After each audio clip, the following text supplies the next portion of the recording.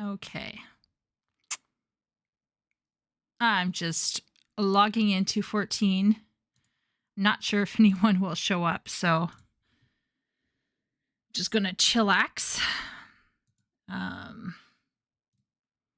We'll see. Oh, Miro is in here. Hey, Miro, how's it going?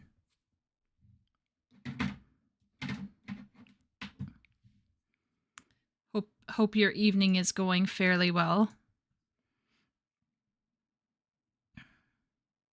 How was McDonald's with Mom? Mercius. I don't know if I don't recognize your name. I don't know if you're a regular here, but hello. I'm just I'm just turning on I'm just turning on Final Fantasy 14 right now because I'm not sure if we'll have enough people. I mean, technically I can just react regardless, but just chilling. Are you a gamer, a writer, a reader? Welcome to chat anyway, Mercius. Oh, Ben is actually here. Okay. All right. Maybe we will do reacts then. Miro's here. Not bad. McDonald's was normal fare. Not much to talk about other than indulging on a chocolate milkshake. Oh. Yeah, I don't often eat ice cream, but well, welcome to the stream, Mercius. This is a very, very chill evening. I have some reactions planned. We could do reactions. I'm just what's the word? I'm just chilling right now, burning some time during the intro. But I hope everyone is doing well. We have a new lurker, I guess, in chat. I hope you're feeling relaxed today. I'm going to be honest. Yes and no. Yes and no. What is the place? So technically, I did some hobby related stuff, writing related stuff, programming related stuff.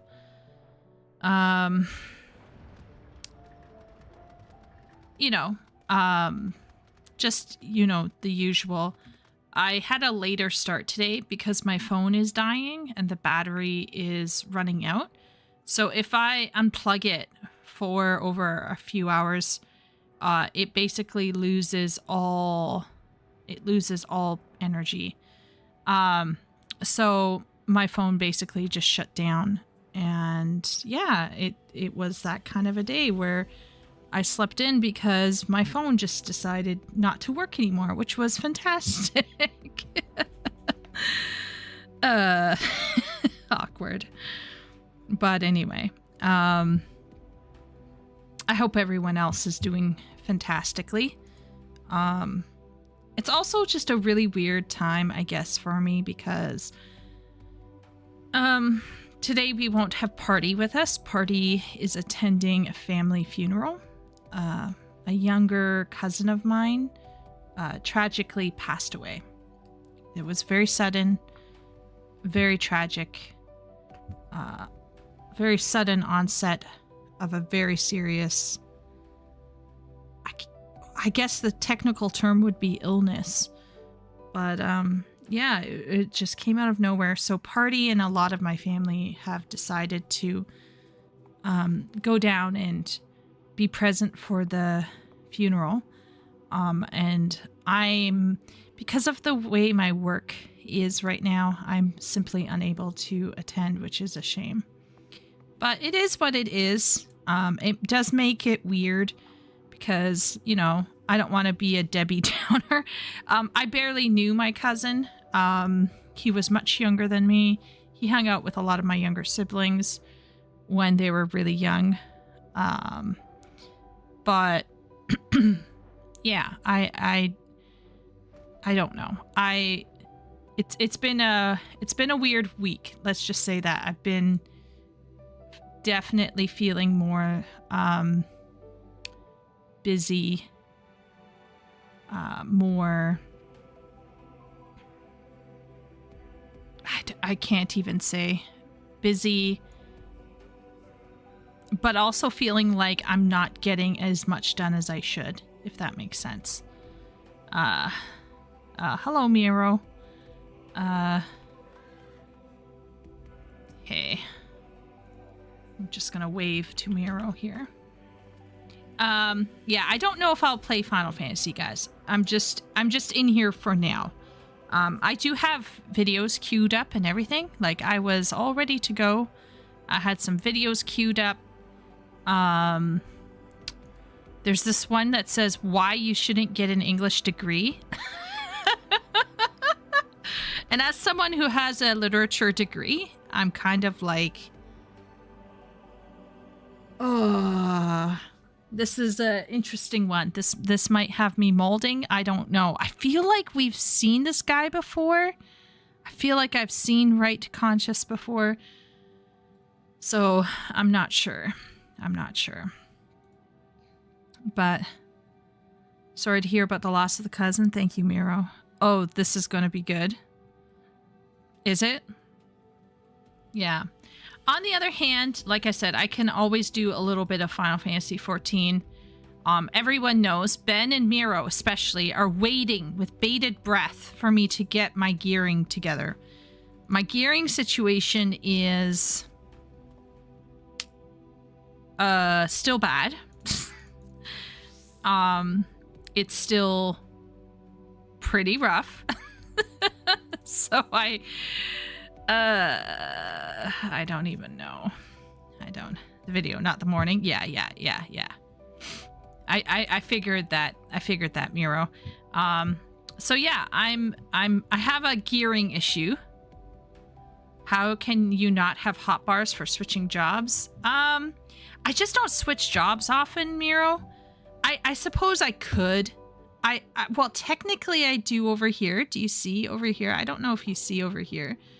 There's like gatherer and miner.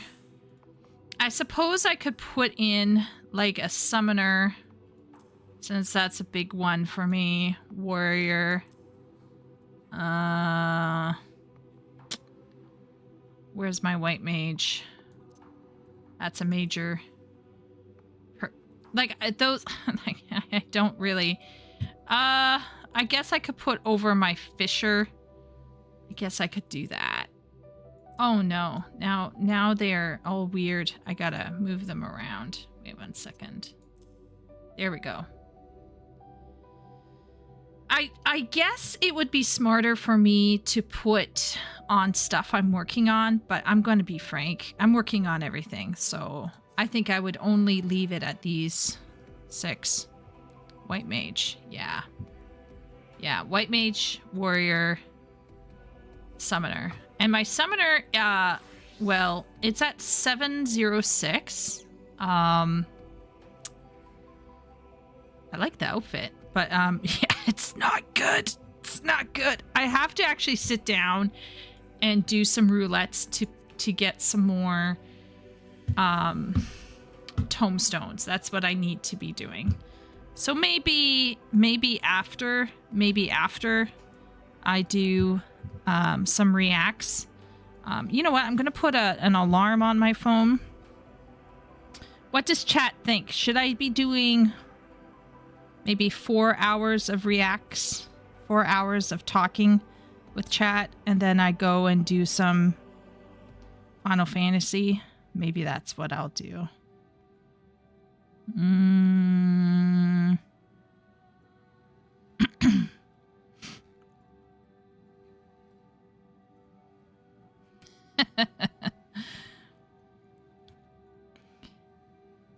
Wow, reacts. Oh my gosh, it's been an age. Feel like I would have to go back just a little bit to remember what's going on. So I know Miro is playing 14. Is anyone else here in chat playing anything? I know Ben is playing Expedition 33. Is it still good, Ben, or is it, you know, not as good later on? Gonna wait with bated breath. Okay, Ben is still on Expedition 33. Okay. So I'm going to assume, Ben, that it's actually really good. I'm going to go on a limb here. I'm going to have to assume that because he's still working on it. So that must mean it's good. I don't want to stop. Okay, Ben. We won't stop your beat. Just saying hi at work at the moment. I'll be able to participate in an hour. Oh, well, thank you for coming in and letting me know, Epic. Yeah, good luck out there. Maybe you'll see me in about an hour.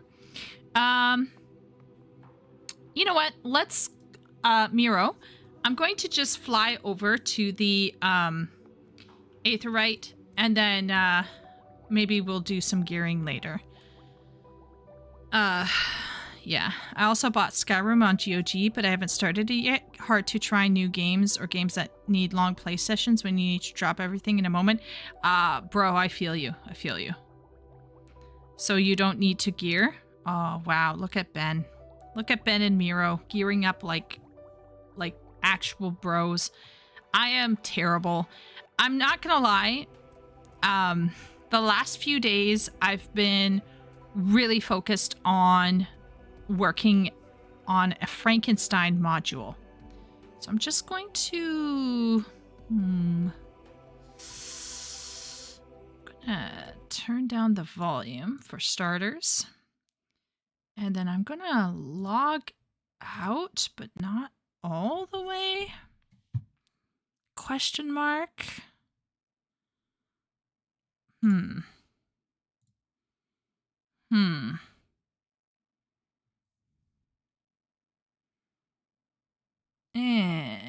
Now, you know what? I'll log all the way out. I'll go all the way out.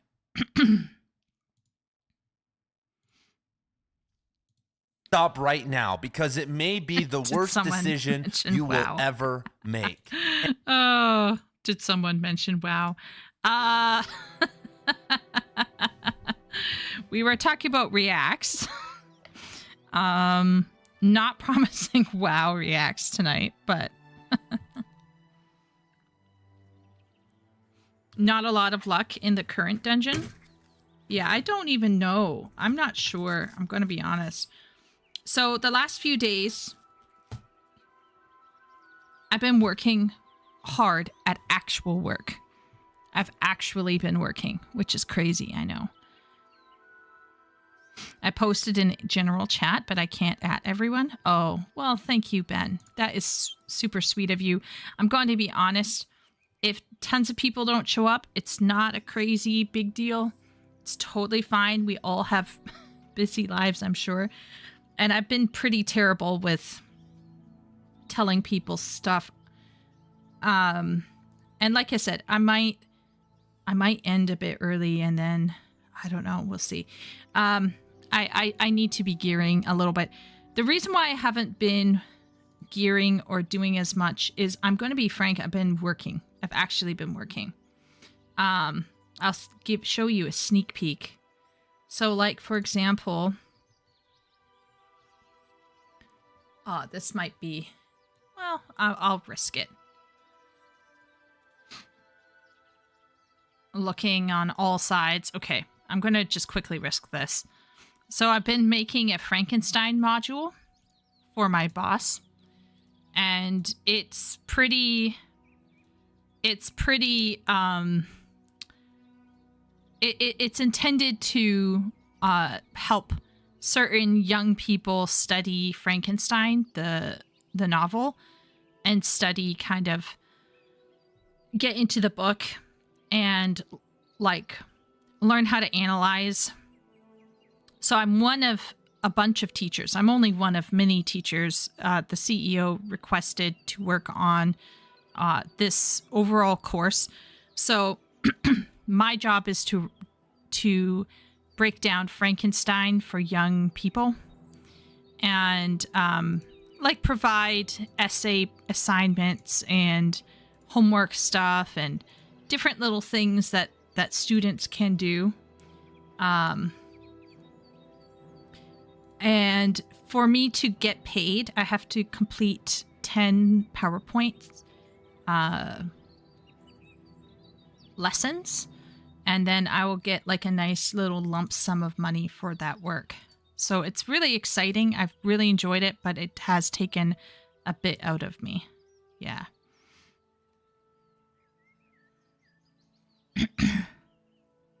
The Bronze Age collapse. Yeah, I have a bunch of different videos. I have why you shouldn't get an English degree. I have women on women hate and envy. Interesting.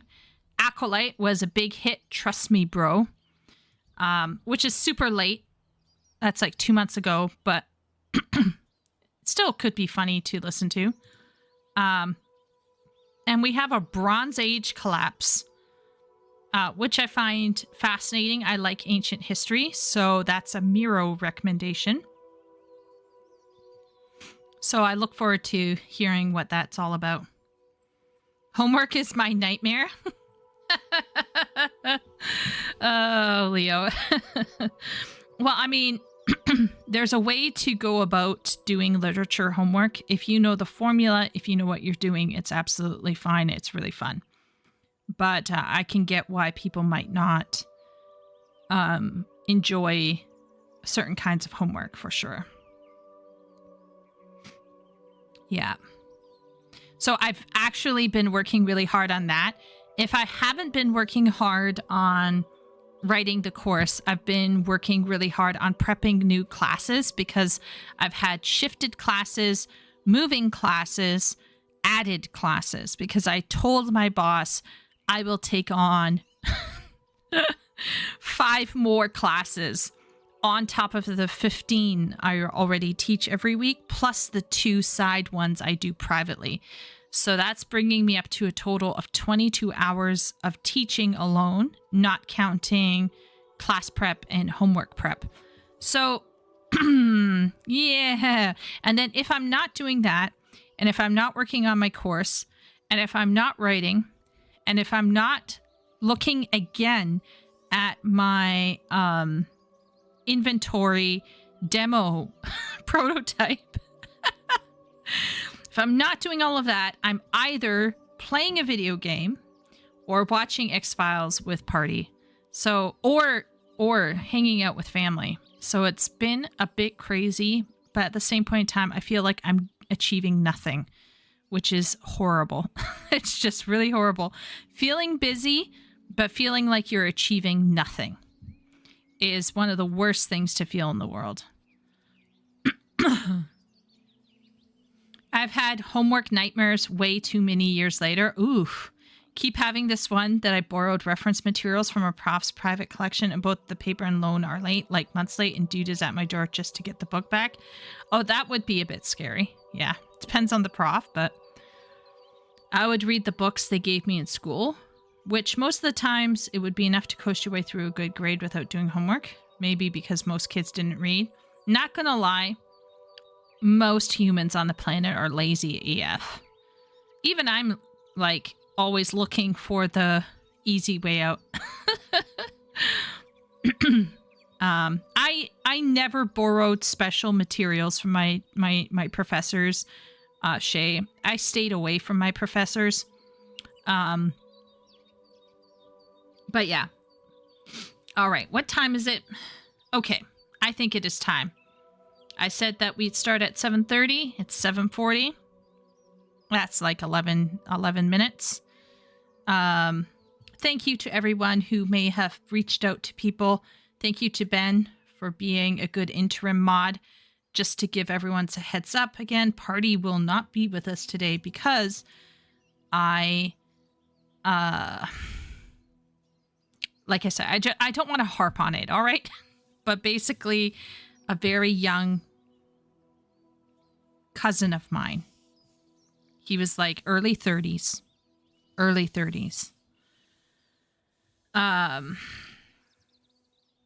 passed away suddenly and tragically.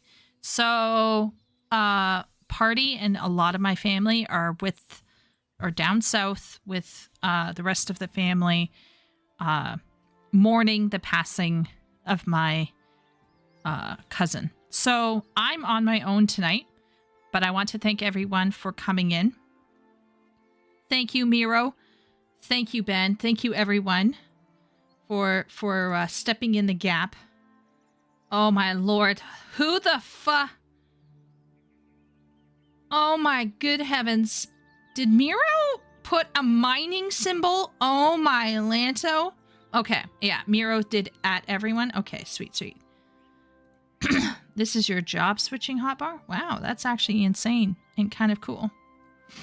That's really nice. I do like it. Yeah, you're clearly more set up with me with all the pictures. Very, very nice. Very nice. Yeah. Mercaeus. Oh, welcome back, Mercaeus. I feel that. Got a whiteboard recently, so I'd have my to-dos staring me in the face every time I go through my kitchen. Oh my goodness. Oh my goodness. So my sister got a whiteboard. Holy moly. The whiteboard is just now filled with family stuff that's running in May. May is going to be crazy. I don't even know how I'm going to cope. And then, I have a massive desktop calendar. And then right now I have a tiny little notebook that I keep right by my main monitor. And I'm writing down what I'm doing with my spare time because I need to find out what am I doing with my life. I just feel, like I said, like I'm busy, but I'm achieving nothing, which is a horrific state to be in. So I feel you, Merc. We are in this together, sadly. Jonathan, hey, hello. So, Jonathan, are you also playing Expedition 33? We got some Expedition 33 lovers in here. I hope everyone's having fun with that. Shay said our profs were our counselors and we were required to talk to them twice a week. Really? See, the public school I went to is massive, Shay. I did not go to my professors unless I absolutely had to. I was a ghost in the crowd because the public school I went to was massive. It's one of the bigger ones in Canada. So even in fourth year, you were not seeing the professor unless you absolutely had to. Hello, Wooly. Welcome in. We're having a 4 to 5 hour stream of reacts, and then I might chill and do some gear obtaining, tombstone grinding in 14. We'll see. Very sorry to hear that. Thank you, Shay. Yeah. Sorry for your loss, even if you don't feel it. Yeah. Once again, I'm not very close with that cousin, but that's why Party isn't here today. Jonathan is enjoying Expedition 33. 17 hours into the game. We have Ben who can't stop. He can't stop the beat. Wooly, you're going to have to try to see if you can run it on your old machine. Because apparently once people pop it, they can't stop it. Midwest US 2 friendly. This was very small school. Oh, but I took an online class at large public school and the program wanting to meet me in person just to hang out. Everyone else too. Maybe it's friendliness. the uni that I was in, once again, the profs were, let's just say this, every time the class ended and the prof was packing up, everyone would zoom out, okay? Like, no one wanted to hang around in that class. I would linger. I would talk to my profs. And there was this one prof who would take the bus. And the prof would chat with me on the bus. And I got the feeling that the profs were very happy to talk with me. It's just that how can I say this? I was working almost always while studying. I never took a school year where I was just studying. I always had a part-time or full-time. At one point, I had a full-time job while studying full-time. It was insanity. So for me to get into an appointment with them, I would have to juggle so much so much that it was impossible. So I almost never talked to my professors unless it was before or after class. And they would approach me quite often to chat with me because they probably understood that, you know, like I had some interesting ideas. I wanted to talk to them about things, but I just didn't have time to sit down and do an appointment. So even if they wanted me to come in for an appointment, I'd be like, sorry, bro, if I'm not doing actual schoolwork or not in class, I'm at home studying, or I'm working at this job, let's say a burrito job. I worked at a burrito joint at one point, Tim Hortons at another point. And then if I wasn't there, then I would probably be wrapped up in church-related activities, because I used to be extremely active in the church, like Sunday school, club running person, who would volunteer her time quite a lot to run craft clubs and things for kids. So yeah.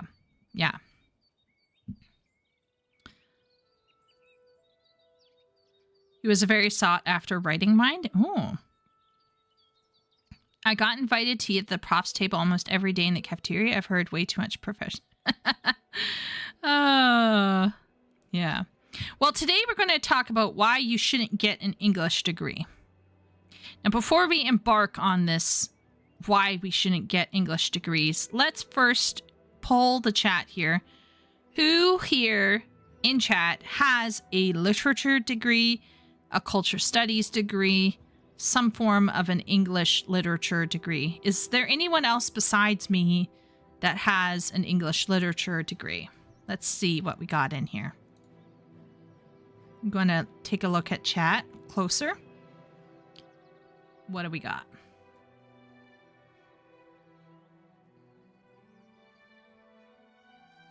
Anyone here with an English degree or literature degree?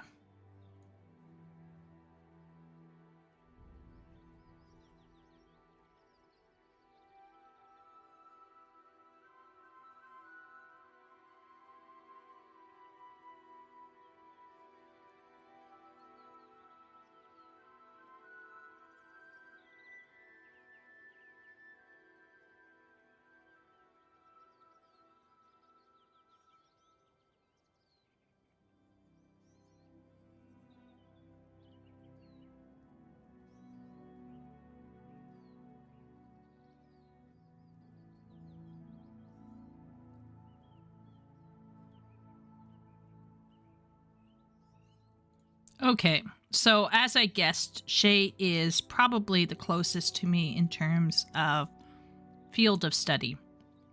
We have folks in the chat who never really went to uni. That's totally fine, by the way.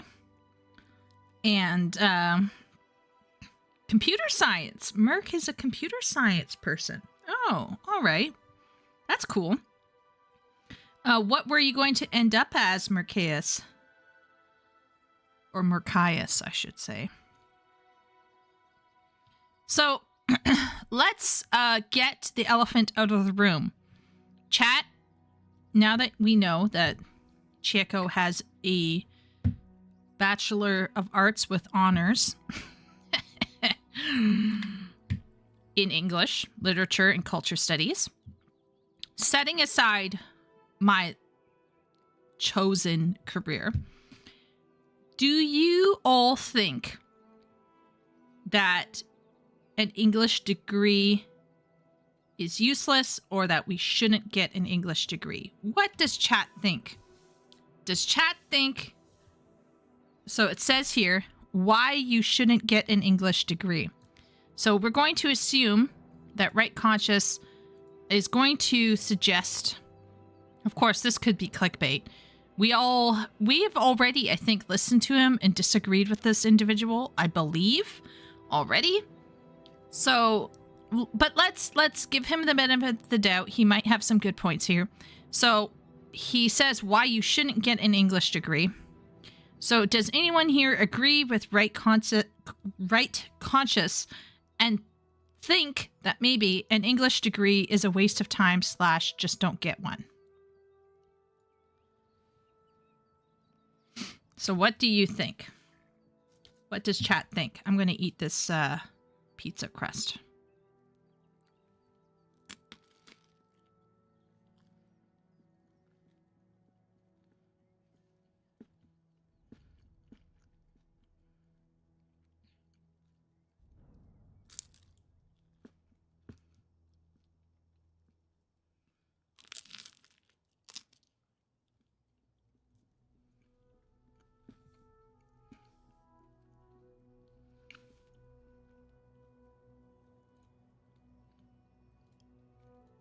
Okay, so we have no. So some reasons for no. Let's put down some reasons for no. No. Liberal arts education ain't what it used to be. No. Get STEM or a trade. All right. No. Useless. Since the let's say I'm going to start changing people's writing because clearly, although everyone in chat doesn't believe an English degree is useful, nobody here can spell or punctuate or do anything really. Okay, so useless due to ideological capture of universities. Okay. Arm melon getting in there. What's the point? What's the point? Since we already speak it.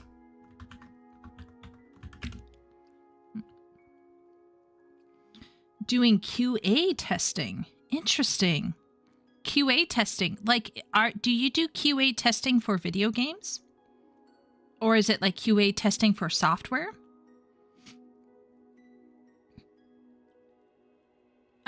We will put down Shay as maybe if you are going to teach it.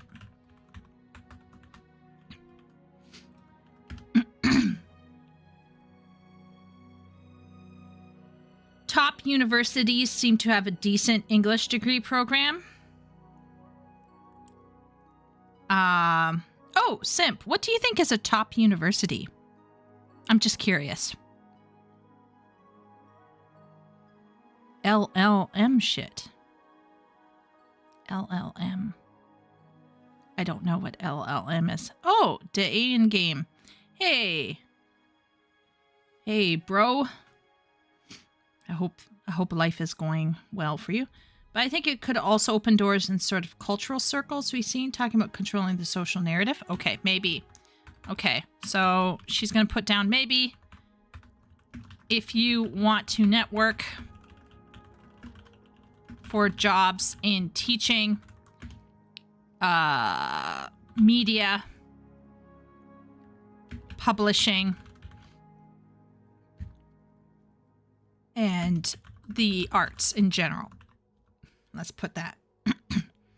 Oh, hey, Morley. How's it going? I'm doing fairly well, all things considering. Hello to everyone, by the way, coming in. I'm not sure what Merkias, I'm not sure what LLM is. I'm going to be really frank. Sorry. Studying English is largely studying history of you taking more than English and let 1 and 2. Okay.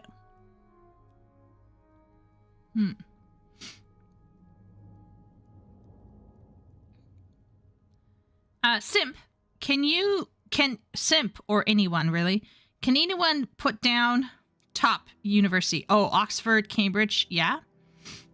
Yeah. Oxford, Cambridge, York. Yeah, getting into those, like who's getting into those? Let's be real here. Probably Harvard, Harvard? Is Harvard? I bet Harvard is ideologically captured though. Harvard University English program. Let's take a look here. Undergraduate.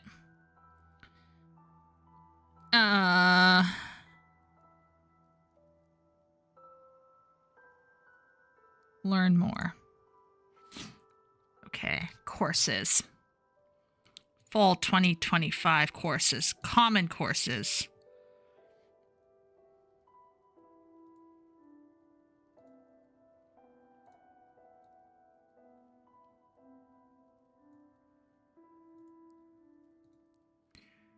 Okay. Let's take a look here. Literature today.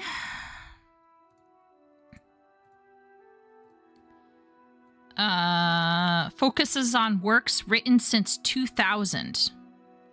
So it's modern. Addressing current problems of economic inequality, technological change, structural prejudice, and divisive politics. Okay, so politics. All right. Literary forms. How fucked can this be? Okay, this shouldn't be too fucky, right?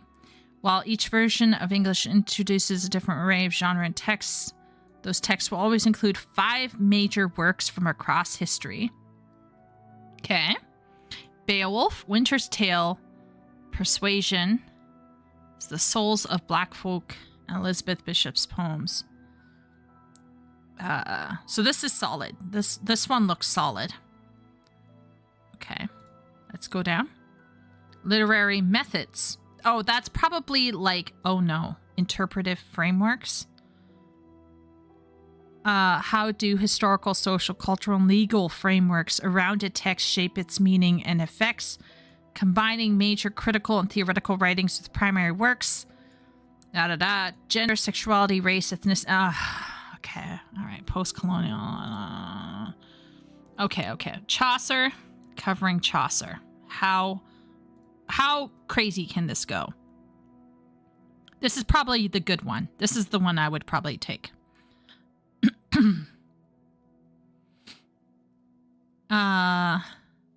Reading it in the original language. That's nice. Contemporary reimaginings. No. Just read it. Just read it. We don't need modern monsters in literature and film. So now we're covering film here. Visionary women. Okay. City fictions. I bet they are going to be talking about like London and shit, probably. Yeah, Bleak House. Yeah.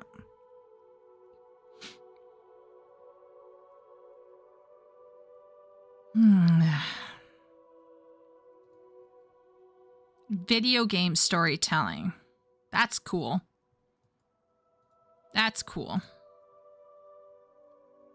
Return of Obra Dinn, Dysphoria, Firewatch, Stanley Parable, Stray, and Stardew Valley. Uh-oh. Oh no. And consider how this art form, better than any other, probes the division identified by... Oh no. Theodore Adorno! No! Oh, anyway. Yeah, I mean, yeah, that's fine. That would probably be... I could get through that probably without wanting to, like, kill myself. Text and transition. Oh. What is this? Crisis of around regimes of preservation and loss. Oh, this has to probably do with like how do we preserve stuff that is falling apart. Age of anxiety. Humanities from Homer to Joyce. Reading for fiction writers. Seminars. Okay, so seminars, Asian American theater and performance. Could be interesting. Shakespeare after Hamlet. Elizabeth Bishop and others. Someone really likes Elizabeth Bishop in this department.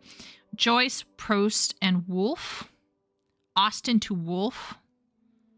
LGBTQ literature and its friends.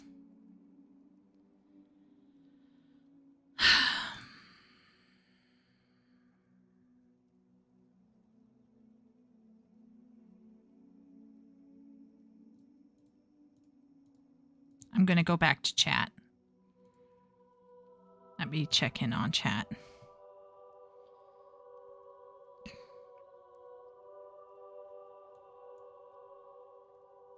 All things considering, then I hope your day gets exponentially better.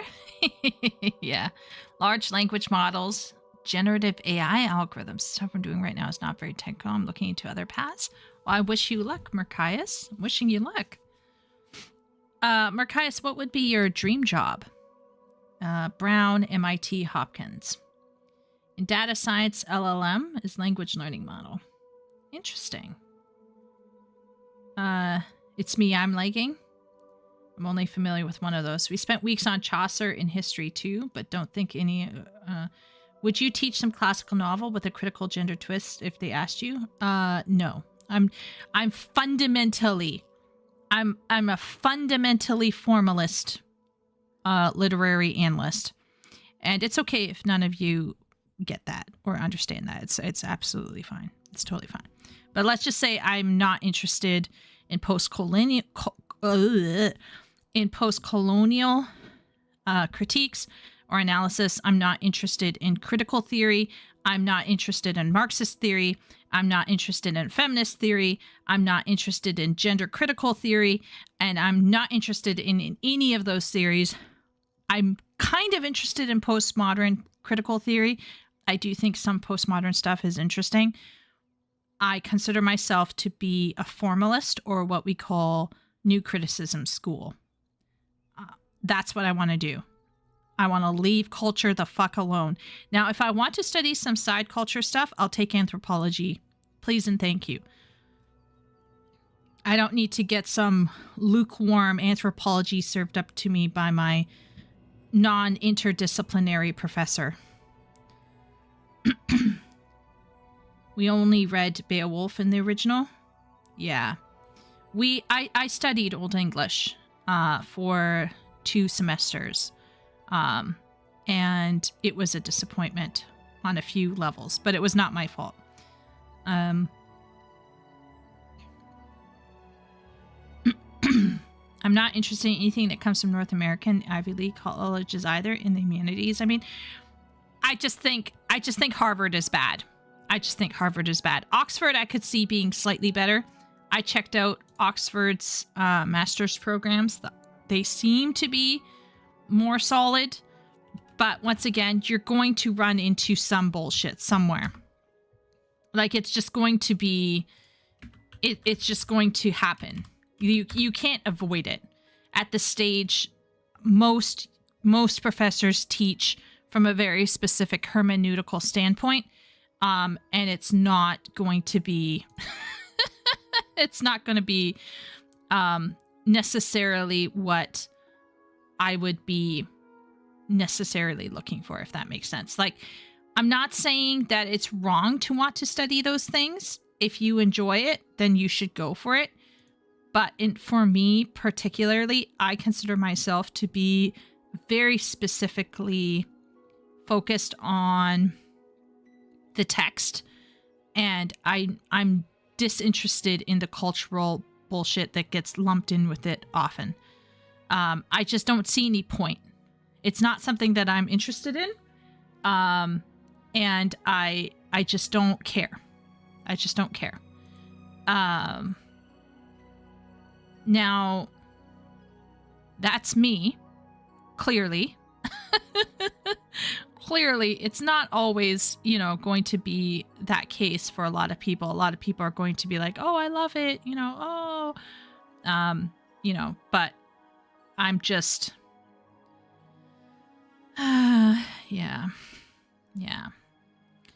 So, anyway. I don't even know, can I find what the courses would actually look like? What each course would be like for I don't even know if they would show what kind of courseware you would have at the University of Oxford, if they would show what the program Like, they would show you what the program is, but I don't know if they actually show you. Let's see, Oxford English Literature courses. Okay, we got some online courses. Do they... Ancestral Voices. Brontes. Writing fiction. Middle English literature.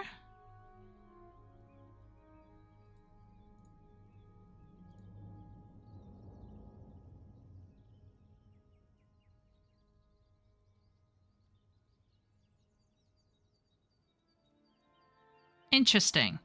Okay. Oxford might be where to go. Maybe Oxford's like the last bastion of but even then, I'm sure stuff creeps in somewhere. I'm sure. It's gotta happen. Writing is postmodern due to its elusive narrative, the need to impose or demonstrate a sick soul and mind. Major part of being in a higher education setting is having to counter and consider perspectives other than your own. That's what I thought. That's what I thought, Arm. I thought, holy moly, I'm going to go in, I'm going to be confronted with stuff I don't agree with, and I will confront, people with my stuff that they don't agree with. That's what I thought would happen. I thought we would have an exchange of ideas. But no, that's not the way it is. The way it is you go in and you're told that your opinion is completely invalid. And if you disagree with people, you're being a troll automatically. And if you share something in class that makes anyone feel uncomfortable, you will be pulled aside and talked to like you are 3 years old. And on top of that, you can't share your opinion if your opinion doesn't fit in the opinion of that department. They are not interested in encountering and considering perspectives other than their own. So it's a one-way street. It's a one-way street.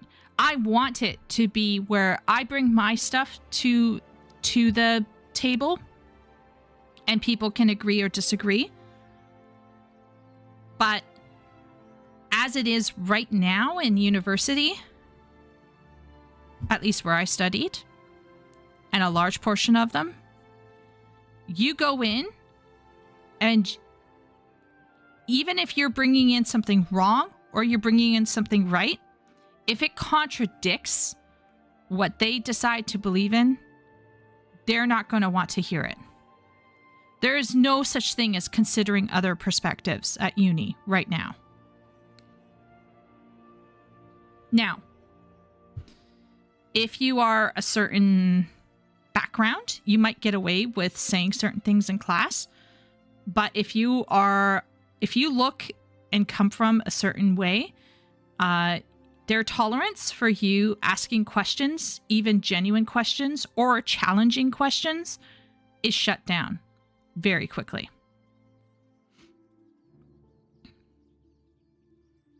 The feral latchkey kids taking over is going to be wild.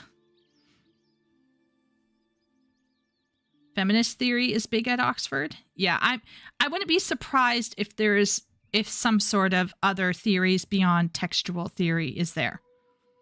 See, my thing is royal, because I think that's who ARM is when I go into a university degree for English, I should be dealing with the text.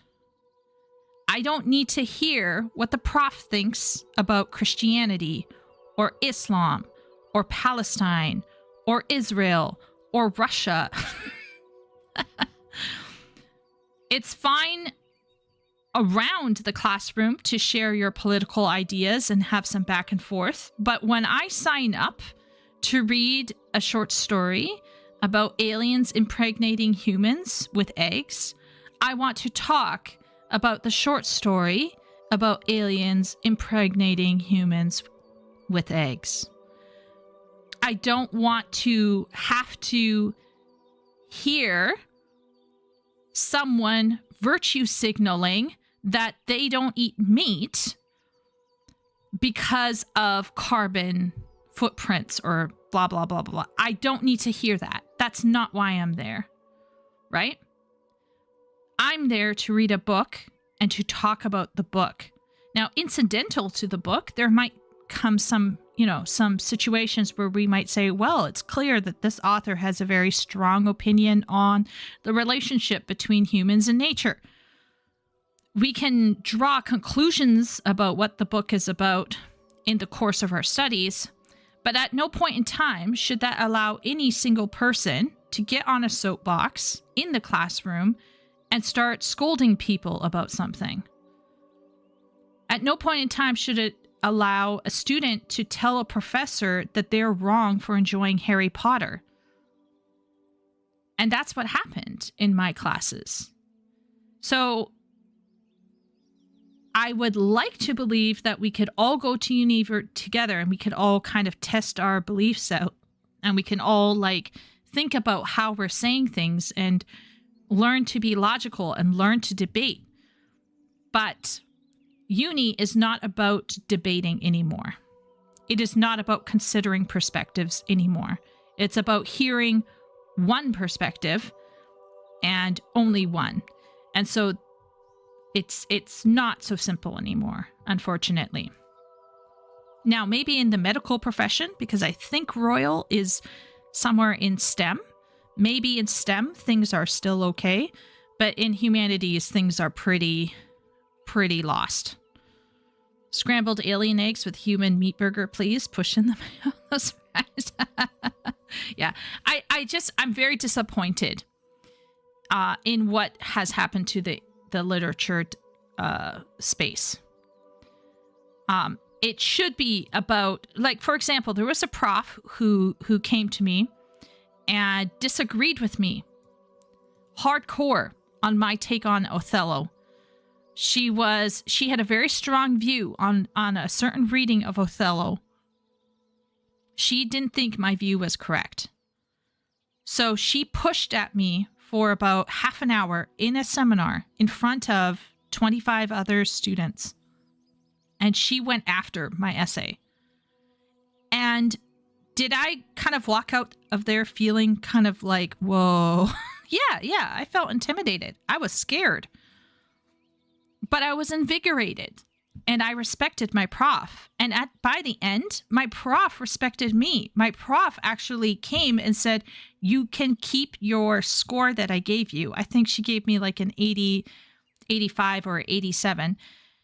And she said, you can keep that mark because you proved your point.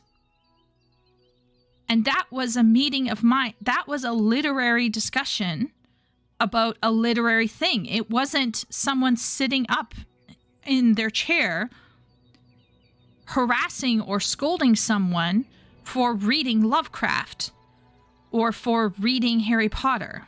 That's my issue with literature. I have no issue with people disagreeing with me on how to read a text. And by reading a text, I mean how to analyze, critique, and what conclusions to make based off of the text. I have no issue with that. I love talking about stuff like that. We should all be coming into class with opinions about the text and be ready to have our opinions challenged. That's what a degree should be about. But that's not what is happening in literature. What would have happened if I'd given in? She told me, Leo, she said, if I had not stuck with my arguments and if I had not proven from the text my arguments, she would have dropped me another 10 to 15%. I would have gotten like a 60% on that essay if I hadn't proved my point. Strummer has reached a new level of delay tactics. Death of the author, rise of the party. So once again, I absolutely agree with Royal. Going to a uni You should have your opinions about your text challenged. You should have your approaches challenged. You should have your scholarship challenged. But at no point in time should someone be sitting there politically preaching or religiously preaching at you. That is not what I paid money for. Get the fuck out of here. So, why shouldn't you get an English degree? Okay, Chieko is going to go full molding. Number one, you shouldn't get it if you are stupid. Number two, you got below 85% in literature classes in high school. Number three, if you can't write well to begin with. Number four, if you aren't interested in literature for its own sake. IMO, most universities are scams that are there to take your money and have lost all value since they are placeholder, societal, placeholder babysitters for 18 to 24, 25-year-olds.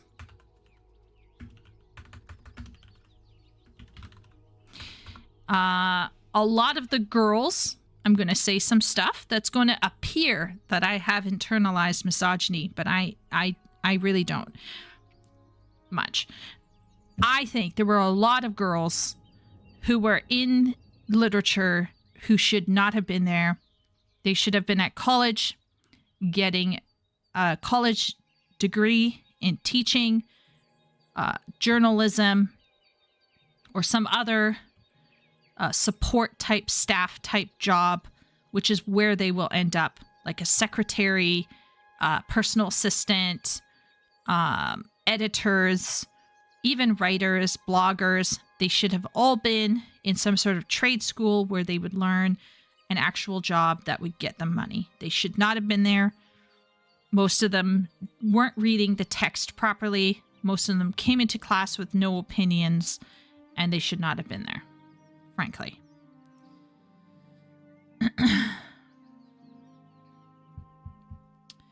I wonder if there are too many fragile students who get challenged and can't handle it, and they become anti-woke right-wing grifters when daddy tells them to get a real job flipping burgers or whatever.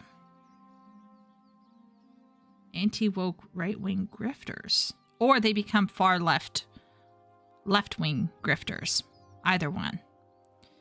Fragile students who get challenged in school go to the professor, get you in trouble, and then they continue on to fuck around. They still get their degree, and then they go into blogging or teaching, and then they fuck with your news cycle or your children.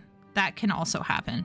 It's not just becoming anti-woke right-wing grifters. Those are a problem too, but your large majority of women, you think women, your average North American woman is becoming an anti-woke right-wing grifter? No.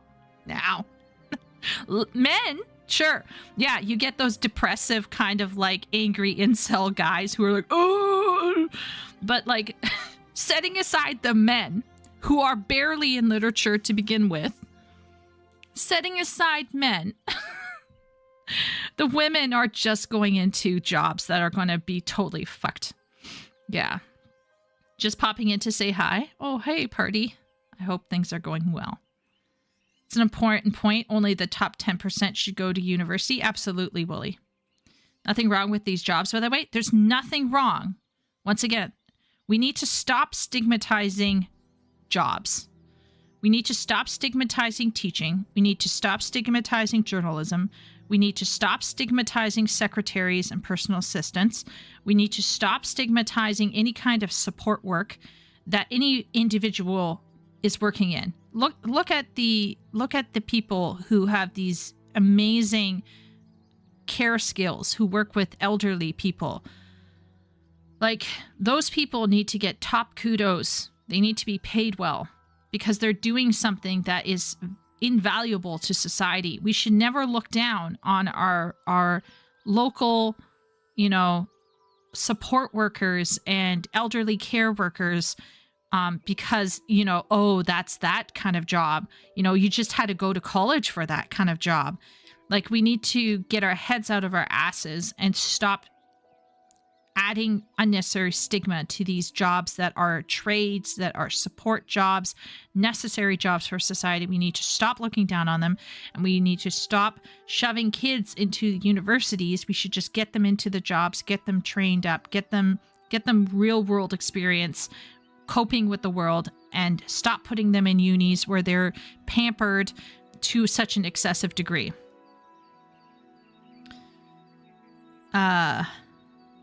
We just got to our B&B, so I gotta go, but I hope you all have fun tonight. We'll see. Chat. Let party know we're having fun. There are legitimately people saying Expedition 33 is woke DEI because there's more women than men. I'm telling you, Jonathan. The right-wing grifters are so stupid sometimes. I'm just like, what is wrong with you? Like, literally, are you brain dead? Are you brain dead?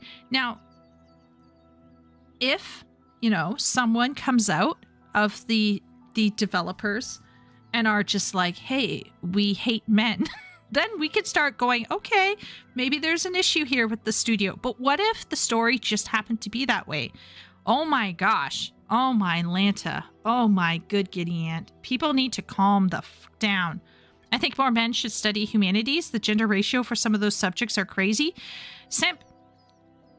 My whole point is, if you are sitting around bitching and moaning about society, about things that you have no right to be talking about with any form of authority, and if you're behaving like catty bitches, do you think a guy is going to want to be there? Do you think a guy is going to feel comfortable being in a class where if he says, oh, I read Lovecraft today, someone's going to come after him? There's a reason why guys disappeared from the humanities, and it's not entirely women's fault. I think guys had more choice and could suddenly take more STEM and do more of what they like. But I also think it's because humanities went off the road, off from this more logical, more challenging, more difficult, more what I would call literary focus on literature, and it has skewed entirely into some sort of social commentary literature class. Now, I'm not saying all literature classes are like that. I'm saying the drive of a lot of these departments much later on in the year, you start to see them. And if you're sitting in a fourth year class and the students are complaining that they have to write a 2,500 word essay, you got to ask yourself, what is happening here? If you have people unable to read the story because they feel sick, because they can't handle it, and you have the prof saying, well, if you can't, then just be ready to talk about other topics.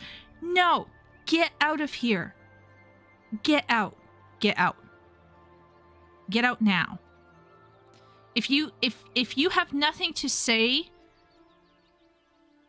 and you're just sitting there, you're sitting and filling a seat, you're being scammed. You're being scammed, and you're taking that seat away from other people. Yeah.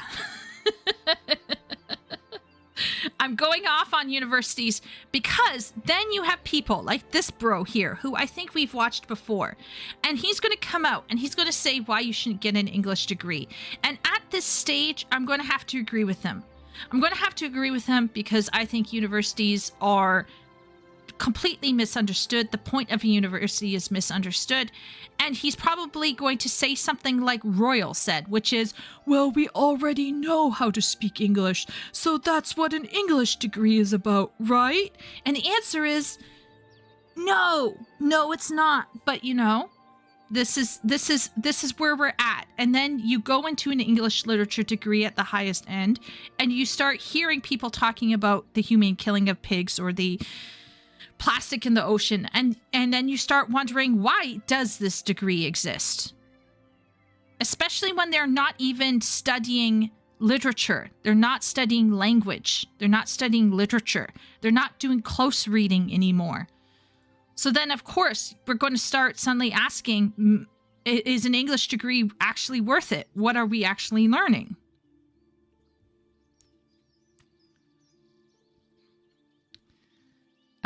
What are we talking about? I'm molding. I'm starting to mold because I'm so frustrated.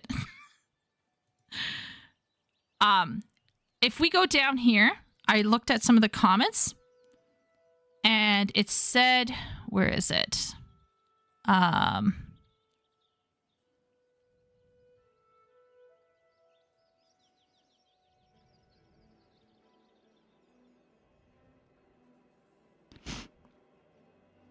Oh my gosh, where it is.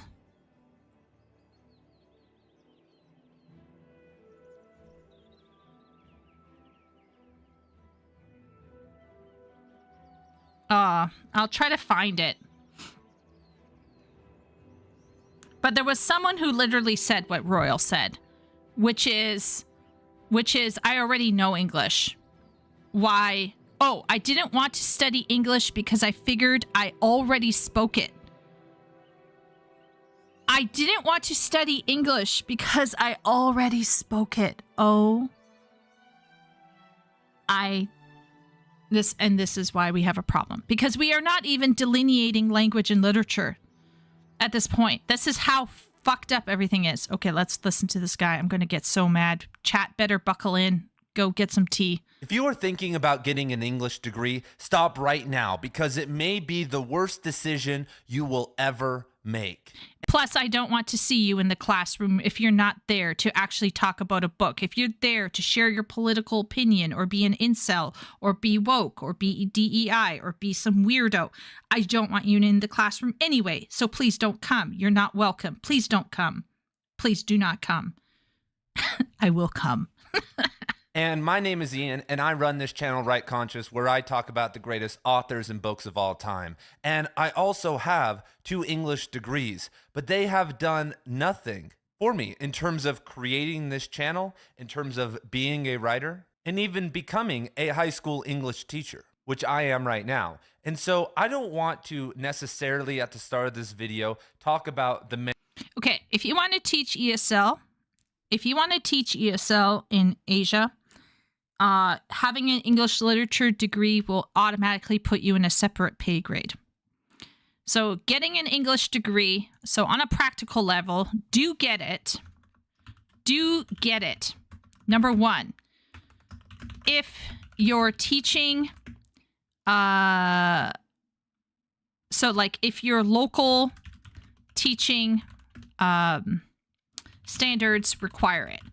So, for example, in Canada, you have to get a degree in order to teach. Do I think you should? Maybe not, especially for the lower level ones. But, if you have to do it if you want. If you want to have a higher pay grade in Asia when teaching ESL. So generally, for this, what you do is you do your regular BA, and then you do your CELTA or your TESOL or whatever, and you get that done. That's about 120 hours of work, maybe 200 hours of studying. Some I think are longer, but that's like an average length of time for studying it. So between your 4 years plus this small certification, you're good to go if you want to teach basically in Asia. And by Asia, I mean, I should be very clear here, Middle East and let's say Far East. So you really want to do it. You really want to do it for some teaching. Now, some local like certain states probably don't require you to have your degree in order to be a teacher. Once again, I'm a little bit I'm kind of on the fence about whether teachers should have a degree or not. I don't know if it's necessary for younger years. But yeah. Okay, let's keep going. Merit of going to college or not going to college. I first want to, focus on the English degree. And I will outright say right now, there is no job out there outside of becoming a college professor in English that requires an English degree. And I might even blow some minds right now. So I am a high school teacher in Arizona. He is technically correct. So for example, I had a friend who was teaching English in Asia. She had a degree in engineering, and she did fairly well. But would she get into a higher university to teach at a better university? No. She worked at a private one that was desperate. I'm not saying she was a bad teacher, by the way. She was very good. But you're not going to get that really nice school or that really nice university in China or Japan if you don't have a degree in literature or English, language and literature. And once again, I'm not sure if I like how... Anyway, let's keep going. At my school and at schools all across Arizona, there are teachers who do not have any college degree. Yes, in some states throughout the U.S., you do not need a degree at all. Some states. So that's what I said. You do need a degree sometimes. So it depends on where you want to work and what you want to do. So to suggest that people should just not try at all because some states in the state... Okay, let's keep going. In high school. And I know plenty. Maybe he should have paid more attention in his university or gone to a better university, so then he would maybe have more nuance while talking, maybe, and communicate more clearly, maybe. Of English teachers that have degrees in zoology or other random things. And this is probably why our education is shit. Decided to become an English teacher, and all they had to do was pass an English test that anyone who can read can pass. Did you see that he, like, air quoted English? Why are kids not learning so good? Well, maybe. You hired a zoologist who took a basic... Now, once again, if you're doing, like, a lower level, I think you could probably get away with not, having that major. But, like... A kid comes up to you and says, Miss Chieko, I'm bored with this book. I want to read a new book. And you're like one of those kinds of people who barely reads. And you're a zoologist. What are you recommending to that kid? That I just think like not having a person... I just think having a degree should mean that you have a very strong grasp of that particular field of study, and you should be able to recommend something to somebody on the fly. I'm not suggesting that's always the case. I'm not suggesting that people who have English degrees can do this, but it should be part of what makes an English degree meaningful. So here it should be, do get it if you want to increase your knowledge of good books, and like it should widen your horizons and improve your taste. So do get it if you want to improve your taste. And by the way, you want to improve your taste levels of taste. And you might come to me and say, well, levels of taste is just a system of oppression for silencing blah, blah, blah, blah, blah, blah. No. Levels of taste helps you pull your head out of the monkey house and and realize that what you think is really awesome is actually within the greater context of written work is actually just okay. So like it helps you check yourself, because unfortunately, even I, if you dwell too much on a certain kind of almost garbage, or not quite garbage, but almost garbage, you start thinking, oh, well, I mean, this is okay, right? It's the same thing with video games. If you're going to teach a subject, you should have a love for it and the desire to transmit this love. Absolutely, Wooly. Absolutely.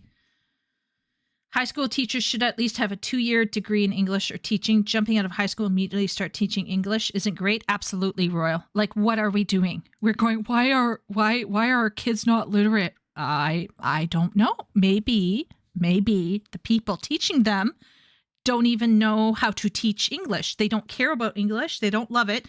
And if they're unprofessional as well, that's another problem, is if they just are phoning it in because they're just doing this job that they didn't really care about, that they didn't study to be. Anyway, let's keep going.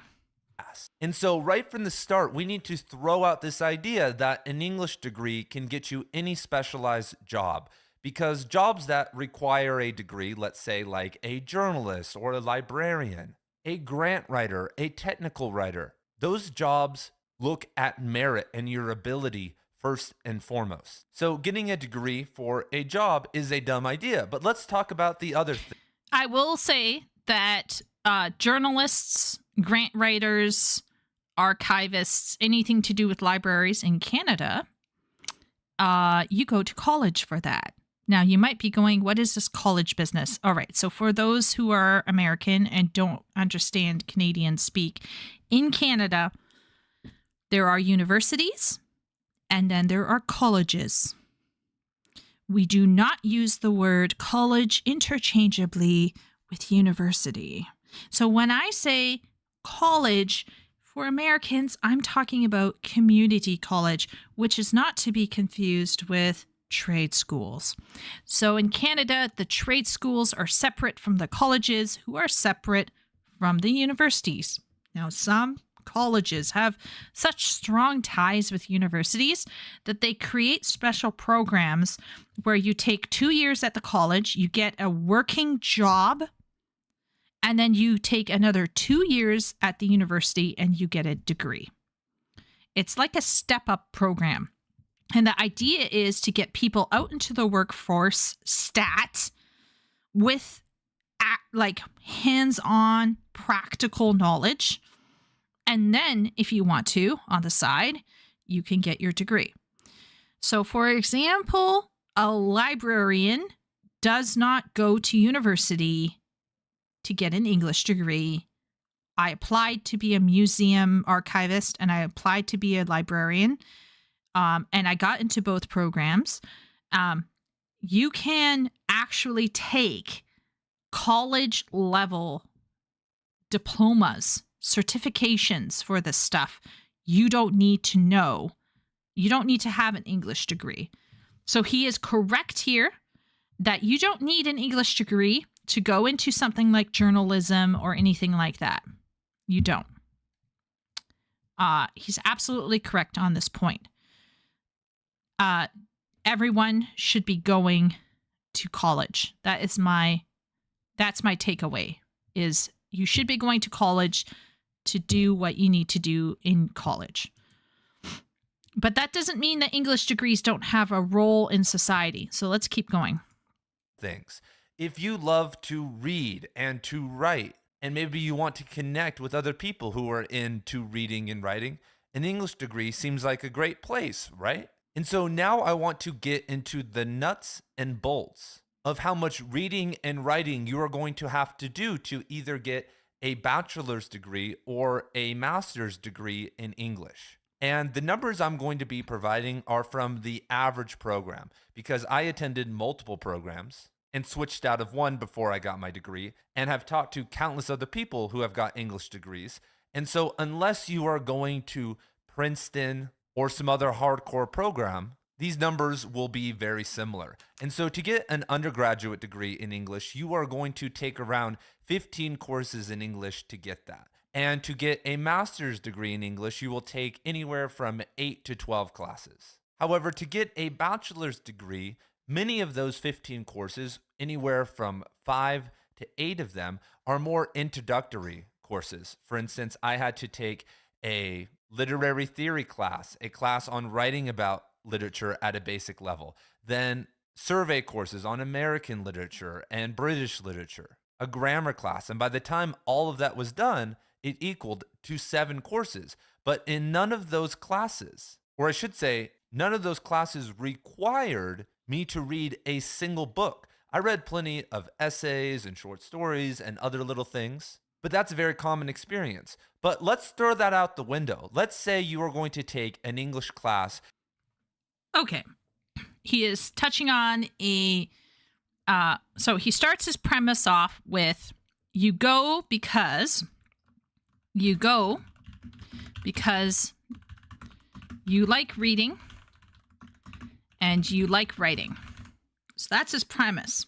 And he is absolutely correct because, like I said, we're in a situation right now where people are going to university for the wrong reasons. They're going and they're choosing they're choosing to spend so much money because I like reading. I like writing. Yeah, okay. And so this is I think a huge issue right here. Right here. It starts right here is this assumption. People go because they like reading and writing. Yeah. And then he touches on another issue, which is, okay, so you show up because you like reading and writing, and then you're not actually reading a book. You're doing all this introductory stuff, which, in my opinion, should have been covered in high school.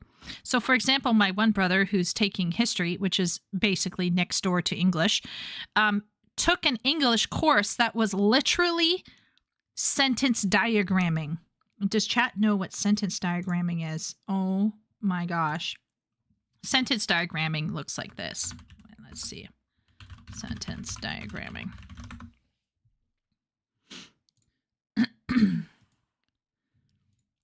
Let me show you. This is a sentence diagram. Now, is sentence diagramming actually something that we should study? Yes.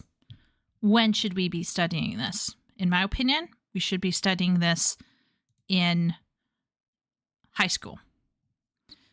So, in my opinion, I believe my brother was scammed. He was scammed by a public university in my province. There is no reason why they should be covering sentence diagramming as a course at a university. This should be covered by grade 12. And this leads me to my next suggestion for down here. In a perfect world, university would start at 1920. There is a grade 13. There should be a grade 13 for specialization for teenagers, so that when they get to university, they are ready to specialize. That is to say, they should not have to do no overview courses unless offered as electives for students in other programs. So let's say you have your engineering student or your history student who wants to take an elective in English or has to take an elective in English, then yes, get them to study an overview course. But by the time your specialized teenager hits university, they should already know all the bigs. If they don't already know all the bigs, then why are they there? Why are they there? They shouldn't even be there. They only read romantasy or lit RPGs. In the US, a ton of students are entering college and university and have to take remedial math and English courses, before they begin college level courses in those subjects? Absolutely. See, that's wrong. He's talking about an associate's degree? Probably. Maybe he has 2 associate's degrees. I had an associate's degree for ages. I took an honors. It took me about 1.5 years to finish that.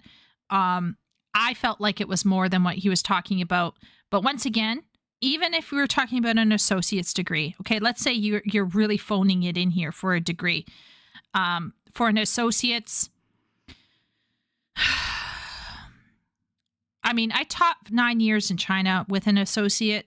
It's fine. It will get you places. But honestly, there shouldn't be overview courses unless you're doing like a general education, because you can't make up your mind. Hot take, if you can't make up your mind before you get to university, here's a tip, pro tip, don't go. Just don't go. Just don't. Anyway, let's keep going. And in all of those classes, you are going to read 5 books in each one of those classes, which is an anomaly. Most of my English classes, we maybe read 3. I had some where we got to 5 or 6, but those were the more hardcore professors at the undergraduate level. And so 5 books times 15 is 75 books. And in terms of writing, if you write an MLA formatted paper that's 10 pages long, it averages to around 2,500 words if it's double spaced. And so I never wrote anything in my undergraduate career that was over 10 pages. And so in general, you can expect to write under 3,500 words total, or we could even round that up to 4,000 words total if it's a hardcore class. And so if we assume that every class is that hardcore, which they won't be, you will write around 60,000 words. And to continue these overestimations, if you have a teacher that really likes to lecture, and this almost never happened once again, they may lecture 20 hours per class over the course of the semester. And so 15 times 20 is 300. But most likely that number of time spent listening to a lecture is going to be under 200. And so these are the high estimates so that no one can dispute this. But in actuality, you will most likely write 40,000 words, listen to 175 hours of lectures, and maybe read 50 books to get your degree. Probably more like 40 books. And so for context, I actually think he's right in this as well. I do think it's this bad. I do think it's very low. I do know from personal experience that the program that I worked with, we would only be reading full books in the upper levels, and it would not be everything was a full book. There would be interspersed smaller pieces of writing. And to a degree, you have to, because you do have to, let's say you're taking a literature degree like I did, right? You have to take into account that all of the modern articles and peer reviews and scholarship, the modern scholarship that you have to do in tangent with the book you're reading. So, for example, let's say you're studying, let's say Oliver Twist. You're not just reading Oliver Twist. You have to read so-and-so's take on Oliver Twist and that other person's take on Oliver Twist. And let's say Northrop Frye weighed in on Oliver Twist. Or let's say you have a really kooky prof who's okay with you looking at Jung or Joseph Campbell. So, like, it depends on the prof, of course. It depends on what's going on. But technically, some of the shorter stuff is there for a reason. It is there for a reason, usually to contextualize the hermeneutics that you're studying as a literature analyst. However, most people don't know this. They think that they're going to go in to read a book and write. Now, you have heard me just now fomenting and saying, I just want to read a book. What I am saying is I'm fine with studying literary analysts, and I'm fine with like Northrop Frye, Joseph Campbell, Carl Jung, Sigmund Freud. I'm okay with studying even Adorno, yes, even Horkheimer, even Walter Benjamin, even him, even Foucault, even Derrida. I'm open to reading these people's takes on literature. I'm totally fine with it, as long as it's within the context of us handling a text. My issue comes from when it starts extrapolating outward into modern society and we start getting like Trump derangement syndrome in the class, or we start having someone getting on some kind of a soapbox, or in Christian universities, they start preaching from the lectern. And it's kind of like, I'm not here to hear a sermon about Jesus. I'm here to study Chaucer. So whatever it is that the person's soapboxing about, that's the problem. Okay. The reading part, the reading is not just reading the book. You should be also looking at how other people look at books. I absolutely understand what that is there for. But if you go in with this numbskull notion, like most people do, that you're going to be reading books and we're going to be writing stories and essays, you've got another thing coming, because A, universities are shit now. B, it's more than just having fun writing something that you want to write about. It's about disciplining your mind. So these people going into universities are dumb, but the universities are also not doing so well. And then people don't understand what literature is actually about. So of course you're going to get people going in and then coming out saying, I learned nothing, because they miss the whole point, or because the university has lost so much that the university isn't offering anything and they've been scammed, essentially. Oh, not this guy again? Don't worry. I'm molding, Herman. I'm molding about the 15 course. Okay, so thank you, Royal, for reminding us that he's probably talking about an associate's degree. Sorry, some of those remedial courses are mandatory. My coworker, who has a PhD in her country of origin, was forced to take remedial English when getting a degree in the US for accounting. Okay, so let's say you have a university who's accepting people from abroad. They should have a test. And if you fail the test, you got to take a remedial course. But if you don't fail the test, you don't have to take the remedial course. And here's the no-brainer. Is everyone braced? The remedial courses are not part of the actual English literature degree.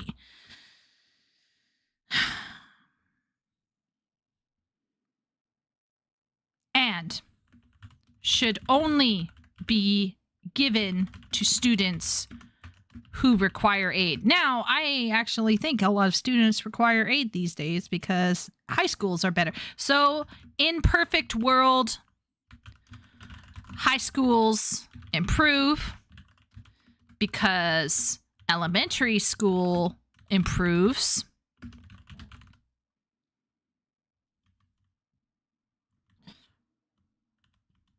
So, like, if we could see an improvement where we're pushing at an earlier level and we stop letting kids become vegetables at the age of 4 or 5, we start actually teaching them and helping them be actual individuals at an earlier age, we can actually get going on the education a bit better. And then elementary needn't suck, and then high school needn't suck, and then university needn't suck. It's almost like the whole thing sucks right now. Honestly, it just sucks. Feels like an easy way for colleges to make extra money. Oh my lord. Epic. That's my whole point, right? Where did I write it? Where did I say? Yeah. Most universities are scams that are there to take your money and have lost all value since they are societal placeholder babysitters for 18 to 25-year-olds. That's my take on universities right now. So when this guy says English degrees are useless, it makes me sad because he is partially right, unfortunately. Hermeneutics, used by anyone looking to give his verbal sewage an air of sophistication. Sure. But hermeneutics, in terms of English, there are hermeneutical strategies. We all know this, but I'm fine with looking at various forms of analysis. I'm fine with it as long as it's within context of a text and is not being used as a way to promote a specific political viewpoint, which unfortunately, that's what it's become now on both sides. Herman is talking about the YouTuber. Yeah. Since she covered it, she wasn't given a test take. It was automatically assigned to her, even though she's on military. Oh my gosh. What a waste. What a waste of time. Okay, let's keep going. 18 years old, and I'm 31 right now. Okay. Easily every single year, read more than 100 books, written more than 100,000 words, and listened to easily 1,000 hours of lectures or audiobooks and stuff like that. And I'm sure you are doing something similar, maybe not the writing portion, and that's not very hard to get into. And so maybe you want to go to school, but I want to talk about something that happened to me. And so when I got to university, I got there late. I started my English program right out of high school, and then I dropped out and went on this grand adventure in the world, which I won't get into right now. And so then I came back to the game, I think at 24 years old, and I came back to university. But this was after some years where I had read over 200 books in a year and had dedicated myself to knowledge and growth and all of these things. And when I got to university, guess what happened? My growth slowed down because it is fun to sometimes be exposed to new works that you would never have read before on your trajectory. But then having to sit in lectures for all the books that you hate, having to read those books, having to drive to the campus, having to deal with all the students who maybe don't care about the work or are annoying Marxists or stuff like that, and then having to sit and write about those works takes up more energy than you could possibly imagine.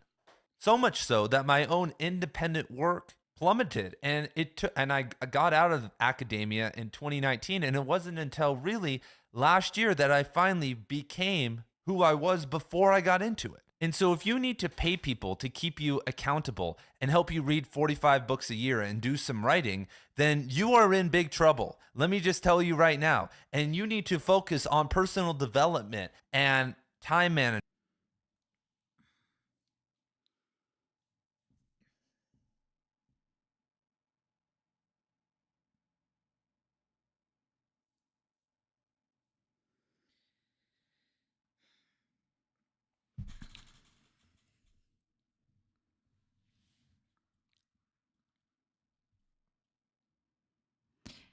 I have never agreed and disagreed so hard with someone at the same time. I have no words to describe. On the one hand, I agree because I've actually been in his shoes. Like him, I went away for many years and I came back to finish my associate's degree to turn it into an honors degree. And I was dismayed by the state of things. And I did very well because I had lived longer and experienced more.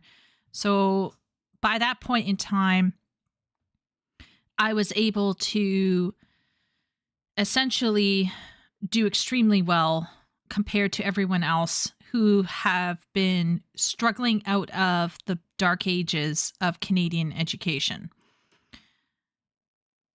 But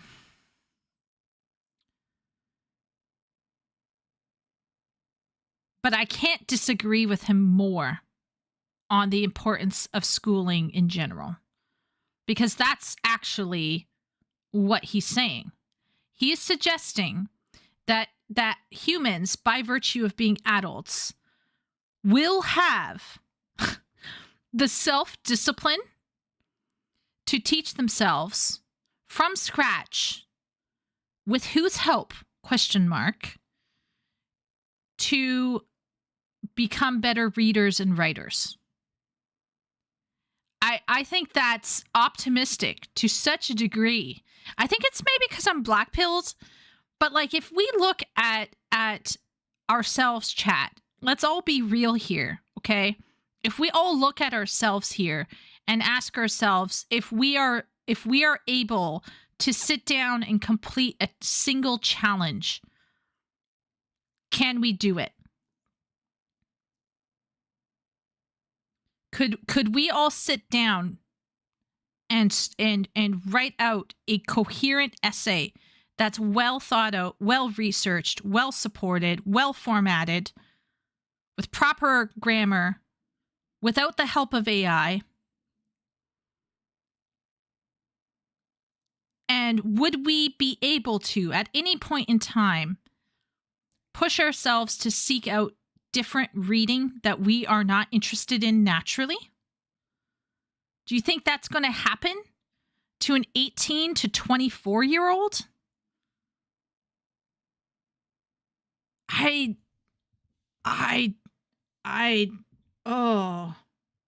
don't know. I don't think so. I'm not shitting on you, chat, okay? I'm not shitting on you guys. But I know that there are people in chat who struggle with I struggle with simple deadlines. There's a reason why we have bosses. There's a reason why people have to check our work. There's a reason why I have to get help from an editor for my writing. Hello, mister. Like, I agree. Our universities, particularly in terms of literature and the humanities, has lost the plot. I don't doubt that. But we can't throw out the bathwater. We can throw out the bathwater. We can't throw out the baby with the bathwater.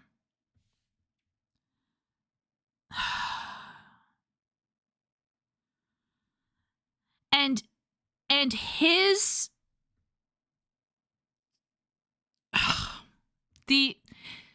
he's saying this with a straight face while at the same time completely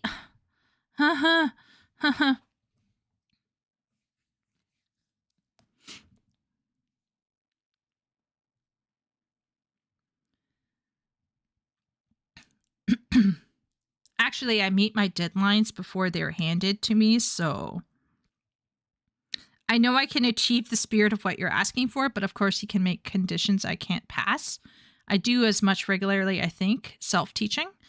See, I think there are people within this chat or within the world who are self-motivating, self-teaching to a degree. They will go out and they'll find a book, they'll read it, they'll intuitively understand what's going on, and they will be fine. But that's not how most of us work. That's not how most of us work.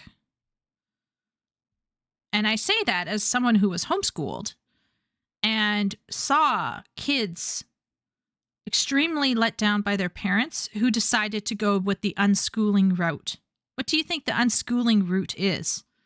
Unschooling is essentially the parents and not having teachers stepping back and letting the kids teach themselves. That's not happening.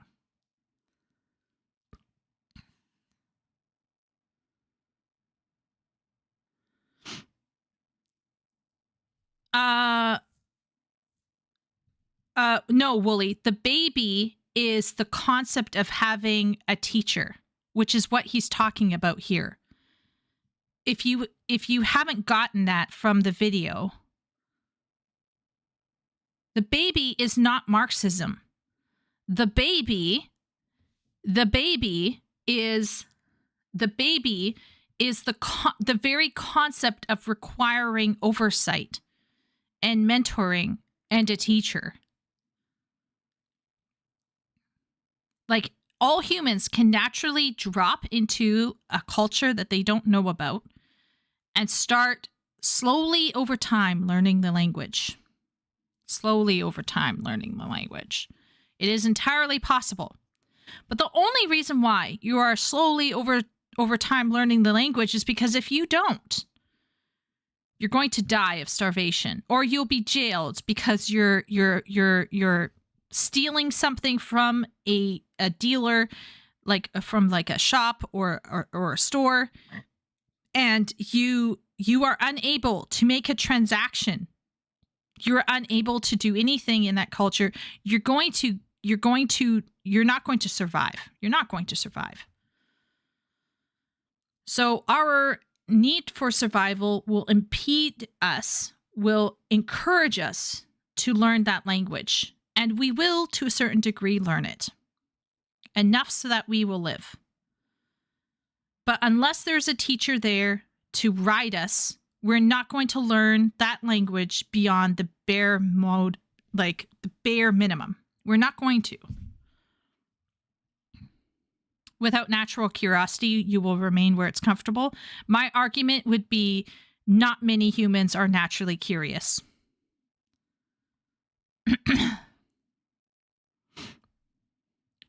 And the point, once again, Wooly, is I don't care who's running the university at this point. In terms of this man's argument, this man just said, essentially, that it is that a person can naturally learn all that is required on their own without a teacher or without oversight. And that is extremely optimistic, in my opinion. Now, you can be one of those gurus, which I think he was one of those. Wasn't he the guy who did the Murakami thing? I forget. Anyway, those gurus who are like, you can do it. I just don't see your average person, even someone who loves reading and writing, to actually understand how to read and write well 100% on their own. I just don't see it as happening 100% on their own. They have to get a mentor somewhere or somebody who knows something coming alongside them to give them tips, to give them other things in order to like learn, because it's just impossible to just wake up one morning and know everything or even know where to start looking for everything.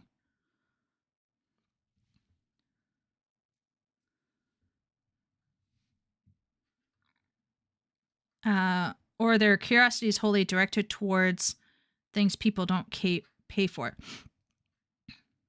Obvious non-English major. Yeah. See, once again, I agree with him that the English major, like English degrees these days, have been extremely compromised. Universities as a whole, in my opinion, are scammy. I don't doubt that. But to suggest that you can somehow just expect everyone to have the same go spirit that you have and to be able to do it on their own is not great. I just don't know. I don't like that take. That rubs me the wrong way. That would be like someone telling me, well, I can learn the English language, without the help of a tutor. Yes, you can, but it will be slower. It will be more difficult, and there will be gaps. And I've seen it in my own dad.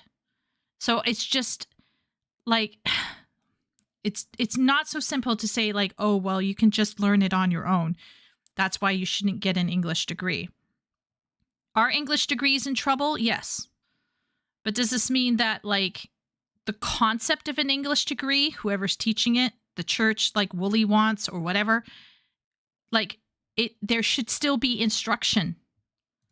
Whoever's instructing it should still be instructing it. You can't just go out and think that you can like propel yourself into knowing everything automatically or naturally. I don't. Anyway, let's keep going. Fixing habits and goal setting, because I have known countless people after they get out of their program who have these dreams of becoming a writer or all these different things, and they can't do it because they've used university and public education as a crutch their entire lives. The number one thing you should be focusing on if you are trying to be a writer is writing and putting time in doing that with no accountability system except yourself. Because eventually, all of that is going to wither away and it's just going to be you. If you are trying to be a deep thinker and a great reader of literature, then you are going to need to be able to hold yourself accountable and read over 100 books a year if you want to be really, really well read. And so now let's talk about the networking.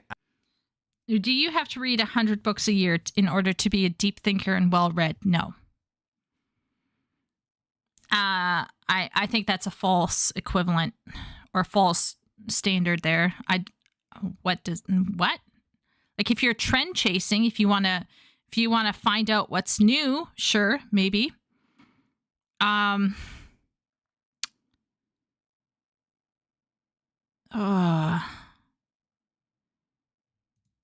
Aspect of all of them. Because maybe you guys have heard before on this channel, but also, it is not a crutch to be mentored and taught by someone.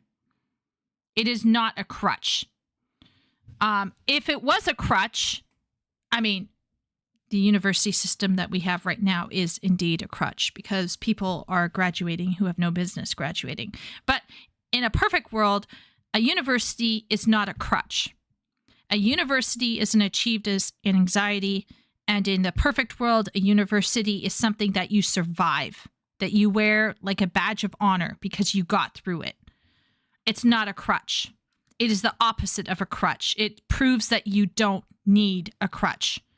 Because to be honest, as far as I'm concerned, a lot of these people on YouTube who sit around with left wing, right wing, I don't care, who sit around and say their pretty fancy words and act like they're intellectual, and they make those comments that they do are usually, for the most part, lacking in perspective, or they are terrible at communication or whatever. I just feel like those people who think that they can get away without any kind of oversight or any kind of feedback or someone like breathing down their neck and correcting them, that's like the height of hubris as far as I'm concerned. Intellectual hubris. It's like, it's all within me. Okay. And I don't care if, like, once again, it goes back to what Royal said. When you go to university, you should be going to be challenged. You should be challenged. Now, the problem with university these days is there isn't really much of a challenge because it's essentially a totalitarian regime. But to suggest that universities have no value in forming a person and in challenging them and stuff is crazy in terms of the concept of the university, not talking about the state of the university as it is right now, which is ridiculous. There is a modern trend of mistaking volume for quality. True, Wooly, true. This guy is trying to sell his courses. True. It's possible. I have no idea. Throughout history, mentorship was how people learned everything from fishing nets to astronomy. We're a social creature. Yeah, I agree, Wooly. Wooly, absolutely, yeah. Many philosophers oppose the teaching of philosophy in universities because it would turn into institutionalized discipline. I can see the same argument being made for literature. Institutionalized discipline.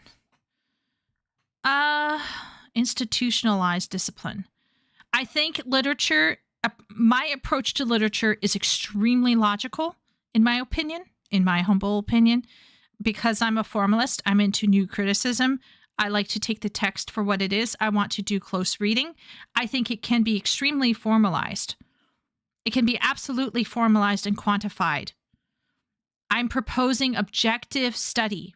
I don't want literature to turn into some kind of flim-flam, fee-fee, old wives' tale nonsense.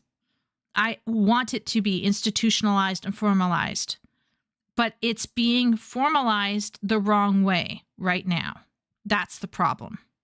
I have no problem with formalizing literature and making it an objective discipline. It can be done, I believe. The problem is that a lot of people on one side are calling it useless and think that it's tantamount to sitting around in a circle and navel gazing. And on the other side, they're using it as like a political bludgeon. It's neither. It doesn't have to be either of those things. I'm literally I'm going to lose hair. I'm going to lie down on my pillow tonight and my hair is going to fall right out of my head. Let's ask George Martin about how much book progress he has made without a support system. Wow, Royal. It's just, how can you not? Absolutely, Royal. Absolutely. We need to have pushback. We need to have, I am a person who grew up in a very conservative background, okay? I need pushback. I still believe I'm right about many, many things, but I need to hear from Wooly, from Royal, from Simp, from all of these people. I need to hear when I'm wrong, when I'm right. What do they think? Now, of course, at the end of the day, I want to believe what I want to believe, but I need to be ready to hear these things. Now, sometimes the hormones make it really hard, I will admit. And then I start like molding and I start raging and like Party has to come and like spray me down. But like, other than those moments, honestly, isn't the whole point of a university to go and to be challenged? It's not a crutch. University should never have become a crutch, but it has become a crutch. So he's kind of right, but he's also like not quantifying the difference between university as it should be and the university as it is right now. It just feels like he's throwing everything out of the window. And it's just like, what are you doing, bro? What are you doing? But Leo's right. He might be trying to sell us something. So we'll see if he sells us something at the end. On a lighter note, George Lucas fell apart without an editor to put his foot down on the Imagine like a writer being like, I'm above my editor. I don't need an editor. I have it all. Like, no, we need an editor of our minds. Now, of course, like I said, that puts the position of professor at a very important level. Because if a professor is ideologically skewed or motivated, that makes them extremely dangerous. And because they are in charge of helping you learn how to edit your own mind. Now, ideally, it would be nice if in high school, everyone has a basic critical awareness and comes out of high school with basic critical rhetoric thought. You know, by rhetoric, I mean like actual ability to do debating, actual ability to be critical, actual ability to be logical and reasonable. It would be nice if everyone coming out of high school already had that set in stone, already was part of the education. It would be great. But we can't even do that. Anyway, let's keep going. I have a wife and she writes some fire poetry. I'll link her poetry down in the description below. And if you ask her, she learned none of those writing skills while getting her degree in English. And I didn't meet her in English class. I met her because I had the confidence from living a life to walk up to her on campus and start a conversation. No English degree required to meet women who are into books and knowledge and writing and creativity, the woman of your dreams or the man of your dreams. And FYI, there are plenty of writing groups and poetry readings and a ton of other stuff in your city that you can go meet people at. It's not hard. Go to a book. Wait a minute. Did he just say that people want to go into literature to meet women or other people? Is he talking about like the toxic white knight feminist, air quote, feminist predators? I'm so confused. Okay. All right. Let's get into it. If you're going to university and enroll for an English degree in order to meet your future partner,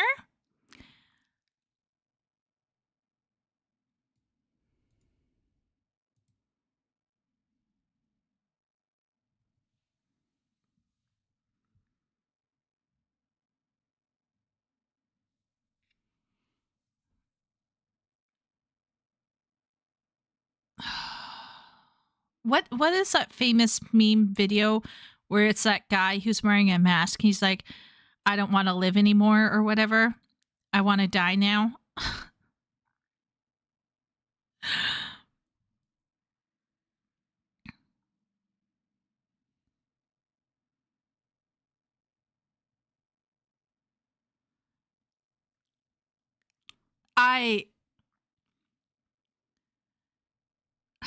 He's not wrong. Once again, he's absolutely right. There are absolute numbskull, idiotic, Twitter-pated people who go to university with the prime goal of having fun, getting laid, and finding a partner. I wish they didn't exist. I wish they could just all go and throw themselves into the sea. I hate those people. I hate them so much. Go die. In Minecraft. I can't even. This shouldn't even be an argument why you shouldn't get an English degree. Don't get an English degree if you want to get a partner, okay?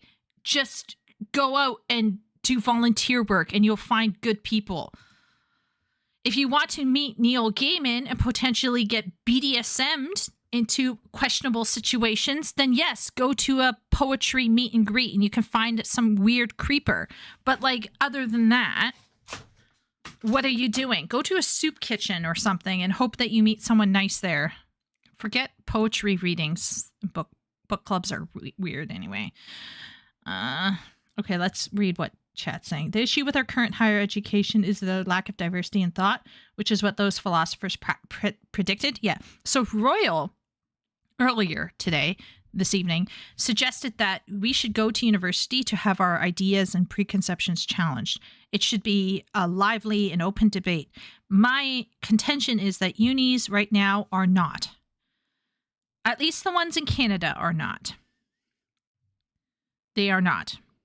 Trust me. Trust me, bro. So it's no longer a place where you are challenged and where you grow. It is now a crutch. And I remember sitting in a class with that one person who was the one who scolded the prof about reading Harry Potter. And this person who was, shall I say, doing some kind of non-binary or transitioning thing, that person, I overheard that person requesting for the second time to extend the due date for the essay long past. They should have gotten a 0. You didn't hand it in. You lose 10% for every day that you don't hand it in. Within 10 days, it's worth 0. That's how it should be. I don't care if you are Elvis's long-lost granddaughter, or if you are him, her, they, them, Zimzer. I don't care what you are. I don't care if you're the son of a preacher. I don't care if you're the daughter of a politician. You get 0 after 10 days. Can't be bothered to hand it in on time? I can't be bothered to mark your paper. You get 0. So is uni a crutch right now in English degree? Yeah, sure. Sure, it is a crutch. Should it be a crutch? No, I disagree. And that's where I have some issues. Let's see here. A lot of unis don't bother to have the prof review your work. You exchange it with a peer. You know someone else who's never done this and is telling you what you need to improve. Oh, I've experienced that, Morley. It's really not great. Heard that and was like, why am I paying money and time to be here? I could have done this for free. Some people, yes, but not everyone. That's my problem. See, I'm more than ready and willing to say that unis right now have been compromised. Absolutely. But when they work and when they're doing what they should be doing, they're invaluable ways for certain individuals to challenge themselves. But it should be very difficult to get in. Maybe as a point there, students in the art departments are more attractive compared to Gen Pop. Maybe. Used to be called getting your degree in Mrs. Absolutely, Willie. That's what they would sometimes call it. Frank Zappa was saying this in the 70s. Go to the library to learn, go to the college to get laid. Oh my Lord. The grade you get is the grade you earned was my philosophy. Yeah, that's how a good teacher does it. Book festival. I was just at a book festival. I did a meetup and met some cool people, and I saw plenty of women there alone. There's also this crazy thing called social media.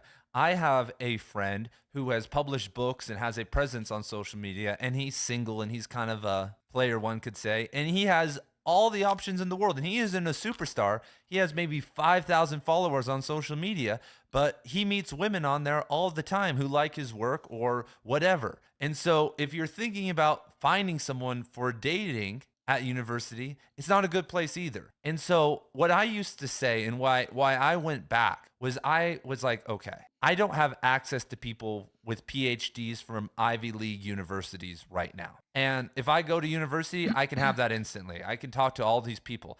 And I did meet a lot of really cool professors who really taught me a lot. But then I realized something. So I had an awesome professor named John. The fact that it even occurred to him to talk about people going to uni to get laid and have partners is so crazy to me. He's absolutely right, because I'm pretty sure there are people like that who do that.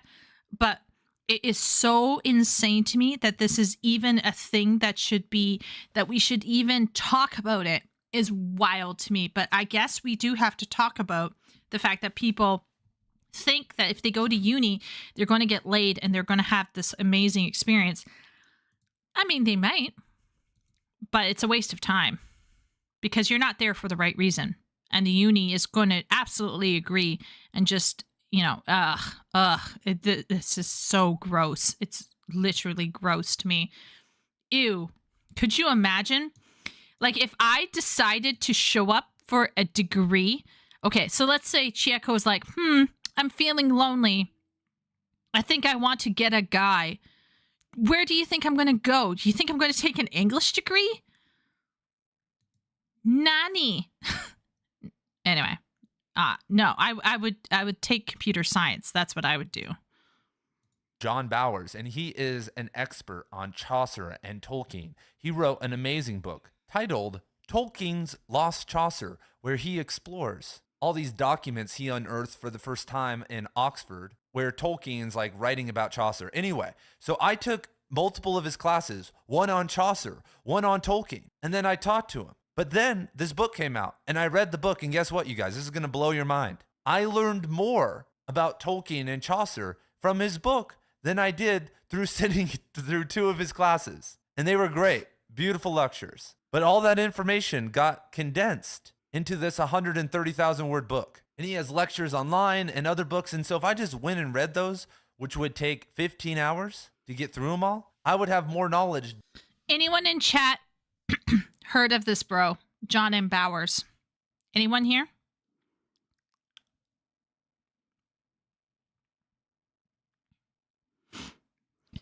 Anyone? BYU has been doing marriage pacts for 30 years now. That sounds weird and creepy. Men are sort of desperate now. Weird and creepy. Ring by Spring is a thing. Weird and creepy. Maybe I'm just really out of it. You read the first few chapters of that book?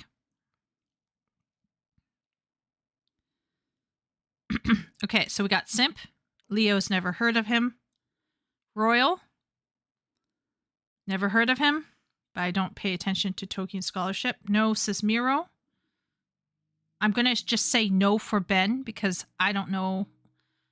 I'm pretty sure Ben wouldn't have. Here's my take. I've never heard of John M. Bowers. I'm actually mildly interested in Tolkien scholarship, but I obviously haven't been doing it lately. But I used to actually really, like I used to have an actual shelf dedicated to Tolkien scholarship, and I had wanted to write my own book on it as well, talking about specific stuff in Tolkien. I'm going to say that he's probably right that compared to a lecture, sitting down and reading a book is probably a faster way of getting in information. Okay. If you're talking about sheer load of information going into your brain, in through your eyeballs, I wouldn't doubt that listening to an audiobook or reading the book, for me, it would be reading the book, would be incredibly fast. it would be very speedy.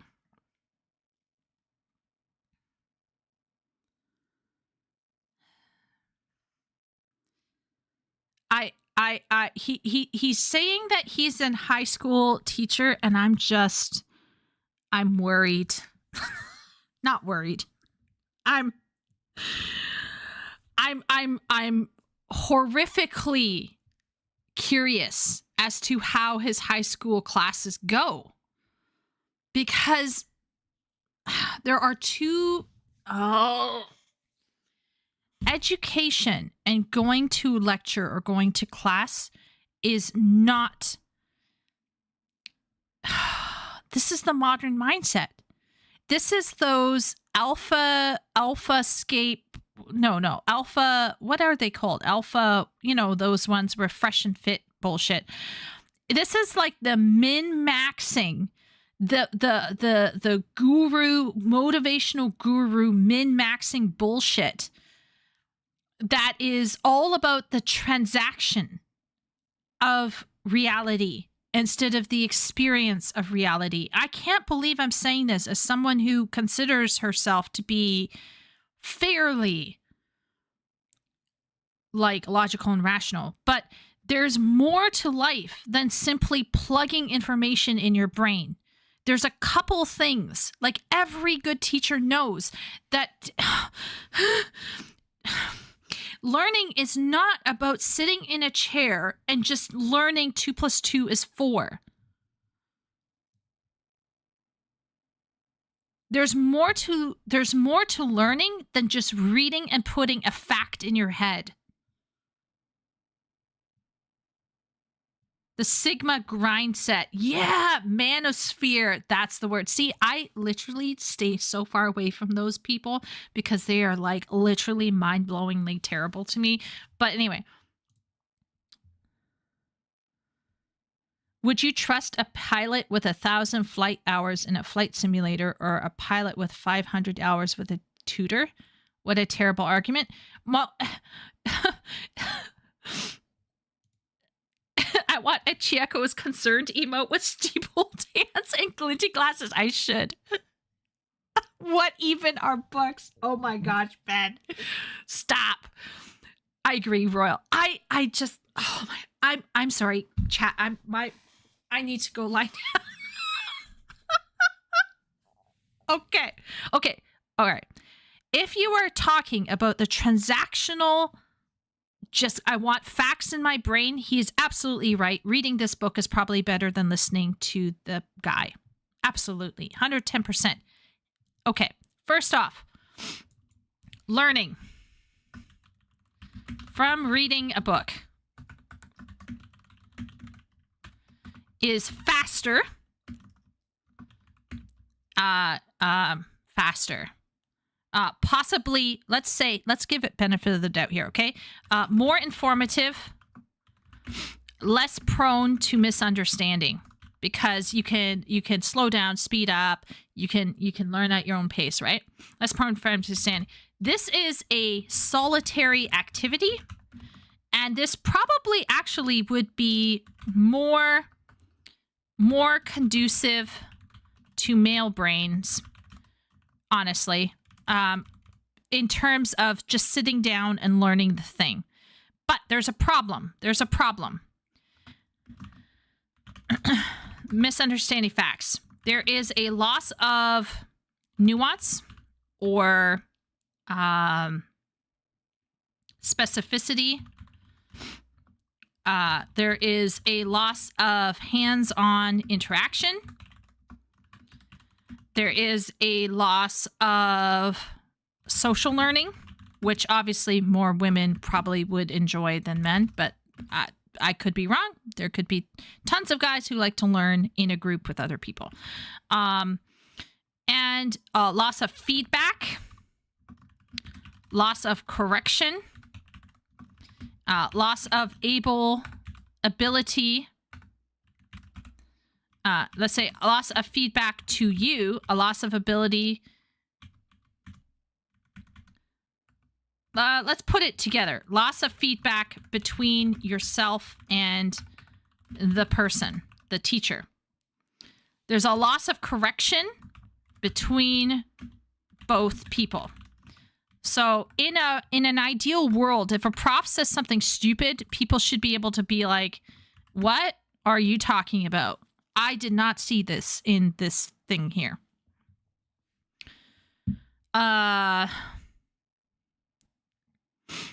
Maybe I teach differently, but my lectures are never fully lectured. There's always like hands-on activities whenever I did my lectures. It's the ability to loss of chance, loss of opportunity to model.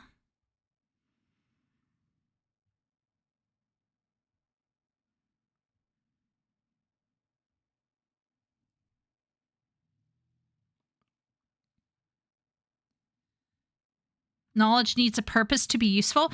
Yeah, I think that his method of learning is so transactional, which I have to give props to because it probably is helpful for some people. It's just, it takes away from so much more. And the reason why I'm saying this is because there are highly transactional models of education, aka China. Now, we all know that recently China has been slaying it in the video game industry. Can anyone tell me how exactly has the Chinese, how have they been slaying it in the video game industry? What is their approach to creating good video games? Everyone in chat.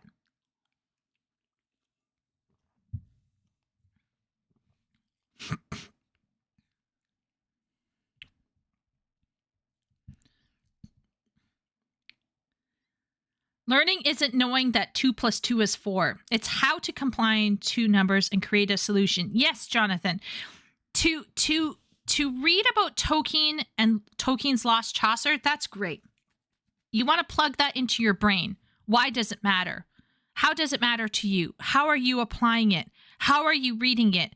Are there any areas that will catch your eye to say, oh, hey, this is wrong? Stealing ideas. Now, once again, you got to give them props because they're giving people what they want. But they are not giving people what they want from within themselves. They are literally taking from Soft, or in the case of Genshin Impact, they're literally taking from like Legend of Zelda. And they are, for all intents and purposes, now they might get to a stage where they are pushing the fringes and they'll come out with their own version of Hideo Kojima. But when I'm trying to, and I don't want all game developers to be Hideo Kojima, just to be clear. But what I am trying to suggest is that the transactional model of learning is helpful insofar as it's really good for laying the foundation at an early age. But as you lay that foundation down with a child, you do not simply grab their brain and just shove and cram that information in there and be like, you gotta learn it. Because for some people, they gotta learn the why, they gotta learn the how, they gotta learn the wherefores. And it's so transactional it lacks that personal touch, that nuance that everyone has, that perspective that everyone has. It's like, ew, brother, no. I just know. Are you familiar with the 20-minute speech by the Patriots? No. 2 ways. Copy a good game and slap jiggle physics on it. Or copy a good game with pleasing aesthetics. You are correct, Willie. Yeah, you are correct. No, I have not, Willie. I should have linked the other video with the British guy instead of this. Maybe I think too much like a dude bro. Simp, I think you cottoned onto the feeling that he is saying some things that are correct and make sense. The problem is that, like most people, and this is one reason why I struggle with putting out a video on YouTube, okay? I put a video out on YouTube and I agonize over every single little thing. It drives me insane, and it probably would drive you insane too.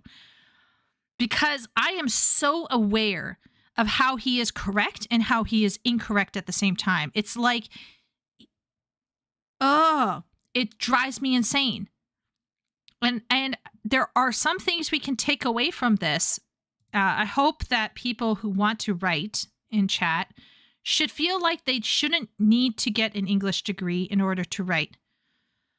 Because an English degree right now is bullshit.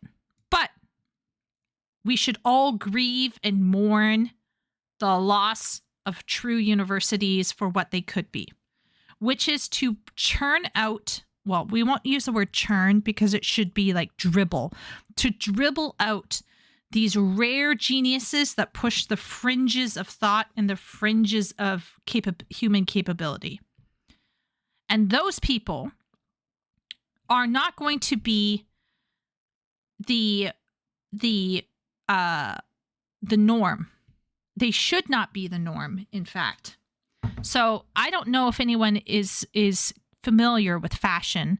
I'm a little bit familiar with it. Where's my paint? Where's my paint thing? This is how the fashion world works, okay? This is why when people talk about fashion standards, they're stupid, all right? So up here is Paris. And we're going to call it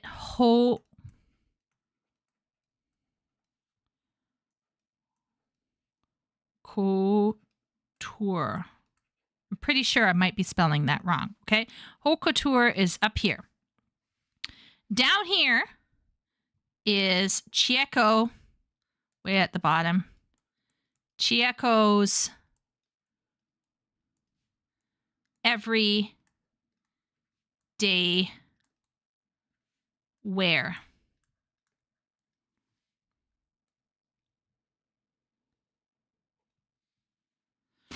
So the concept is the everyday wear, which is an actual fashion segment, is not the same as haute couture, but haute couture can impact everyday wear. So certain concepts that are pushed by this high fashion up here will appear down in the everyday in a much more comfy, hopefully comfy, everyday kind of wear. In between here, we got formal, and then up here we have like beauty. But through formal and beauty all the way down to everyday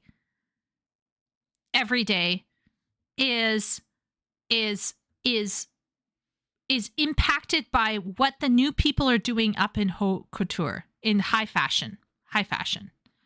Now, is high fashion worn every day? No. Should it be worn every day? No. That's not the point of high fashion. The point of high fashion is to simply push boundaries. And there's a role in this, which basically is avoid stagnation.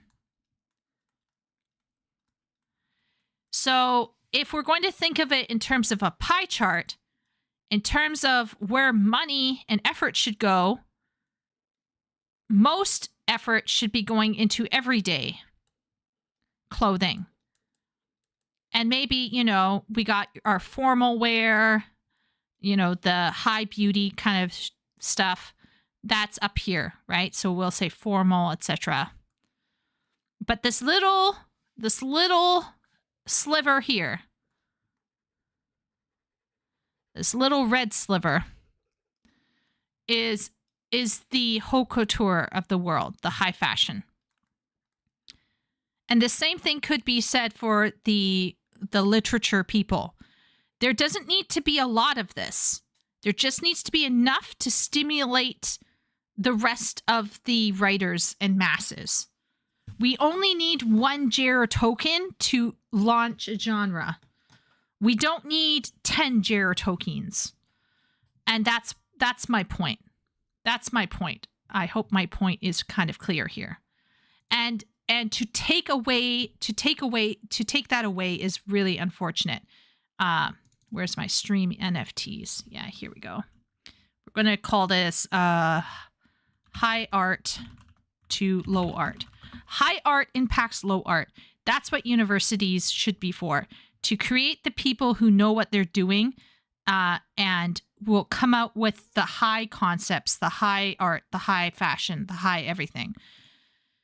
And that can impact the everyday people and push them. It's a very good point. I agree with the need to push boundaries to fight stagnation. Thank you. I hoped I was making sense here. If you don't even know what you're looking at, it's like that meme with the kid holding the ticket saying, wow, this is useless.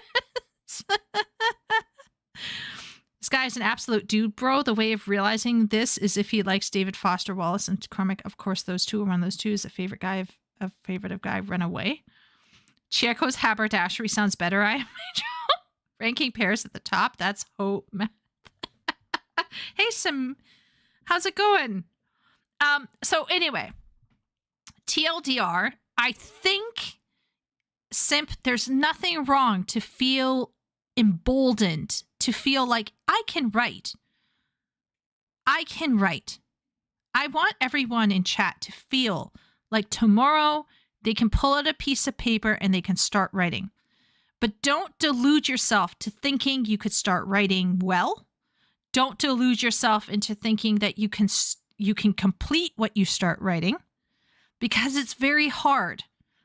And to minimize the impact that a good teacher can have on you and say that you could just replace them with a book is wild to me.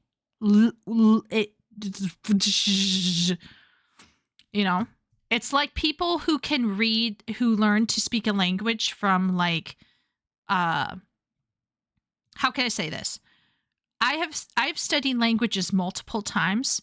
The most powerful language learning moment of my life was with a teacher, was with an actual teacher in a room, in a tiny room with not much in terms of materials. He had almost no English. I had almost no Chinese, but he was ready to teach me as best as he could. And one of the things that I liked was I could go every day throughout the summer and I could go and study with him, and he would give me homework and I would have to complete it. It kept me honest. It kept me on track. I just think for me, maybe it's a personal thing, but for me to replace my professors, as much as some of them I didn't agree with, almost all of the professors that I worked with or talked with at my university still had something to give me. And he himself said that going to the lecture was meaningful.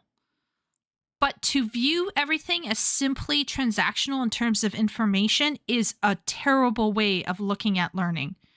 Learning is not just learning information. It's more than that. And that bothers me. But let's keep going. I've learned more practical math from a retired engineer while having random tipsy conversations with them. Interesting.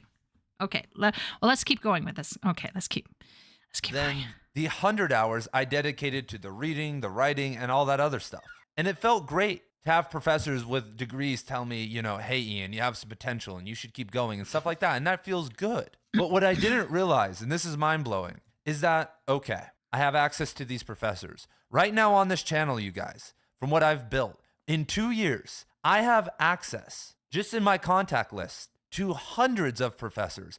I have interviewed PhDs on this channel and professors, and because I've put myself out there, I now have access to thousands of professors. There are some professors out there who are super busy and aren't going to respond to you. But what I've learned is that there are more people that you can imagine who want to talk about their work and are willing to talk to you. I first realized this when I was doing some research for one of my college papers. And there was some thesis that I really wanted to read, but it was locked and I couldn't get access to it no matter what. I tried the interlibrary loan system, couldn't get access. So I just emailed the professor and I was like, hey, I'm really interested in your work, yada, yada, yada. I really need this for my paper. This dude emails me back within 30 minutes and he says, there's a PDF with the thesis. And he says, who are you? I've been a professor for 20 years and no one has ever asked me about my thesis. And he was so excited. And then we later met up on a video call and he helped me out with my paper and all this stuff. And he was a random professor at some private university in Kentucky.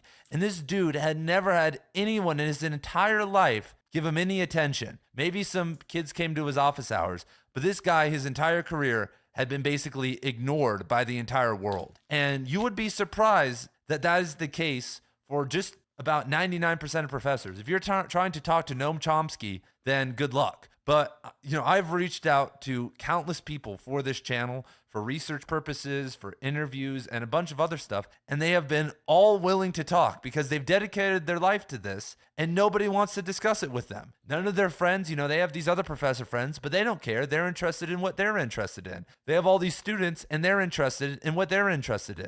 And then all their friends in real life don't care. And there's countless other people like you who think that they don't want to talk about it, but most of them actually want to talk about it. There are hundreds of Tolkienians and Gerardians and McCarthyans or whoever out there who would love to answer your questions. And so in terms of networking, it's kind of BS because I went to university and I made sure to go to the office hours of all my professors and talk to them. But in retrospect, I was talking about some bullshit.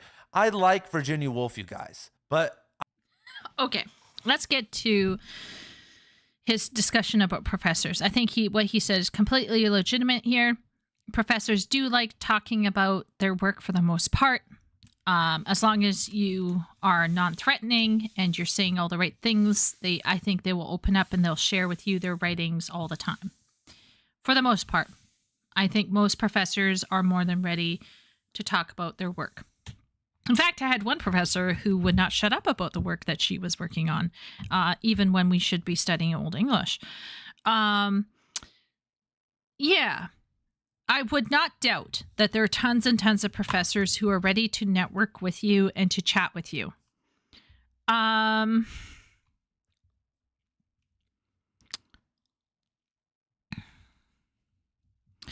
think it depends on the university. But I know, for example, in University of British Columbia, you actually just want to go there if you become a writer because they have very robust programs that get you in touch with people. So I think, and like Sheridan College, for example, is known for its ability to hook you up with art circles. So in terms of networking in Canada, it is actually incredibly important to go to school, even as a part-timer, in order to get into the right crowds. Can you reach out and network with a professor and ask them for a paper? Sure.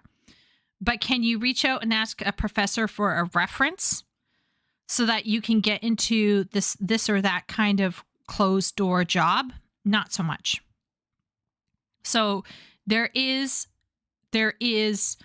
a level of networking that is related to jobs and things that I think are not so easily accessed from a simple email to a professor. So he's correct in terms of, would it be easy to reach out to somebody in order to chat with them? Absolutely. Would not doubt. Is it easy to reach out to them to kind of get a foothold in this or that industry, to get seen, to get noticed in one way or the other? No, I don't think so.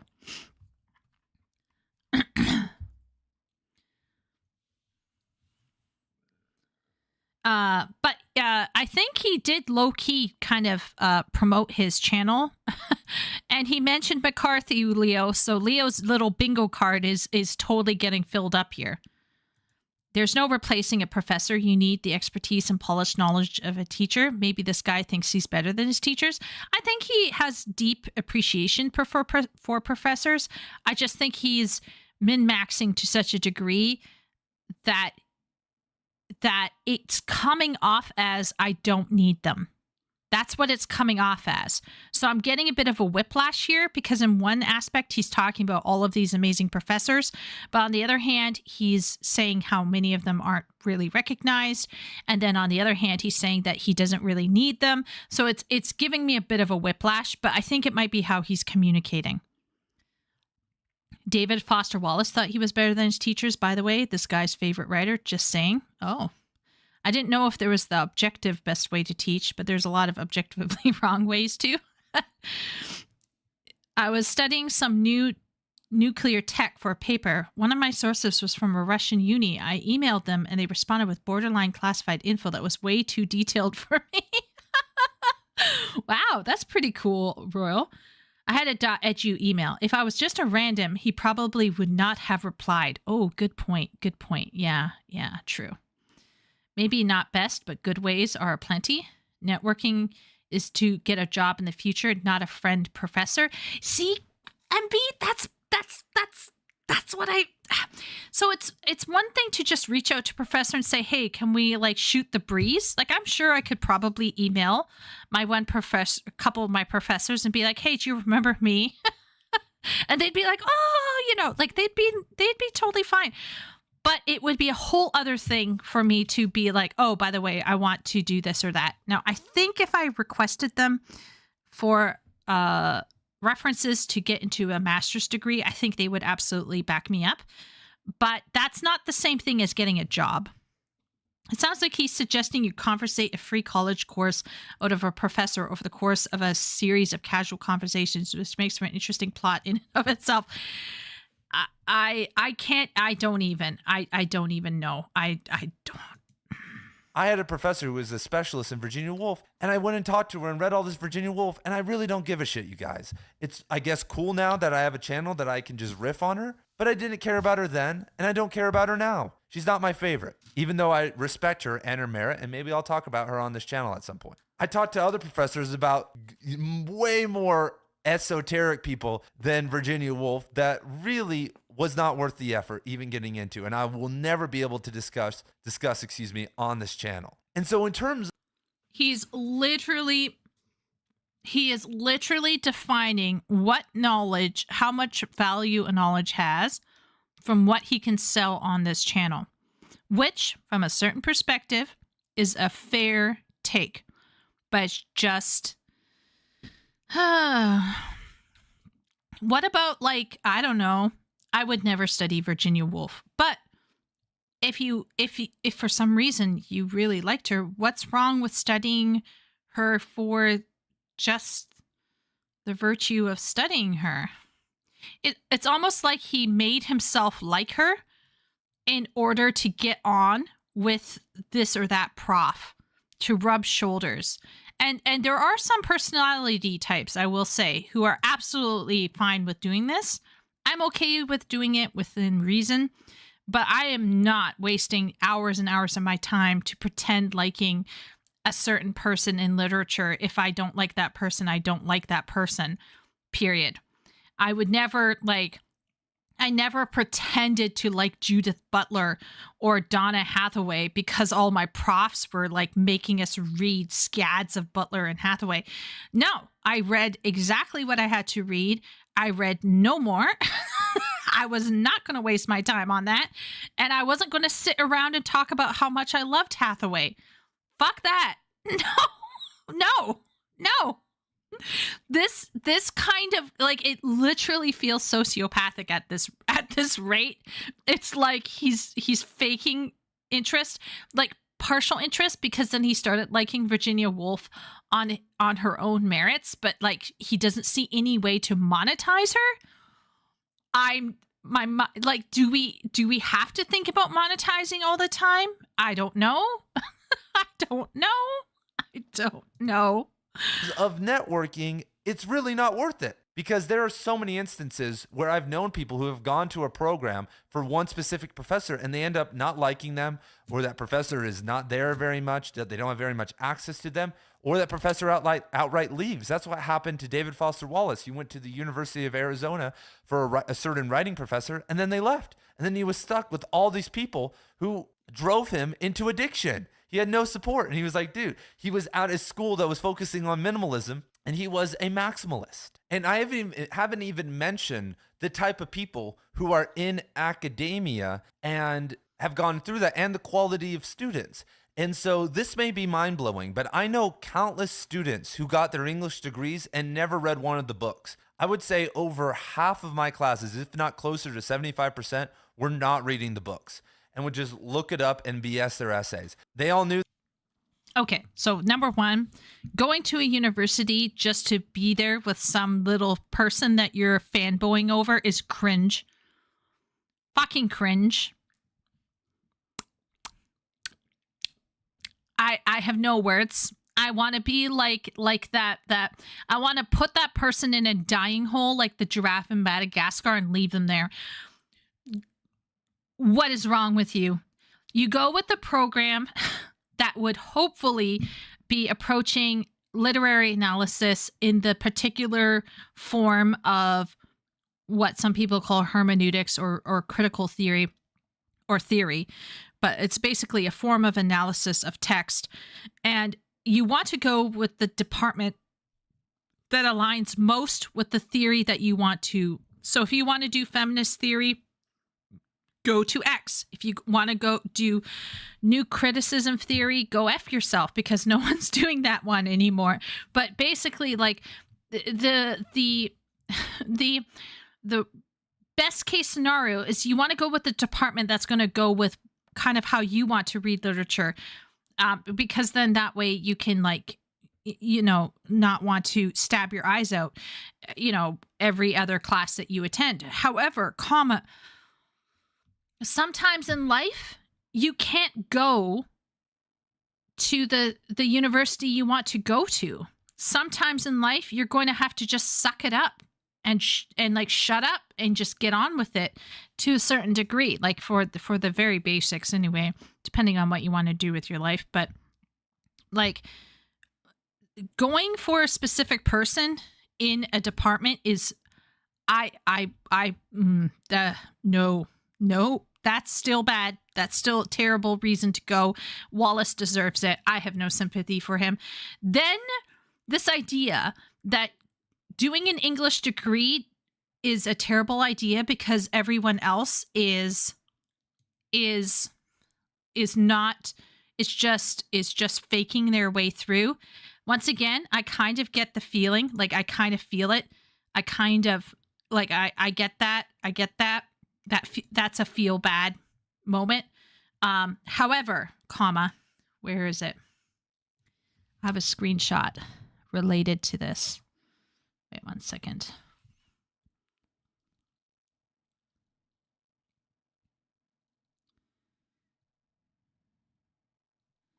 I went on X. It's a rare thing when I go on X.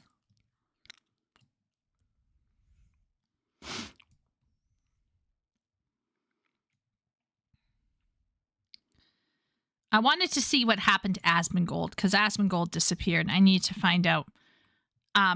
He's away for the week. He reposted this. Stunting our bright kids for the sake of the bottom quintile is going to ruin this country. My high achievers are starting to notice their hard work doesn't matter.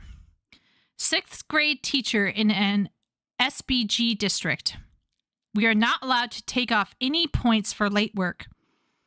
And because creativity and visual appeal on projects isn't a standard of mine, I'm not allowed to grade it.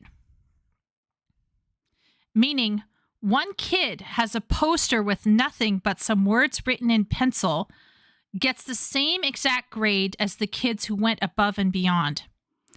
They've started to notice that the kids who turn things in late face no consequences, and the kids who do the bare minimum get the same grade as them. One of them said to my face, "How is it fair? He turned his project in late with nothing but pencil on his poster, but mine is on time and creative, but we get the same grade." I don't know how to respond appropriately, so I asked my admin what I should say, and he told me, "Tell them that life isn't fair." So now I have kids catching on to this. refusing to work because they now know they can't do it whenever they want with no consequences. And then when they do work, they do the bare minimum. Because why would you work harder for the same amount of credit? Honestly, I can't blame them.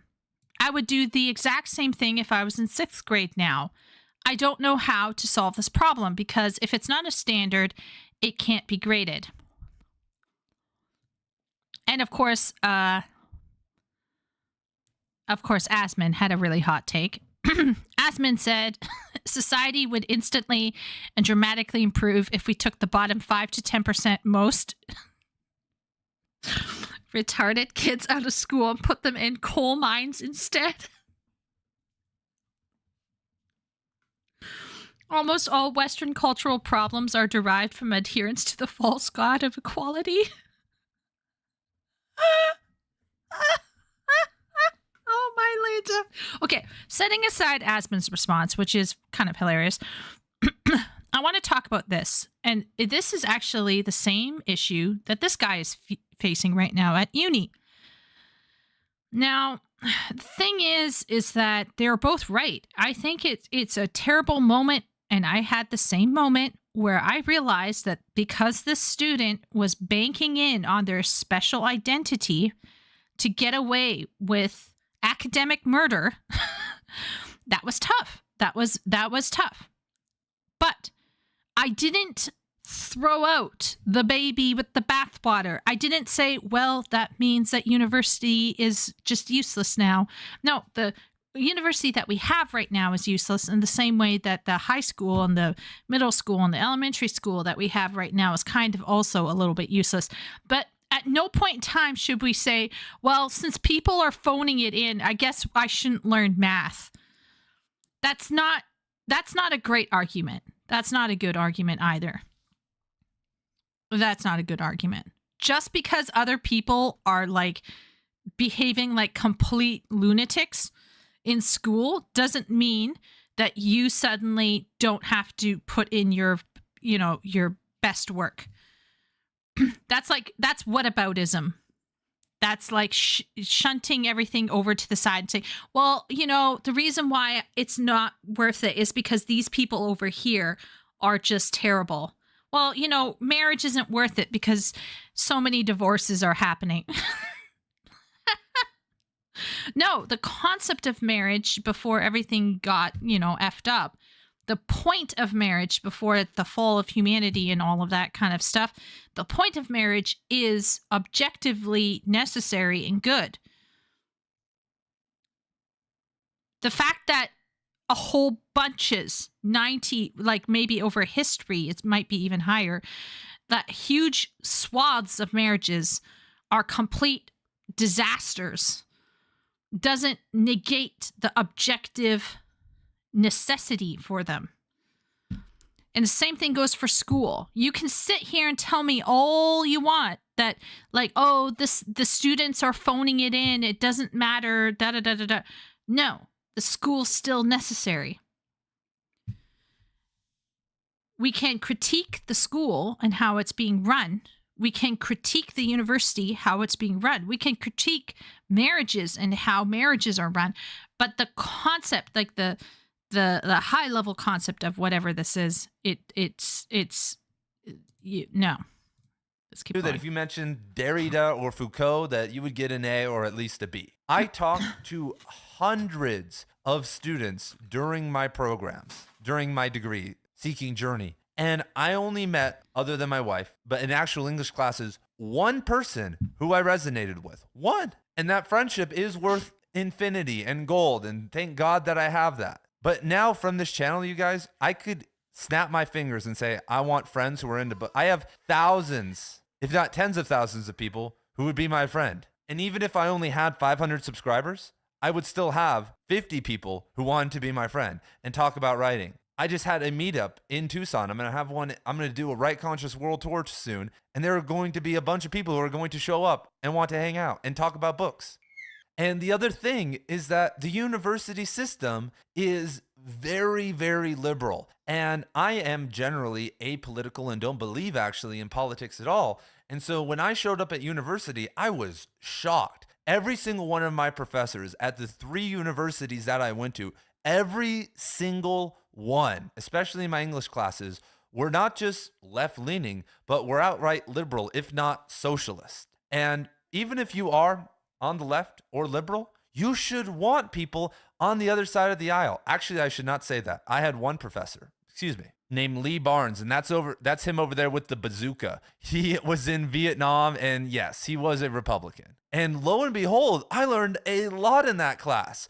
We read Cormac McCarthy, Hemingway, and all these other people, and he was a gritty guy, and there was no sensitivity in there. And in the writing course I took from him, he would slam people, man. Like it was hardcore. There was no nice, inclusive stuff going on. But the student body was very similar. And that's just the case at university in general, that people are younger and more radical. But I remember once telling some guy and having what I thought was a civil conversation. I was talking about like anarchism and like all this other stuff. And I was talking about like anarcho-socialism or something crazy. And then I was like, screw the system and all this stuff. And then later he was telling everyone that I was some fascist, that I am a crazy Republican nut. And at some level, I do appreciate it, because during that time, I got into postmodernism, and I had people help me read Derrida and Foucault and Paul de Man. I had all these people who I could just go ask questions to, and they would help me. But nonetheless, it is very imbalanced. And so if we want to talk... Yeah, people who come to me and tell me that the universities in Canada, I'll say in Canada, because in America, there's like a broad range of religious to non-religious universities, secular to religious universities, and then they have probably various universities that lean one way or the other. But generally speaking, more than generally speaking, in Canada, everything is one way. And maybe Americans can't imagine that, because maybe in America they have a bit more balance, although it sounds from this guy's perspective that it was imbalanced. But if let's just say this, if you are in a university and it's all one way, it is very not good. It is completely opposite to what a university should be.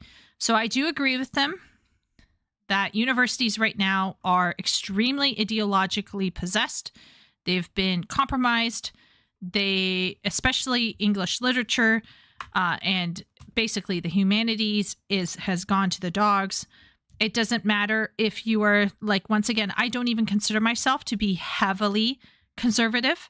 And the fact that I felt alienated, silenced, bullied means a lot.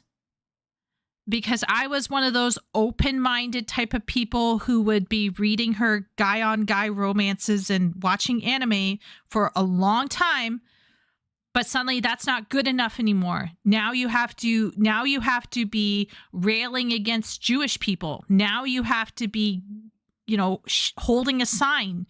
Now you have to be doing this or that. It got really bad. It got really bad, and it got to the point where I was not able to even talk about what I really wanted to talk about in class. So anyone who comes to me and says, oh, well, universities are fine the way they are, they have no idea. They're probably part of the problem.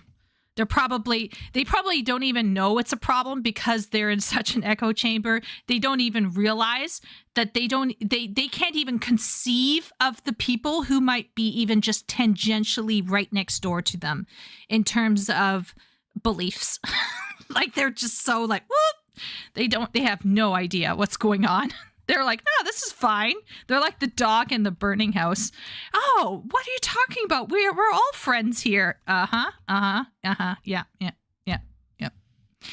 No. In Canada, Canadian universities are really, really bad.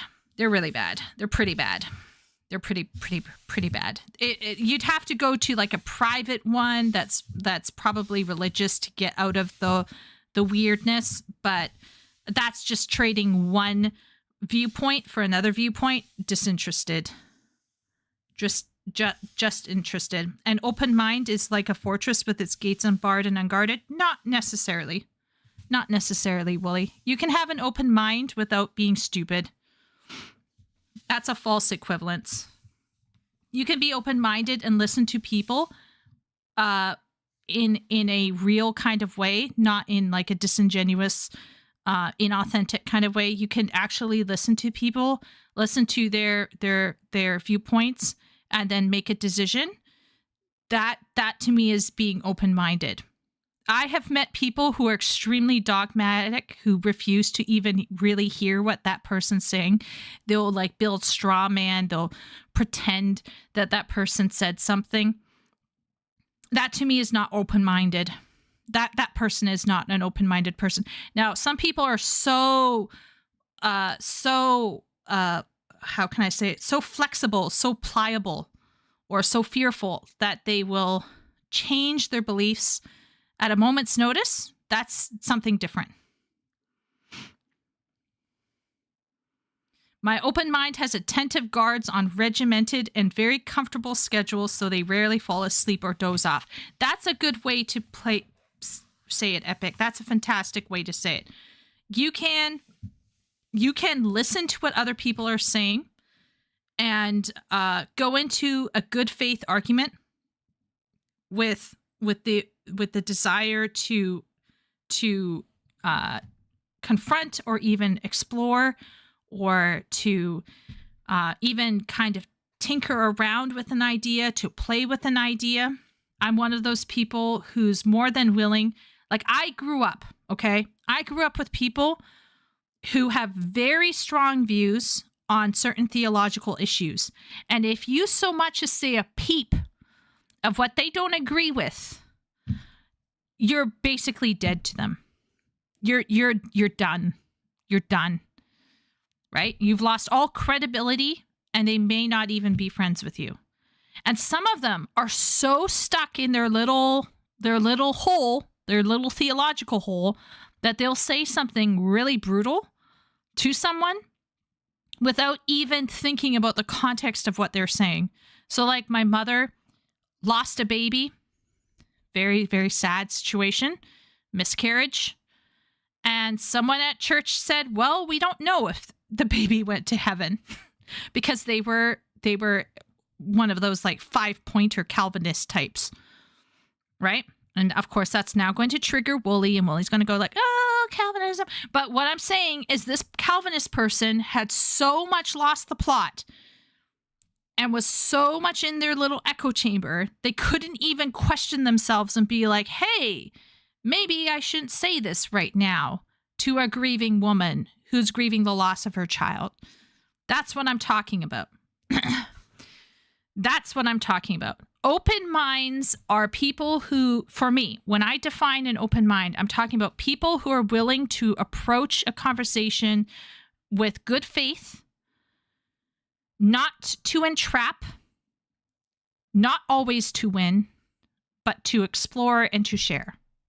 That is, to me, an open mind. An open mind doesn't mean leaving your beliefs or convictions or your morals or your ethics at the door. It's leaving some of your less important preconceived notions at the door so you can go in and have fun with whatever it is you're doing. And that's what actually made reading for me a fun exercise when it came to medieval literature, because there were many things in medieval literature that I thought were nutty.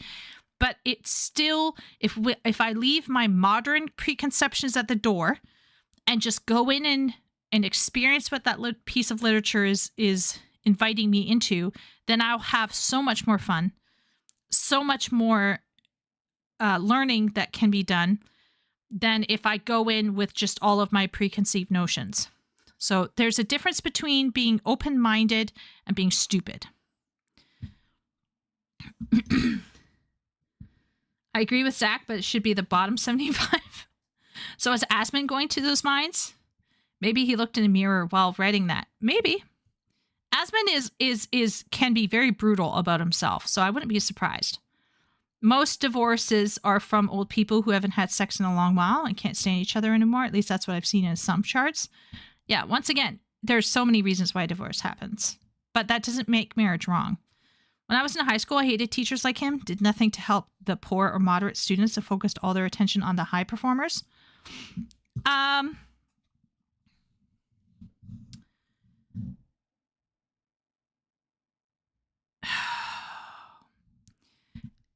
classes should be smaller. And oh my gosh, we're going to go into, okay, I'm going to try speed run this. Okay, Royal. In my opinion, classes should be smaller. There should be no more than 12 children in a class. And any child who is struggling should be held back until they learn.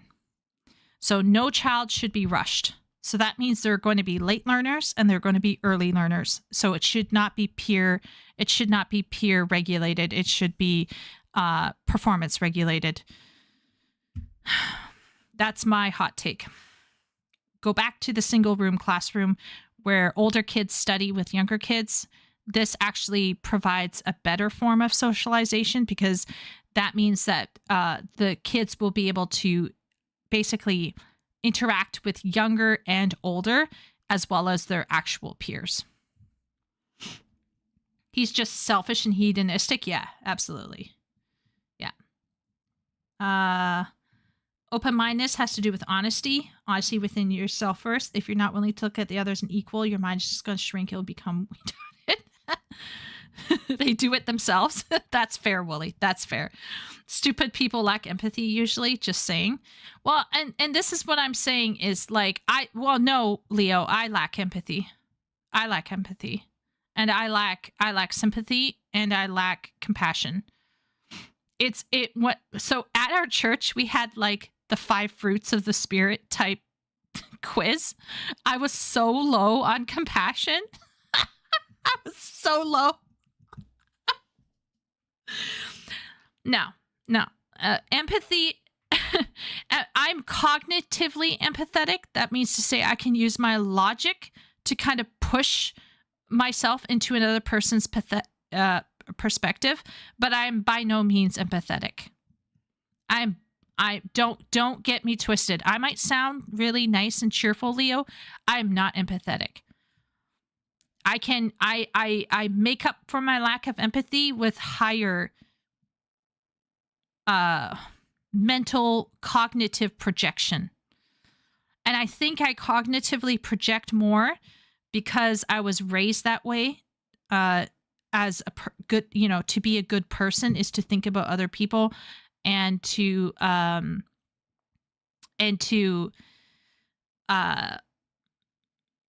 think as a woman, people expect you to care more. So I learned to mask it, but I struggle with feeling empathetic. I'm only empathetic about the things I really care about. And even then it's not great. So if I'm calling you, if I'm texting you and I'm like, hey, how's it going? And I repeatedly do it, you can be fairly sure that I care about you. But there's tons and tons and tons of times, like I don't know how many times I'm out and about and someone's like, hey, have a nice one. And I'll say, have a nice one too. I'm literally just saying words. I don't mean anything. How are you doing? Don't mean it. Don't mean it. There are some people in my life, obviously, you guys know who you are. I genuinely would be worried if you were hurt or something, but I don't feel empathy the same way.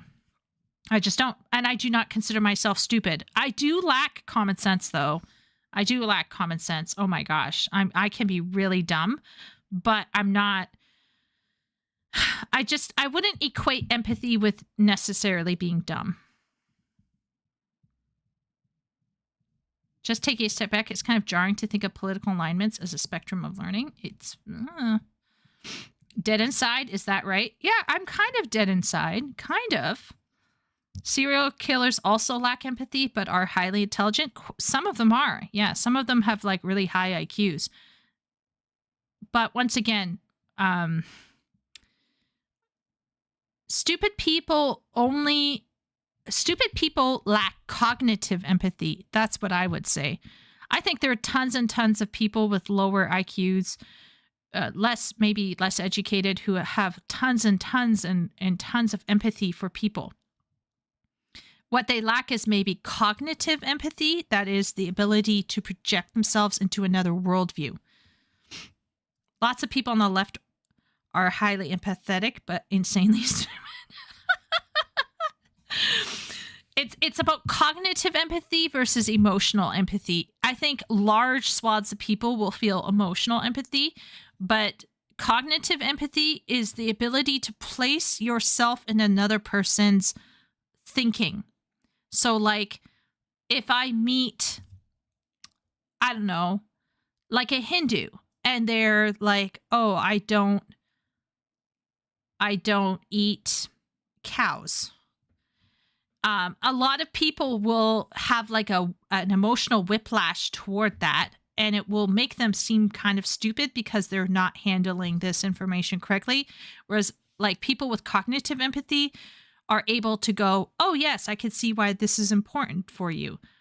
Even though like you don't agree with it, you're emotionally not there with them, but you're cognitively recognizing, oh, that person has different set of beliefs than I do that are so removed from my own personal beliefs. And I have to now consider that as part of a factor in our relationship going forward. It's literally just using your brains. And that form of cognitive empathy, yeah, some people probably lack it. That empathy could be performative. Yeah, I mean, empathy could be... empathy is overrated. Generosity, kindness is more important. Yeah, that's a fair take.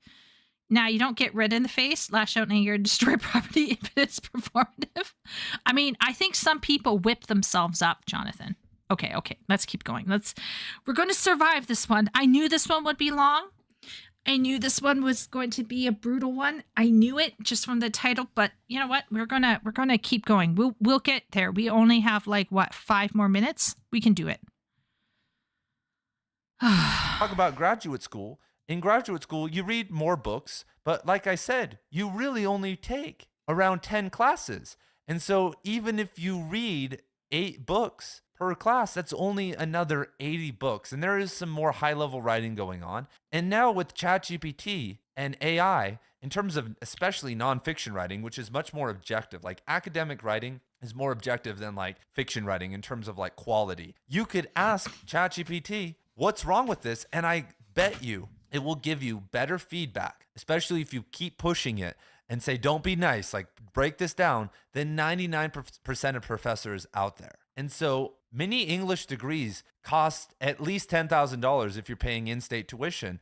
And if you're paying out-of-state tuition, tens of thousands of dollars. Then when you get into graduate school and stuff, that number keeps going higher and higher. And so I would ask you guys right now, why waste your time? You know, I'm always like looking at my paycheck and I'm like, Jesus Christ. And the effort I put in, which I would say is pretty significant in terms of the dedication I have toward my students. And I'm like, you know, if I got a different degree with the amount of work I put into this, I could be making $30,000 or $40,000 a year somewhere else. And I don't want to sit here and say that it's not nice to make an impact on kids' lives, but I've already made more of an impact with this channel in 2 years than I would have 10 times over as a teacher. If I was able to teach high school for 300 years, I would impact less people and change less lives than what I've already done in 2 years. And I'm going to continue doing this for 6 more decades. The same is true as if I pursued just pure writing. I would have impacted more people already. And so if you need to get a degree, then go get a different degree. Go get something that will be useful. Go take a couple English classes for your electives because those are the ones that matter. Like I said, many of the English classes I took were survey classes and absolutely terrible. And so a luxury that you have as a student is that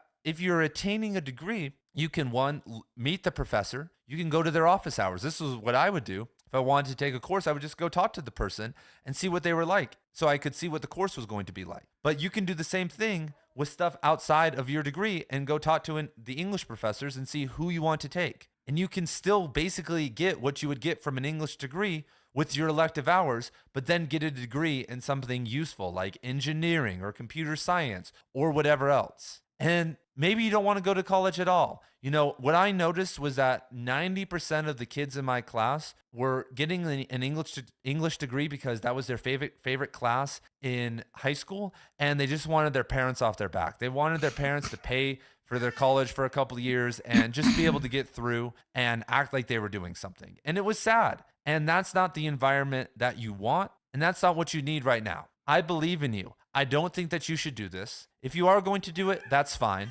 If you're in the middle of it, you might as well finish it. But don't keep doubling down. Don't go on to graduate school if you don't need to. And I told you guys I would talk about the state of becoming a professor, and it's getting more dim. I know someone who has a PhD from a prestigious university. He's published 2 books on the person that he covers, which were very good. I've had him on the channel before, actually. I've interviewed him. And because he has, one could say, not the traditional politics and outlook towards society, he's not able to get a job. He can maybe get a community college job making a little bit of money teaching English 101. But from what he's told me, and I've heard this from countless others, he's not able to get a full-time position because he's also a white male. And I just hate to say it, but now with diversity quotas and diversity entering diversity entering English program curriculums, depending on your gender and your race, you really may not get a job. For instance, if you are a white male and you aren't planning to attend Ivy League schools,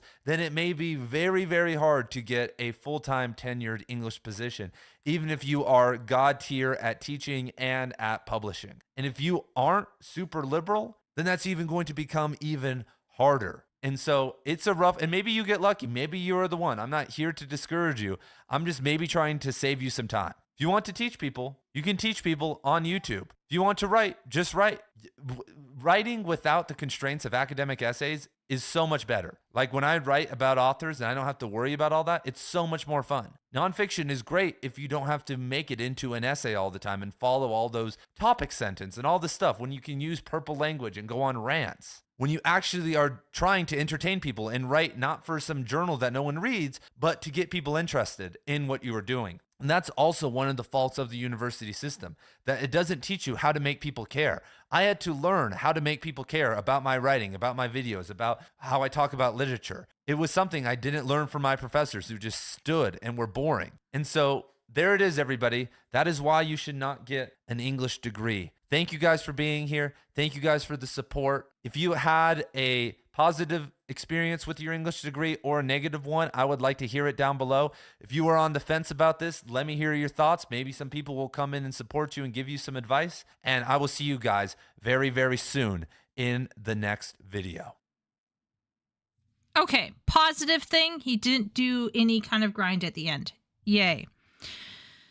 Okay, he talked about the difficulty it is for certain people to get jobs. And I will say, if you're a white male or if you're conservative, getting a job at a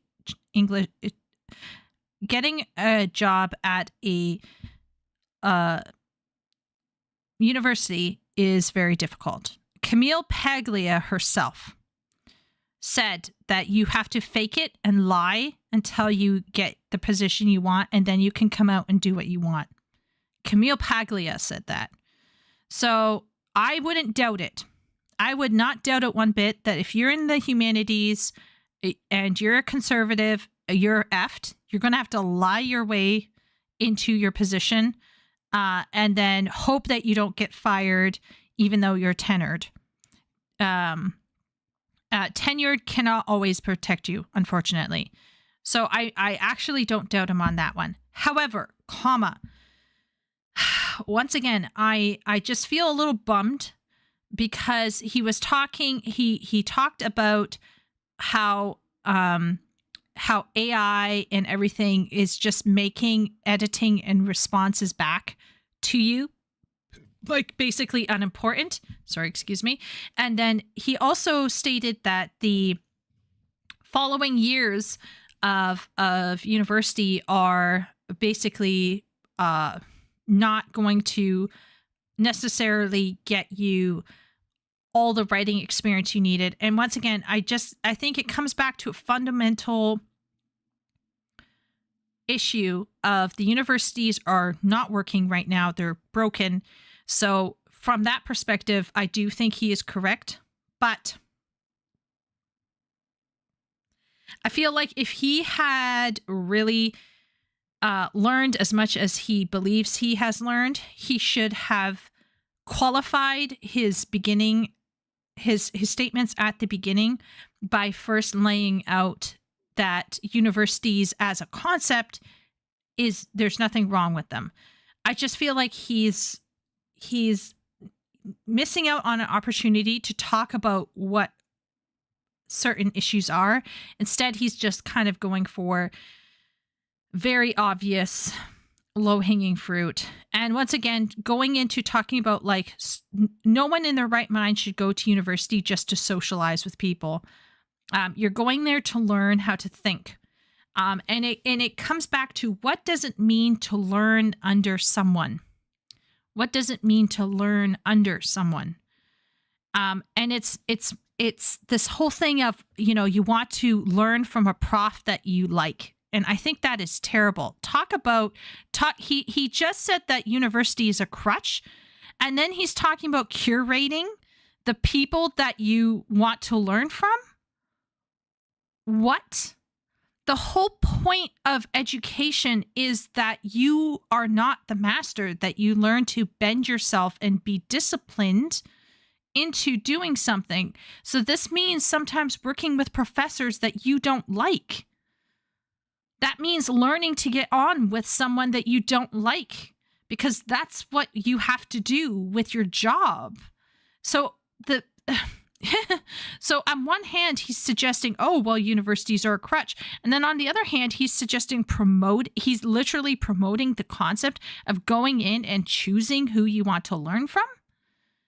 Which is that not in and of itself basically like, it's like, oh, well, I only want to learn from this person if they agree with me on this, that, and the other. Isn't that creating an echo chamber? And what if the personality doesn't fit you? Maybe you should learn how to deal with that personality in your life.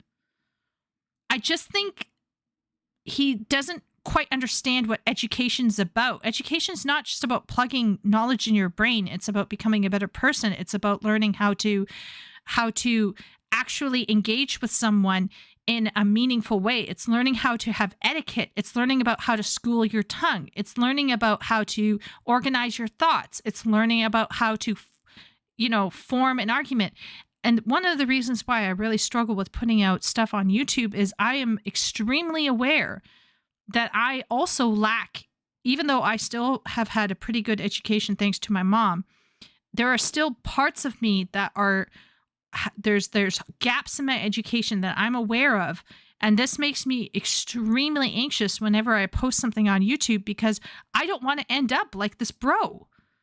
Like, I don't want to end up like this bro thinking that I'm covering the whole picture and I don't have the whole picture. Like, holy moly. I don't know. Like, I don't know how you can come out and just believe that you can crunch down an education into how much money am I making? There's more to life than just making money. It's also, and I say that as someone who is very impoverished and has to always be thinking about money, but like, there's more to life than just min-maxing your bank account. That bothers me. But at least he did not end with a grind, talking about his his courses or anything. So that's nice. And the whole thing about like, oh, I have tons of friends online and stuff. Like, how much of those relationships are deep? There's only so many friends that you can have before you are spread too thin.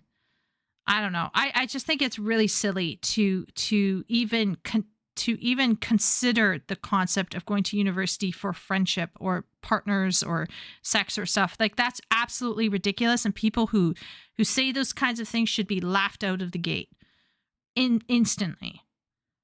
But anyway, let's see what chat's saying. Cognitive empathy seems to be sympathy. No.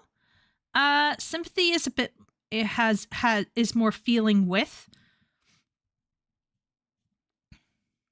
Time to see if he's going to push his grind. He did not, thankfully. I believe in you, followed by don't do it. That's kind of funny. Yeah, it is. Making a YouTube video does not have the same impact as teaching students. If you're teaching them the right way, absolutely will, Royal. I absolutely agree.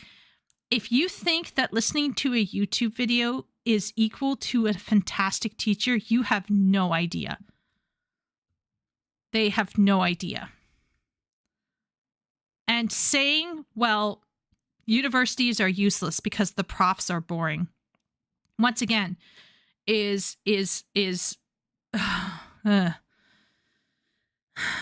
This guy seems to be trying to tell his male audience, which is his only audience, to optimize their studies into failing their classes.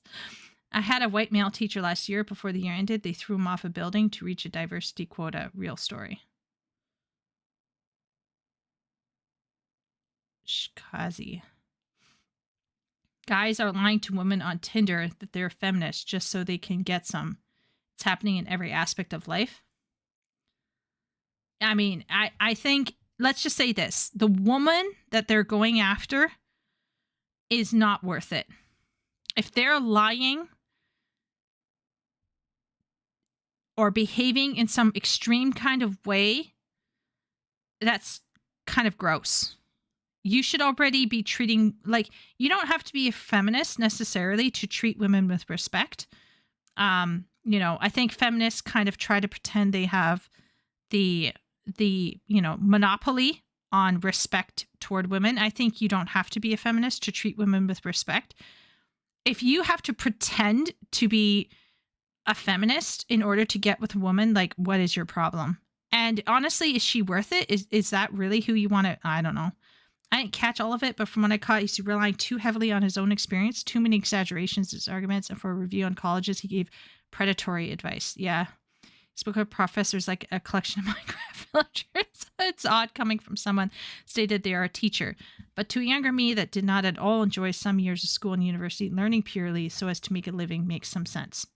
Once again, I think there's a modern materialist mentality, okay?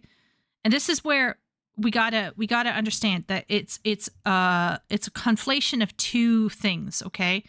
And once again, there's nothing wrong with wanting to. I'm gonna pull up my NFT. There's this thing here, okay? We're gonna call it the male brain. And I think the male brain is very, very attracted to achievement and risk. Now, that's not to say that women don't also want to achieve, but there's something about checking off that quest, making that collection that's really, really great for the male brain, I think. So males have this achievement thing. They have a risk thing going. They also have the instinct to provide.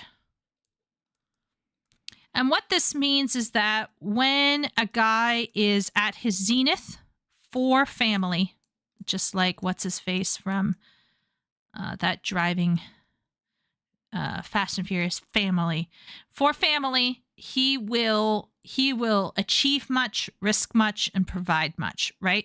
So for family, he will bend these strengths to be a good person, a good father, a good brother, etc., etc.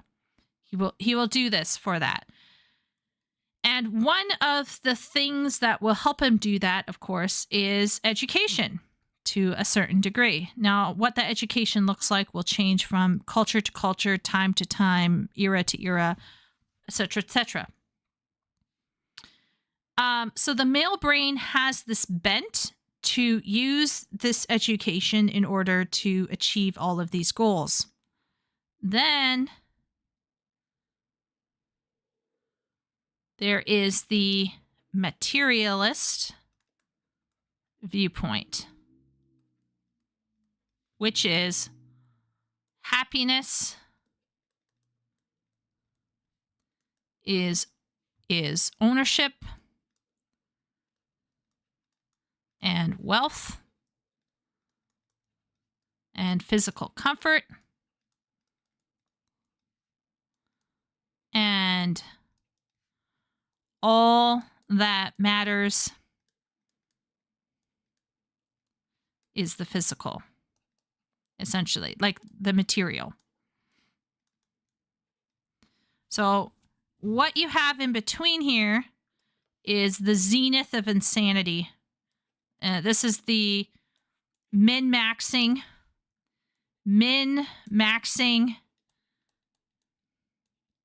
male perspective driven by fear in my opinion, because materialism is essentially zero sum. Because there's only so much that material in the world, right? Material is not eternal. So what you have here is some men, not all men, but some men fall into this black hole. I'm going to just draw this black hole. And from within this black hole, they view everything as, does this get me money? And that's it.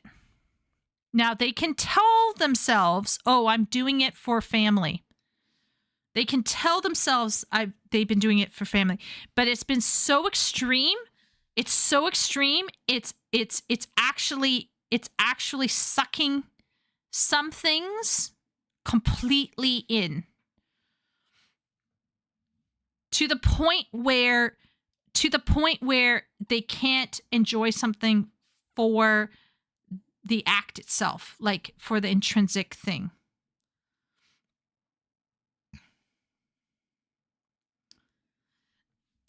You don't get it. I need to grind more books to level up my knowledge and min-max my social point spread. Absolutely.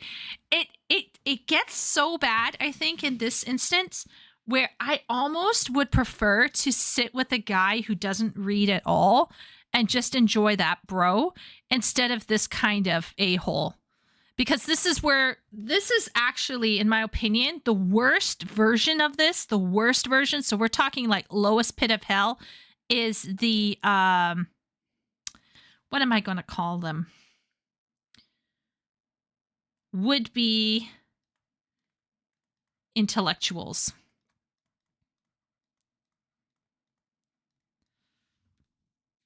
That's the lowest bottom, like the pretentious assholes. Like, you almost, at that point, you're like, you know what? I'm just going to sit with this Joe Blow. I'm going to sit with this Joe Blow who's not much into reading, right? Not much into reading. I'd rather be with him because at least he's not pretending something and he's not sucking the joy out of everything. He's having fun with his life. He's able to laugh at himself. So you got to ask yourself, do I, as a female, do I want to hang out with a man who's a wannabe intellectual, pretentious person who can't even admit or say it, like who's min-maxing so much that he's min-maxing education out of what education's about? I don't know. Like, it's just scary. I found it horrifying, honestly. I'm going to save this again. This is also a horrifying NFT. Horrifying materialist male brain. Now, I'm not saying females can't also be materialistic. Absolutely. I'm not saying women are somehow devoid of this. But what I'm saying is this bro is that, you know, like not trifecta, but like a duofecta of thinking about the bottom dollar so much. Probably because he's a father. You could hear the sounds of children in the background. So he's probably thinking about his family. And I gotta, like, you know, I want to wish him the best of luck. It's just that I think that his mentality of min-maxing is so overwhelming. It's now literally like sucking stuff that should not be. Not all of education can be min-maxed. And I'm someone who thinks we can push kids more, but I think we can't min-max it.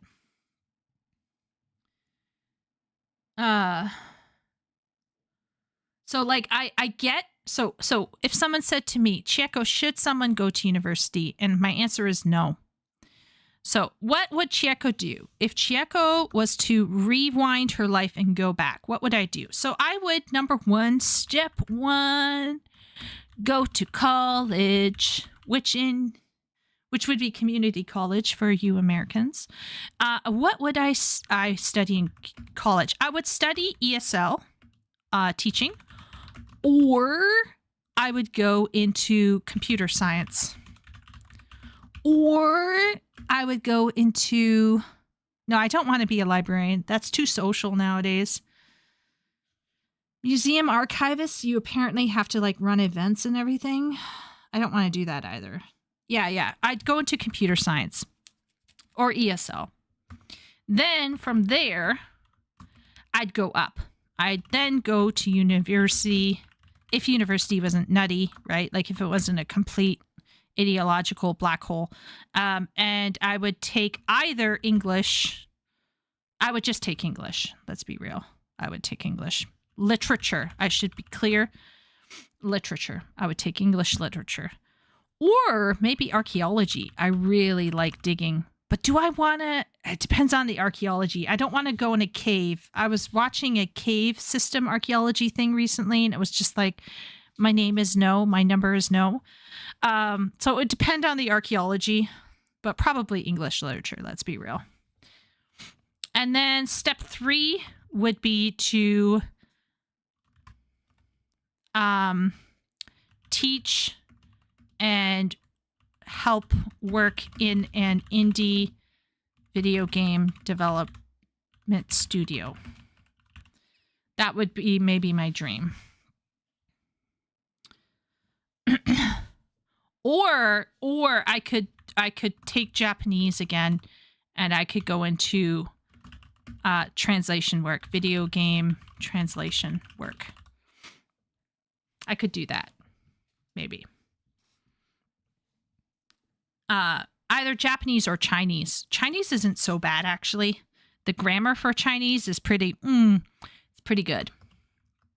The speaking is a bitch, but setting aside the speaking, Chinese grammar is godly. Never trust a male feminist? Yeah. Once again, I like a man who respects me as a woman and doesn't treat me like a baby. I don't like being treated like I don't know what I want. Although sometimes I don't know what I want, but I like that's only related to things like eating food at a new restaurant. That's like, I know what I want from McDonald's, but I don't know what I want from like Kelsey's because I barely go to Kelsey's. So then I kind of go into like a decision paralysis. But anyway, let's keep going. It's called tunnel vision. Yeah, tunnel vision. Wannabe Einsteins. Reading a lot without enjoying anything must be hell. If he reads at all, that is. Yeah, I mean, I don't know why you would. No matter how luxurious the trappings, a lie is a lie. True. Hope he has enough humanity left to horse around with his kids. I hope so. He probably has a person. Let's all be real here, okay? He just admitted to chatting up teachers in order to like build relationships and network. So I have no doubt that part of all of this on his YouTube is a persona, which is fine. Make that vague, sir. Okay. Make localization based again. Yeah. What about script writing? Like a script doctor, the ones who fix stories and dialogue for video games? Yeah, I would do that. Most men hate the grind, but that's what society, including women, expect from us. Yeah, but there's a way to, how can I say this? I'm fine with people being practical. I am myself quite practical. It's just that I don't like it when you remove the ultimate point of learning from its greater context of character development and other things. And I don't like it when you make leaps of logic and don't qualify your statements, because I agree with him on many things. But I felt like he was missing a component where he could have talked about what universities could be. And I came away feeling like he had no real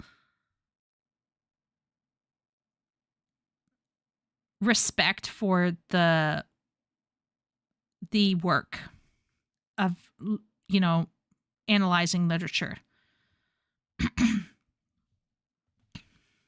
I like grinding in Elden Ring, and that's as far as I'll go with that. Okay. All right. Well, Simp, I don't know if you're here. That was very interesting. This person here said, I didn't take a degree in English because I know how to speak it already, which I didn't want to study English because I figured I already spoke it. Just says everything about this person. That if you're studying grammar in university, you got a problem. This is nothing how to speak or write in terms of your technical quality. You should already be technically brilliant when you roll into university, in my opinion. Now, is it true that most people are technically deficient when they roll into university these days? Yes, but you should already know how to speak and read and write English well. That's not what a literature degree should be about. Okay, this person said, I'm of the older generation, and I have a BA and an MA in English literature. I like my education. My biggest gripe was reading books on a schedule. We focused in class on reading and discussing texts, not discussing faddish literary theories. Ooh, none of my profs discussed their politics in class. Wow, that's nice. I took one invaluable class that gave me a better understanding on how to interpret fiction and poetry on my own. Ooh, probably close reading. I decided not to go onto a PhD and go into academics, although I had the potential. I did get jobs in business, and now I work in government.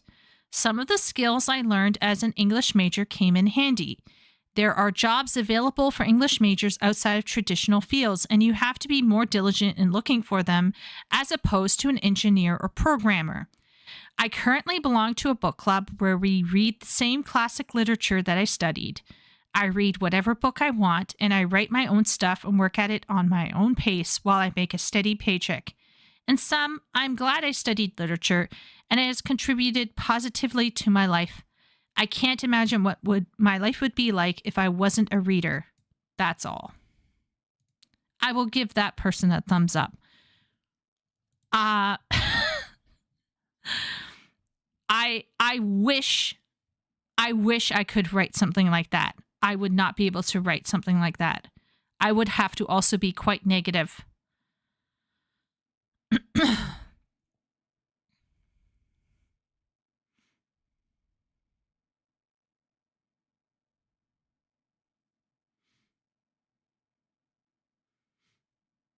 I'm no expert, but that sentence structure feels wrong.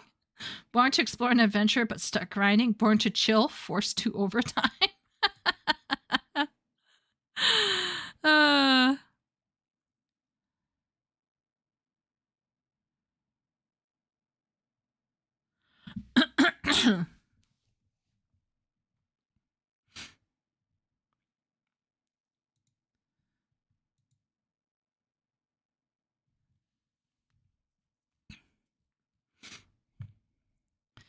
Now I'm a third-year student at my fourth-year school, and I hate it.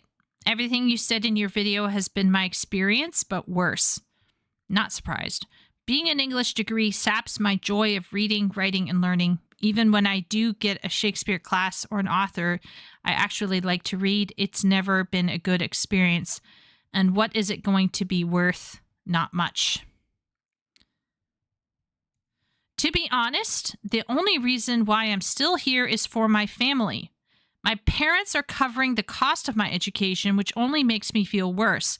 Plus, since I'm so used to graduating, it feels like a waste to simply drop out now. Might as well get it over with, so I have to agree with you on this. That's sad. That's very sad. But his problem as well, you could, I don't know, stop. But he wants to ride on mommy and daddy's money. So maybe he should shut up.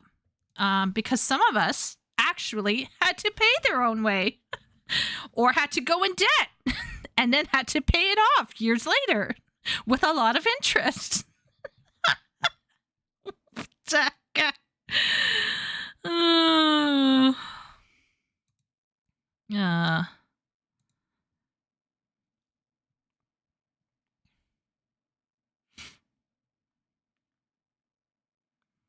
Okay. All right. That was rough. That was rough. But guys, I got it done within the time I'd given myself. Okay, I'm not giving him a thumbs up, chat. I feel like I disagreed with him a bit more than I thought I would. He made me lose hair at one point. But I will have to say that I would have to agree with at least 1/3 of what he's saying, because he is, and this breaks my heart, technically correct. I would not go back to university and take a degree if I had the chance again. I would go to college first, and then I would take a degree properly, maybe with some place like Oxford if I could. That was a 20-minute video. Okay, I feel attacked by Ben. We're going to ignore Ben together, okay? We're going to ignore Ben. Okay, let's just watch this and let me sip some coffee and technically correct, the worst kind. Yeah, you're right, Wooly. That's the problem, is like, I don't want to agree with him, but he is technically correct. He is correct that the English degree is useless.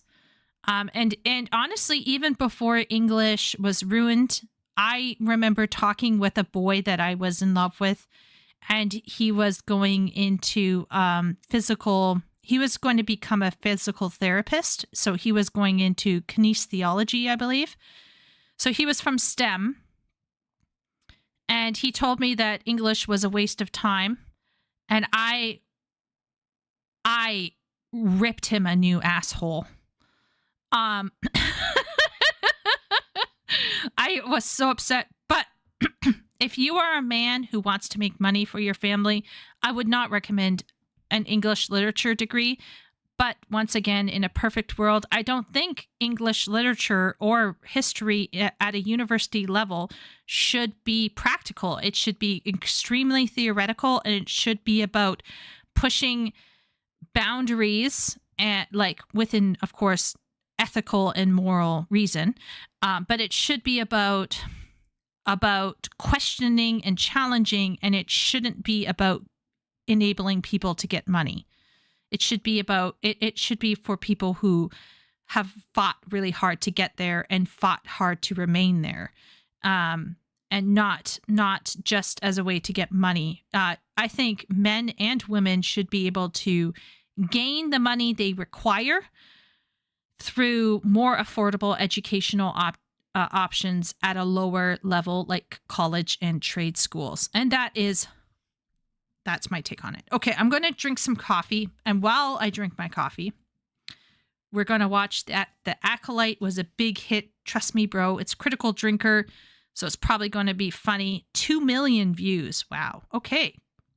Let's see what he says about Acolyte. This is 2 months ago. So this is kind of old, but you know what? This is a laugh. This should be a laugh, right? We won't disagree with him at all, probably, right? So let's just watch it and have a bit of a laugh. Cope, a mechanism or self-delusion that an individual clings to in order to survive a situation that seems insurmountable. I'm bringing this up because cope is something that's been inextricably linked to the Acolyte ever since Disney had a rare attack of common sense and cancelled the show after probably the most disastrous first season on their platform since the release of Willow. Sorry, Disparu, I know that one still hurts. And truly, as far as cope goes, well, Acolyte fans I think have got everyone beat. It wasn't a bad show at all, you see. Lots of people loved it. It was just those nasty internet trolls with their hatred and their bigotry and their patriarchy that made everyone think it was bad. Or Star Wars fans were just too toxic to handle a pair of strong, diverse women leading the way. Ha! Gay! I think probably the most hilarious moment in all of this was the online petition to renew the show that didn't even make it to 100,000 signatures. And I'm pretty sure most of them were from content creators who wanted to pay for a new extension on their house. But the Acolyte Copium Brigade have finally been given a lifeline in the shape of this article from Forbes, boldly informing us that The Acolyte was actually the second most viewed show on Disney Plus last year, with a whopping 2.7 billion minutes watched. No way! Ha! Take that, toxic fanboys. That right there is the power of many. The Acolyte was a huge hit, and there's nothing you can do about it. In fact, I'm sure it's going to be renewed before you know it. Just you wait. But seriously though, 2.7 billion minutes watched? I mean, that sounds pretty impressive, right? Wrong. Well, not really when you start to break it down a little. In reality, it's a bit like saying that a lot of people learned how to swim because of the Titanic. Yeah, it's technically true, but it misses out some pretty important information for context. For example, The Acolyte ran for 8 episodes with a total runtime of 329 minutes. I mean, it felt more like 2,000 minutes, but let's stick to the raw numbers here. So if you divide 2.7 billion watch minutes by the 329 minute length of the show, that converts into just over 8.2 million views for the whole season. Jesus, I get more than that in like a couple of weeks on my channel, and my content doesn't cost $230 million to produce. Just as a little side note, by the way, and I still can't believe this is true, but according to my math, The Acolyte cost almost $700,000 per minute. I mean, just how? Who was writing the check for this? And why did they think it was a good idea? But okay, fine, if that's the metric that you have to use, how does it compare to other shows? Well, let's take something big like Squid Game Season 2, for example, on Netflix. That only came out around Christmas time and it's already at 72 billion minutes watched. That is 26 times more popular than The Acolyte, and with an $84 million budget, it cost 3 times less to make. Really? But you know, maybe I'm being unfair trying to compare Sydney Sweeney's and Rachel Zegler's here. Let's look at some other Disney Plus Star Wars shows for a more appropriate comparison. Well, Season 3 of The Mandalorian came in at a comparatively whopping 6.4 billion minutes watched, which is still like 10 times less than Squid Game, but let's not get hung up on that. Book of Boba Fett also came in at over 6 billion minutes, which is more than twice as much as The Acolyte, although fuck knows how because that show was a disaster. Andor looks superficially impressive with over 4 billion views, but that show had like 12 episodes and they were really fucking long, so in the interest of fairness I'm not going to count that here. But even Ahsoka, with just 8 episodes, managed to pull in roughly the same amount with over 4 billion minutes watched. That's about 1.4 billion minutes more than The Acolyte. I could run these kinds of comparisons all day, but every single time it's going to bring us to the same conclusion. The Acolyte wasn't a success by any metric that you care to use. It wasn't a success compared to other streaming shows, and it wasn't even a success compared to other Star Wars shows. The fact that it came second place on Disney Plus last year doesn't prove how popular it was, it proves how unpopular Disney Plus actually is, spending Okay, so I thought he might be exaggerating, just to check. So Screen Rant here put it out. And it's looking actually like he's correct, actually. I don't know why I'm saying actually, because I don't want to suggest that Critical Drinker is in a habit of lying or anything, but I just want to note here that Screen Rant, which I never pegged it as being one way or the other. Screen Rant is suggesting that it was a disappointing year all around for Disney Plus, and that we have to, basically they're saying it's contextualized in terms of the larger trend with Disney Plus overall. It shows that this saying that it's second place is nothing. It's really nothing comparatively. And then just to double check here, we have this website. I don't know what this website is. The Acolyte viewership failure exposed by official third-party report, as Access Media tries to spin this as a positive. So once again, I don't know about that Park Place. I have no idea. But yeah. And then over here, we have Nielsen ratings. Following the underwhelming ratings, episode 3 revealed the ratings are still tracking lower than Ahsoka, but higher than Andor. Now, I heard from some people who love Andor that Andor starts out really slow. It's like a slow burn. But then it's actually really solid. So Andor, people being the way that they are, probably couldn't appreciate what Andor was trying to do, and sad. But Ahsoka is doing better than that. And Ahsoka is like, I guess Acolyte just like was just not really good.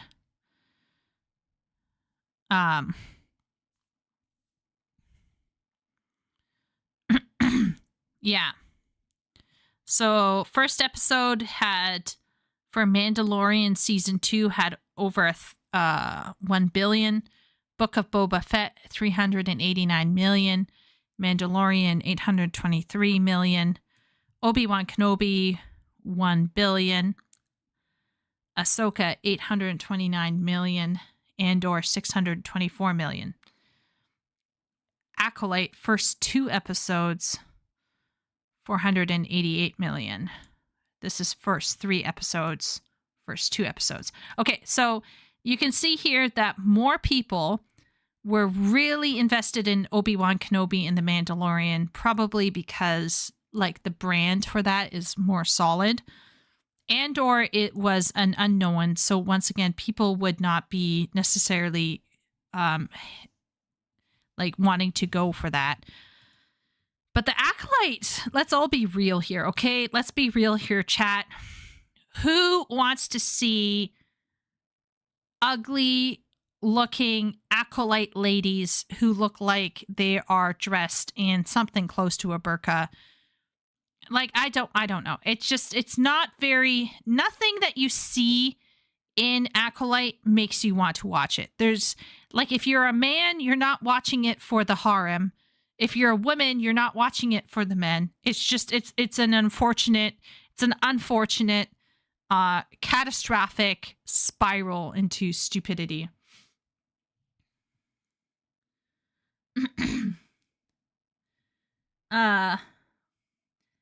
I would recommend not having a family.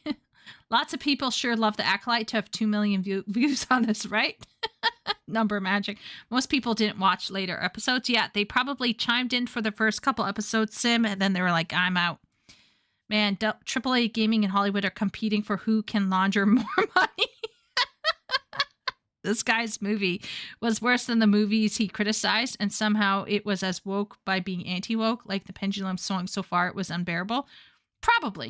Probably, but I haven't seen it. I'm going to be honest, Leo. I just don't like what's happening to Star Wars. I don't know how this figure fits into this current Star Wars discourse, but this weekend had a special screening of Revenge of Sith and made $40 million. People want Star Wars? What? Was there a special screening of Revenge of the Sith? What? Aw. Okay, let's see here. Star Wars Revenge of Sith special screening.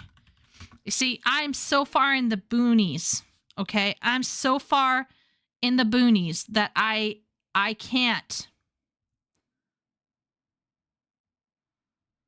Like, I don't even know if I can see anything. Okay, so this is from the mouse itself. The mouse itself, Walt Disney Company. $42 million at the box office this weekend. 2 decades after its initial theatrical release, Revenge of the Sith proved its lasting audience appeal by taking in $42 million at the global box. It played in 2,775 domestic theaters. Yada, yada, yada.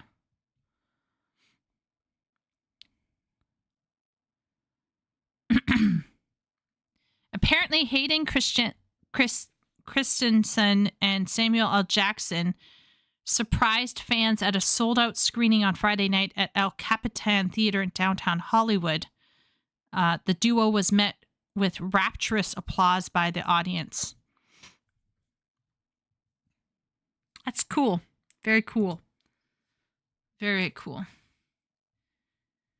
They don't want Disney plus Star Wars. Yeah, people want old Star Wars would be my guess. Yeah. Andor is a political thriller. It's far different than genre space fantasy. Yeah. Yeah. I'd be curious what the stats are per episode.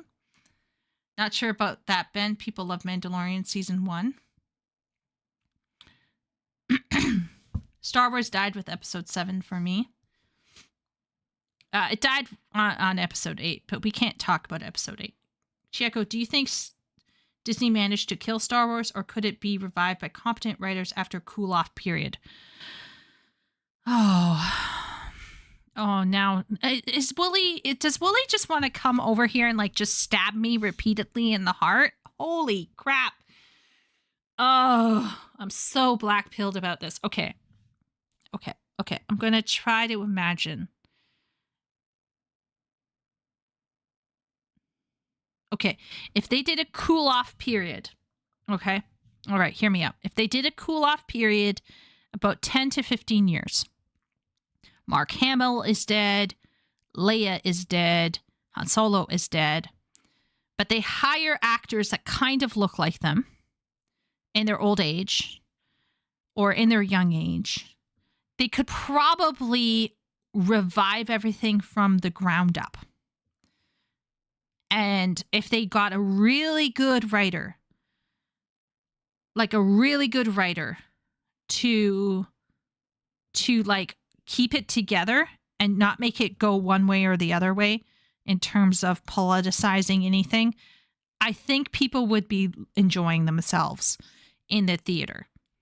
The problem is that right now, a lot of people have emotional and personal connections to the Luke and the Han and the Leia that we know. And so you bring in a new Han or a new Luke or a new Leia, people are going to comment. So it's almost like I could see it not ever being entirely rebootable, because it, like, the person they choose may never be good enough.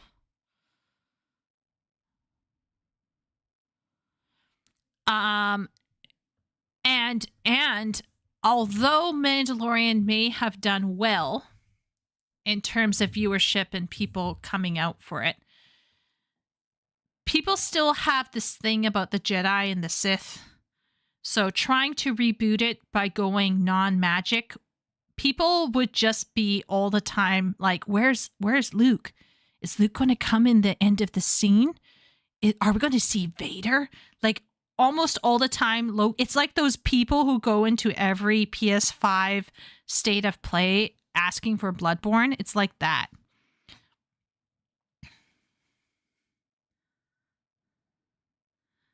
Hey, I also used to love the expanded universe. Yeah, I am so crushed. I'm so crushed to realize that in my lifetime, we may not get a working Star Wars ever again. 20 to 30 years more like it. Oh my gosh, Miro, you might be right. I just, can I get more black-pilled? Uncanon everything Disney, recanon the EU after a break. Yes, that's the easy way to say it, Ben, but how do you do it? It's not like most people want good quality. They want nostalgia slop. That's not completely stupid. Yeah, okay, so this is what Minecraft tells us. Minecraft tells us that people just want to have fun. Geeks just want to have fun. Da da da da da da da. They just want to go and have some fun with old characters that they loved. No. They just need the Rian Johnson trilogy to revive it, followed by the Benioff and Weiss trilogy. They decanonized sequel trilogy and recast the trio, moved into legend stories. I think people would have hope. I would have hope. I wanted to see Luke in exile with Ben Skywalker, and he's like depressed, similar to what we got on the island, but not bitter. There's a difference between bitter and depressed. Luke would never be bitter, but I wanted him to be grieving his wife. And as he's going through the path that Jacen took, we could get flashbacks to Jacen, and then we'd have this side story with Jaina having hot sex with Jagged Fell, and maybe flirting with Kip Duron on the side, and and then we'd have like a slew of like tertiary characters who can be the people to like kind of amp up the humor. So we'd have Face Lauren from Wraith Squadron and Piggy, and we would have maybe Wes Jansen and Wedge Antilles, but Wedge is now older, so he has his daughter now, who's maybe like going in her father's footsteps to become an X-Wing pilot. Like, there's just so much they could do.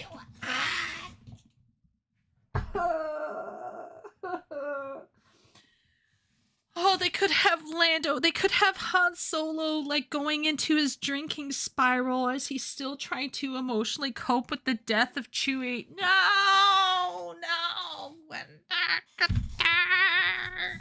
And then, of course, to replace Chewie, we'd have Lobaka. So anyhow, I'm sorry, guys. I'm just spiraling. It's like RLM's parody of pop culture fans. Look, I just think people like to think that they know what they're talking about. They don't. They just want to have fun. They just want to show up and have fun. And that's fine. That's fine. You can totally show up and have fun. Just embrace it. And people should shell it out. People should write good stuff that's smart, but at the same time also just really fun and not preachy. X-Wing series Back to War. Oh my gosh, with Yasan Isard. And all the guys would be like gooning in the theater over Mommy Isard. Yeah. The World Between Worlds is the only hope they have to reboot Star Wars, but that's tied to Ahsoka show. AI. And then Darth Revan shows up and kills everyone in one shot with his unblockable attack that you can't block. They are competent. And then you could have the creepy moment where like Luke is force walking through the dead, and he like talks to Mara, and Mara's like, Han, you haven't been talking to me. I haven't been communicating with you. And that's when Luke finds out that there's something evil that's reaching out to him in his dreams. And it's not actually his wife. It would be so good.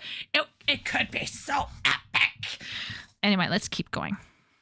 Absurd amounts of money on shows that nobody wants to see, desperately trying to milk IPs that dried up years ago. The Acolyte truly was the smartest kid on the short bus, and as it turns out, the Disney Plus bus was particularly short last year. And therein lies the rub, dear viewer. The Acolyte wasn't cancelled because of minutes watched, or budget relative to viewership, or any of those boring business terms that Disney Lucasfilm apparently doesn't give a shit about. It was cancelled because it was a complete and utter laughingstock. It had become a meme, a lolcow in TV form, mocked and derided by almost everyone, to the point where it was actively harming the Star Wars brands. Or what was left of it anyway. I have seen so many comments from disenchanted Star Wars fans who finally had enough and checked out of the IP forever after The Acolyte. For a lot of people, it really was the straw that broke the camel's back, and I'm willing to bet that it was at least partly responsible for the failure of Skeleton Crew, a Star Wars show that was actually halfway decent and probably would have attracted a decent fan base if it had come out just a few years earlier. But it didn't, and so it couldn't. So no, The Acolyte wasn't some misunderstood sleeper hit with a groundswell of fan support keeping it alive. It was an absolute, total and complete disaster. Worse, it was an expensive disaster that harmed the brand it was supposed to be building. Now don't get me wrong, it was definitely fun to point and laugh at, and the anarchist in me actually kinda hopes that it does get a season 2, because truly, the mind boggles at just how much much further this show could drag Star Wars down. But something tells me we're never going to find out. And as for the handful of Acolyte fans still out there, well, I guess they're just going to have to go back to doing what they do best. Cope. Anyway, that's all I've got for today. Go away now. Okay, so like maybe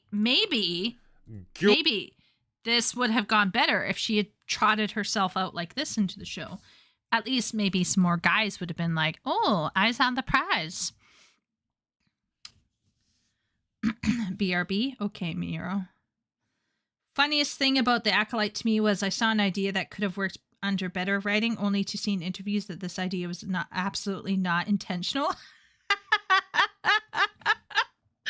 Oh, Merkias, yeah.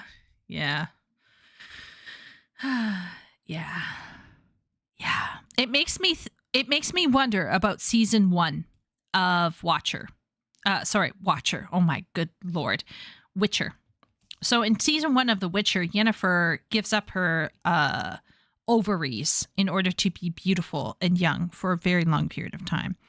And then after several centuries, she has this really meaningful interaction as a baby dies in her arms, essentially. And I think she has to face the fact that she wants to have babies now, which is very, dare I say, anti-feminist to want. And so for a lot of the first season of The Witcher, it's about Yennefer attempting to get her ovaries back to have a baby. And it's a really wonderful warning, if you will, because at one point Geralt confronts her and is like, you say you want to have a baby, but can you actually have a baby? And yeah, it's a very interesting thing that they bring up, which is that it's never win-win. And that you can't have it all. And that she's made a mistake, and that for her, having a child and being a mother is fundamentally important. Now, do I think the writers for the show sat down and said, hey, we're going to make our girl boss kind of regretful that she went down the path of the girl boss route? I don't know. But it happened. So I do think sometimes shows accidentally aren't Witcher sterile as well. Yeah. Sometimes I think writers accidentally do things that are interesting. I would prefer if there was more stuff that appealed to both normies and smart people, because it's probably easier than convincing suits to permit simultaneous high-qual, low-budget side projects. Yeah, I agree, Sim. It maybe middle is what we should just return to, like the 90s. It's difficult to write stories normies can enjoy and geeks appreciate. Need some serious chops to pull that off. Yeah, you'd have to be really good. Having a movie starring Cal Kestis and the Witch Marin. I'd keep an eye on it if it were happening. Do you mean an actual subversion of expectation? Oh, yeah. Yeah. Well, that was fun. Critical Drinker talking about Acolyte. Well, I mean, we knew that it wasn't going to really fly. It's not the sleeper hit like Sandman was. Sandman, for example, Netflix basically came out and said lots of people are watching Sandman, but they're watching it slower than usual.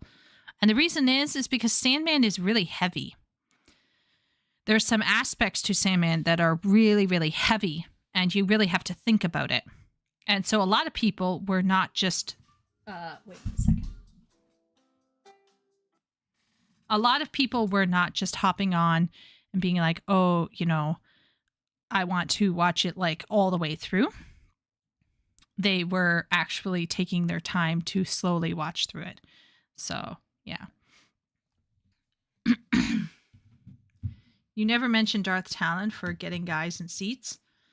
I think anything with the Siths would get the guys in. And if you wrote something with enough hot guys in it, you would get a lot of women in there, especially geek girls like me.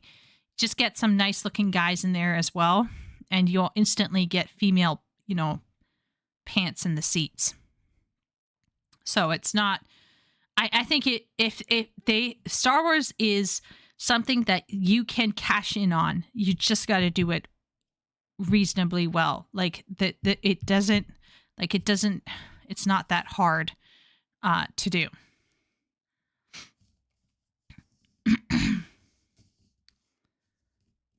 Orzana.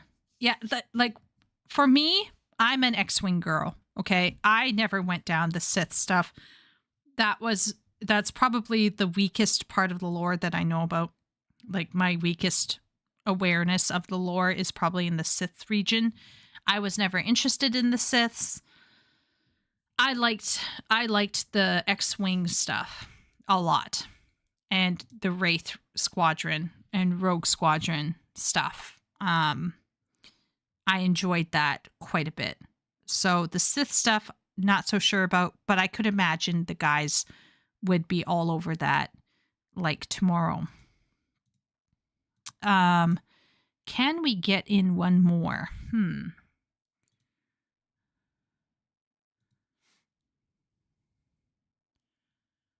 Okay, we're going to not talk about women on women envy. We'll do that another day.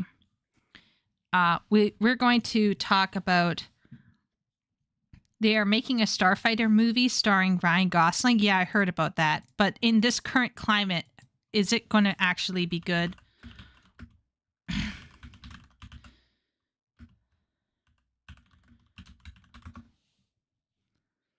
Okay, let's see. Okay. All right.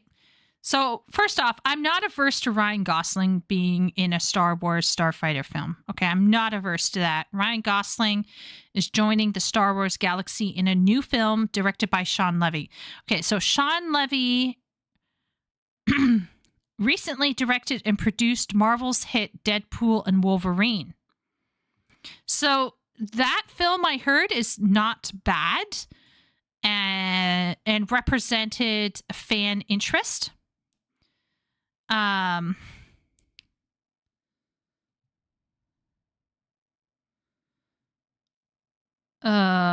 Levy's film, set approximately 5 years after the events of the Star Wars Rise of Skywalker. Gosling will play a brand new character teased by the actor's appearance on stage. But here's my issue. I liked the X-Wing because of the characters. The whole time, I'm just going to be wishing that I could see Face Lauren and Ton Fannin and Gavin Darklighter and what was the bow then girl? Asir, whatever her name was. Tycho Kelchu, Hobby Clivian. Oh. Corran Horn. I don't know. I just I want to be excited. It's a bit of a struggle. It's a bit of a struggle. I wonder who's doing the writing. That's what's going to matter. It's nice to know that the director is the director, but like who's doing the writing for this? That's what I want to know.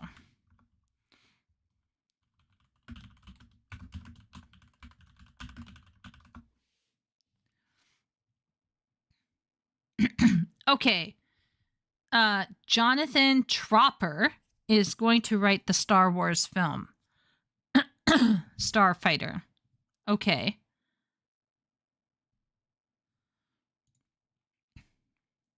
Okay. Let's see.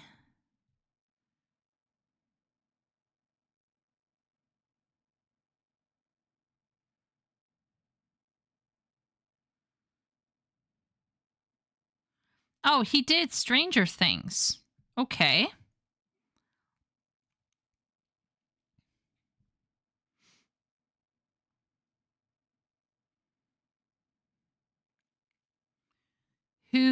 What did Jonathan Tropper do?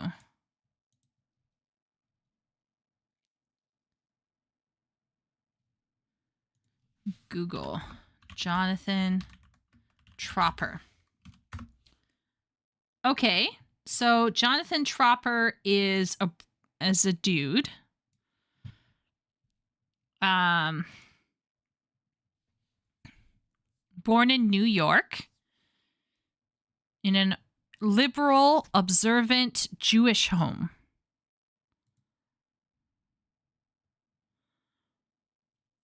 He has English and creative writing master's degree. Well, he would have been told by our good man at Right Conscious that he didn't need to go there. So we're going to ignore that part. Okay, so let's go down. Personal life. He's married with 3 kids and then married again with 1 kid. So total of 4 children. He wrote a screenplay for the novel This Is Where I Leave You. Kodachrome. Okay, so here it is. This Is Where I Leave You, Kodachrome, Irreplaceable You, Adam Project, and then some more. So he has not done a lot in terms of film writing. Banshee, Vinyl Sea Warrior is an American martial arts crime drama television series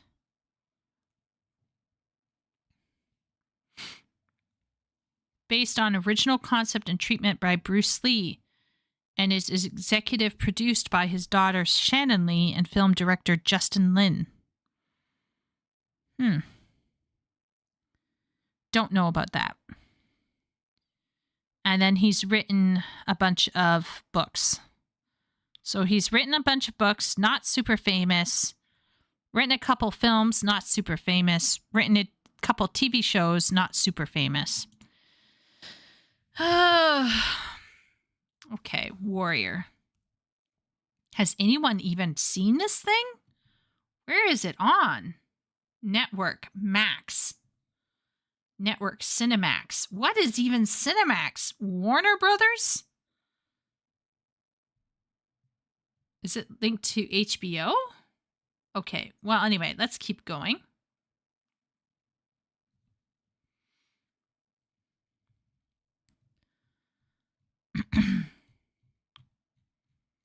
Blah, blah, blah, blah, blah, blah.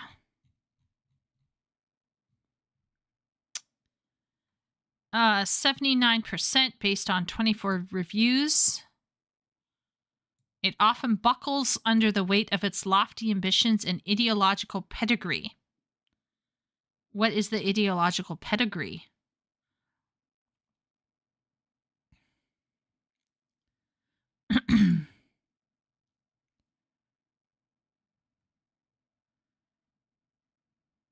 It was nominated for some stuff.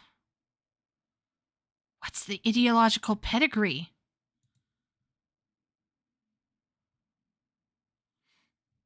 Okay. Well, in Canada, it's available on Crave.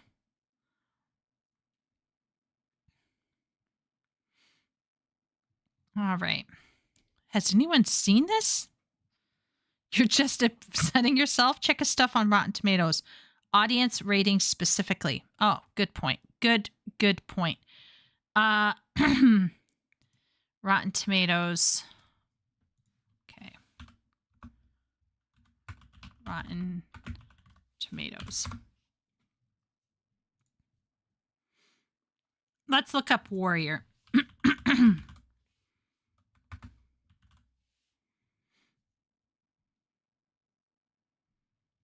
I think it's this one. Yeah. Okay. We got 3 seasons here. 96 audience score. People are giving it a 96. Can we look at the specific reviews?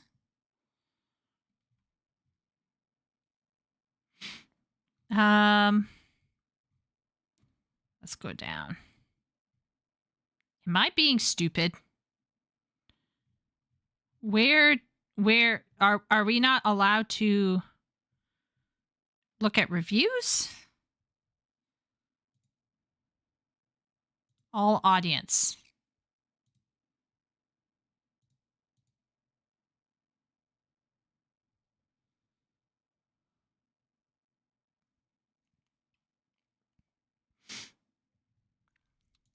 Open Critic? Okay, let me see.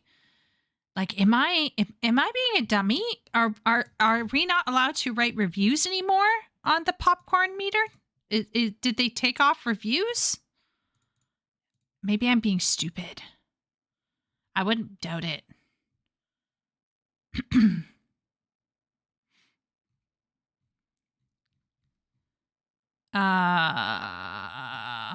Okay. Open Critic.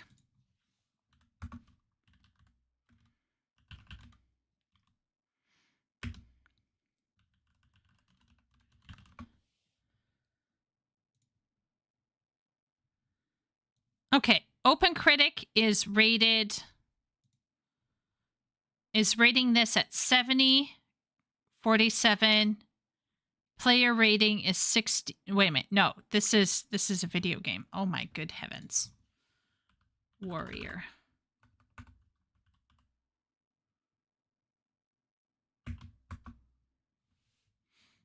Oh my good giddy aunt. I'm going to start losing my mind.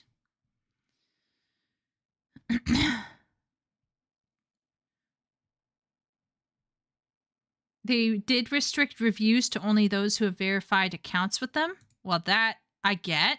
I sort of. But there should be audience reviews for Warrior TV show.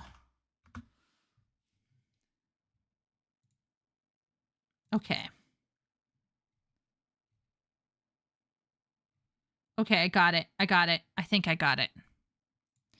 I think you have to go into the actual... You have to, like, go into the actual thing. Audience reviews. Fight choreography is extraordinary, flashy, and brutal. Characters and stories are very well written. The longer you watch, the better it gets. One of my top 5 TV series to watch. Excellent storylines, loads of plot twists, loads of kung fu. I appreciate the Bruce Lee little quirks they slipped in. Not sure why HBO, with an unlimited budget, would cast a Japanese person to play the role of a Chinese person. The Cantonese was so bad I had to stop watching after the first 10 minutes. Well, I don't know how to tell this to you, person. Xing, who's probably Chinese. But they do this all the time because, you know, if you're Asian in one part of the country, it's like just being like Asian in the other part of the country. It doesn't really matter. You can put Chinese and Korean roles. You can put Korean, Japanese roles. It's all good.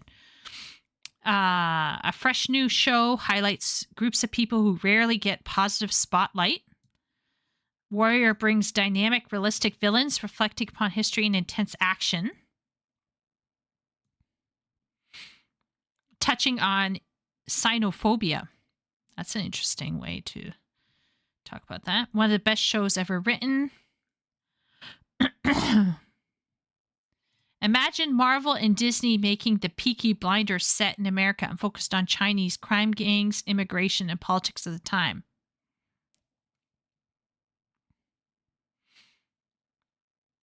The premise of the show and setting show are as good as it gets, but the writing is automatic letdown.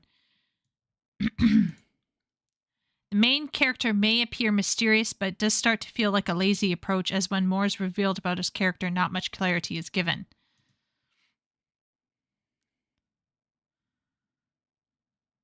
That's a lower one. But most people are liking the show. So maybe this bro will just come out with,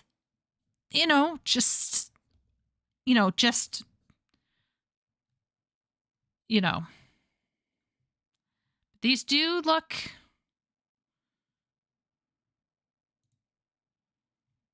I don't know. It's hard to tell these days, but it could be possible that people just like it It might be not very smart, but it could be that people just like it.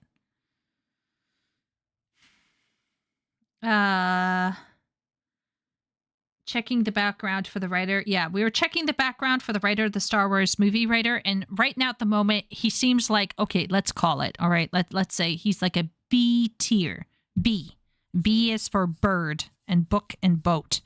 So he's like a B tier writer who might just put out a B tier film. And at this stage, I would actually accept something that at least, like, if it has some fun moments, but has some serious, heartfelt moments, I'd accept it.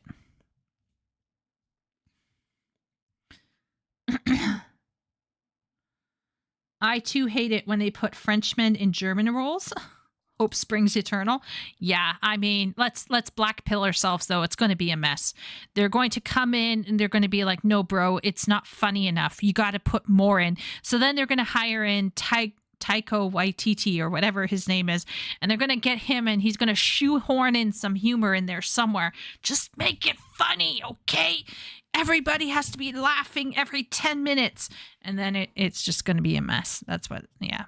Or they're going to be like, "Oh, you wrote about a main male character. You think it's Ryan Gosling. Correction. It's Rachel Zegler." They stick her in there. And she's actually the main character.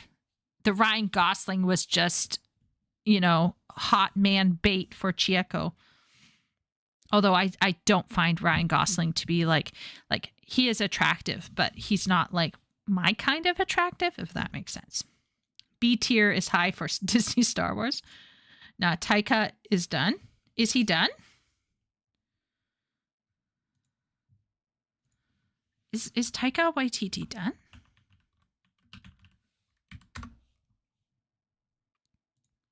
Did they catch him on something?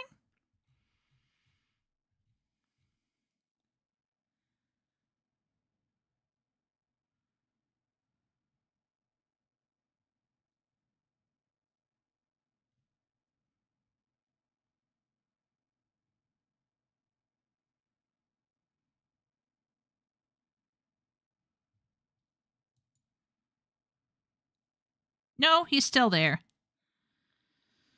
No. In April 2025, the annual Star Wars celebration, Kennedy revealed that Tony McNamara has joined the project, co-writing a script along Waititi. Waititi is still looking.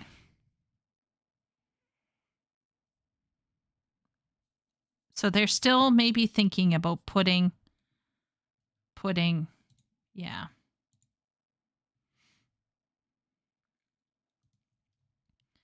He still might have that Star Wars thing. It's up in the air, but it could happen. Maybe not.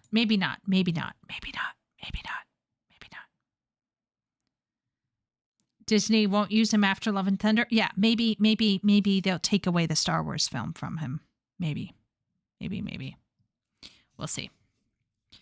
Should I watch another video? It's already midnight. I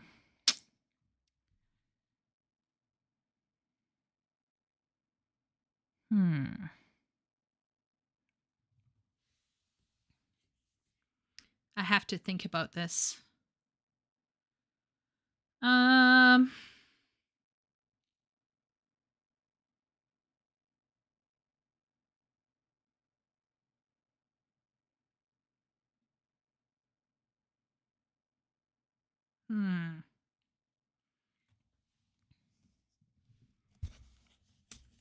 I'm trying to make up my mind.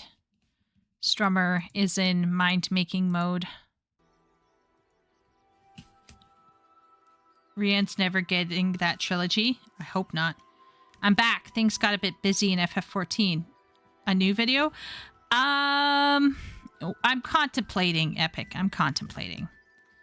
Also, Kathleen is supposed to step down as president of Lucasfilm this year as her contract expires. The Taika film was greenlit under her. Whoever the new president will be will probably exit. That's a good way to think about it, Jonathan. Yeah?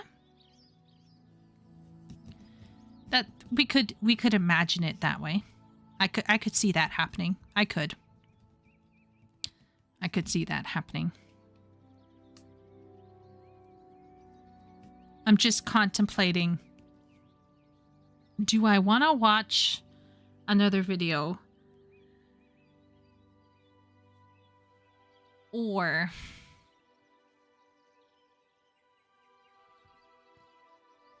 should I go in gear in Final Fantasy XIV?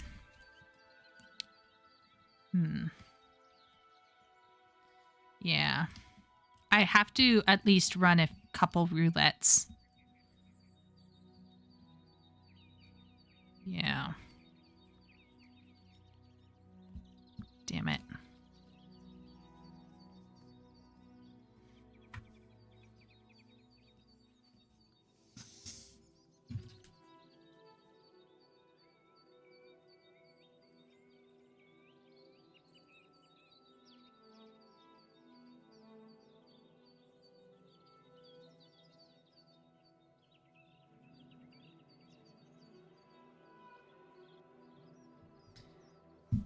To rest, to sleep, perchance to dream of Catboy's deer. Maybe. Okay, I'm going to pause for a second here. I'm going to go and warm up my coffee. So that's going to be step one. I will just pump up the volume a little bit on this Oblivion soundtrack. And then I will go and warm up the coffee and, do some stuff. And then let's go AFK. And then when I get back, I'll see. I need to do the tombstone grind. I like the idea of doing the first Bronze Age, but on the other hand,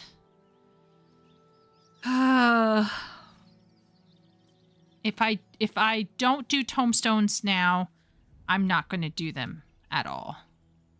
So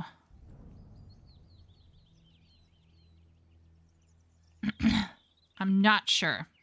If I do Bronze Age tonight, I'm not doing Tombstone Grind. Let's be real. So I gotta make up my mind. So I'm gonna make up my mind while I'm heating up my coffee. Everyone else, go get a drink. You have been released from class, and I'll talk to you in about 5, maybe less than 5 minutes.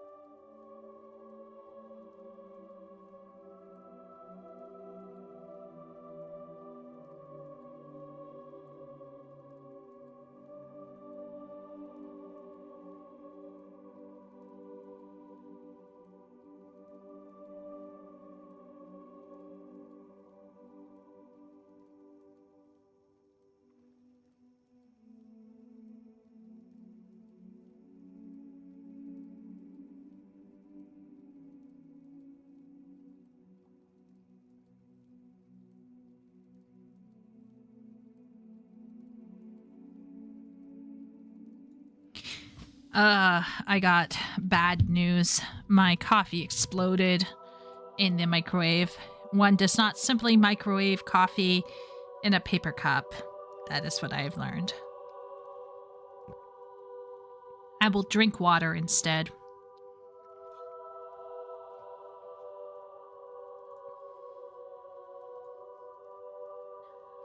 Rip. And smudge.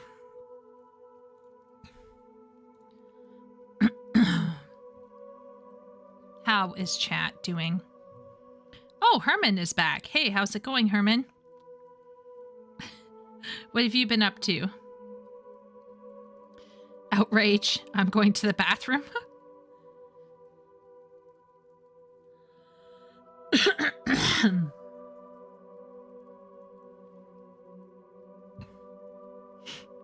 I have made a decision. I have made a decision to play some Final Fantasy XIV. I'm going to run some roulettes, but while we run roulettes, I can sit and chat with both of, or all of you. We're going to be running some certain roulettes that may be less straining. I will hop on healer, because healer will be easier to queue with. And, oh, hello, Miro. Fancy meeting you here. All alone. On the moon.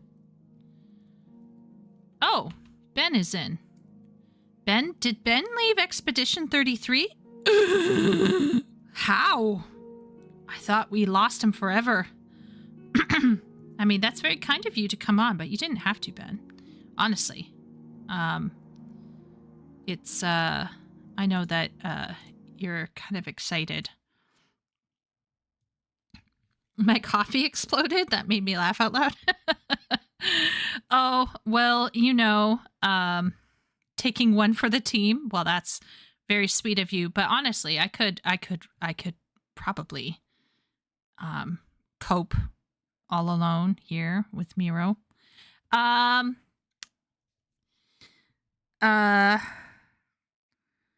Okay.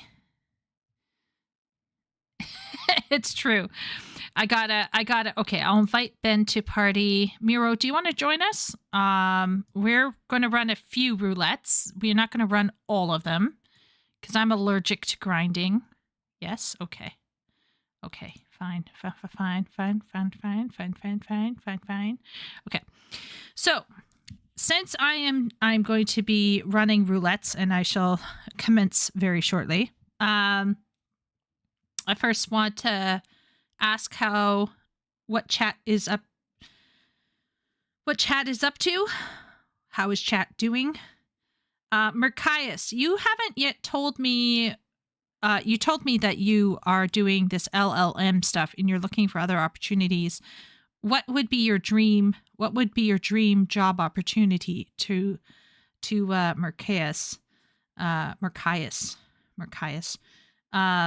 Epic. Welcome in. Are you home now? I'm going to guess Epic must be. Is Epic's cafe open? That's the true roulette. That's the true roulette. I still have to go there and see if I can see where the people are. Will I be the hottest cat boy on the neighborhood block? Okay. I'm not gonna waste Ben's time. We're gonna go in. We're gonna go in. I hope everyone's ready. Okay, so my proposal, I shouldn't say proposition. My proposal is normal, trials, leveling, and high level.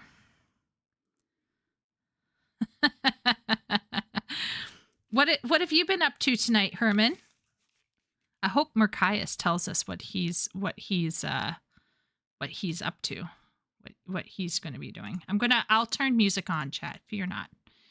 We'll have Final Fantasy music in the background, which will instantly dislike and change. It was typed. I'm doing pretty great, and I've been home. We closed an hour ago. We're going to get you in during a full host. Don't you worry. Okay, okay. Oh no! Oh no! Oh no! Oh no! This one. Okay, okay. We'll be fine. We'll be fine. We'll be fine. Okay. Yeah, nothing. There will not be any issues here at all.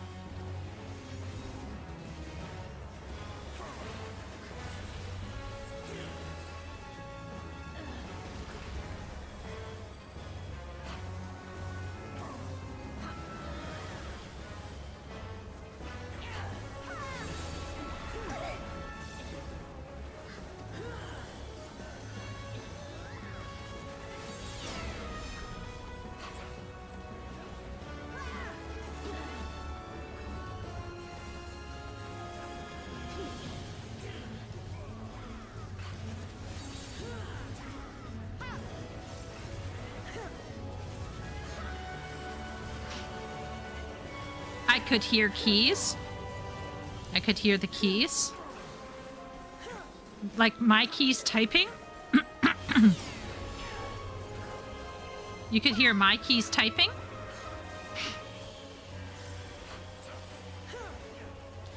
Don't know why I keep pushing my control and not my shift. I would not go up there if I were you, my dear lady. But okay. All right.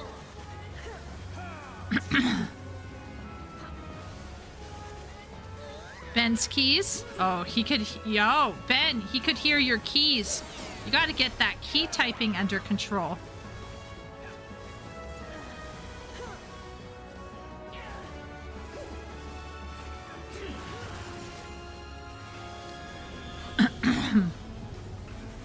So Epic just got home.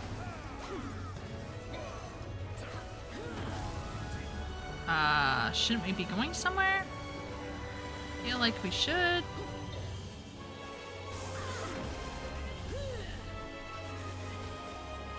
feel like we should be. I'm gonna go where the mentor is, because if I die alongside the mentor, it's better this way. This is how I think. I will go where the people are so that we can all die together. This is like brain rot strat.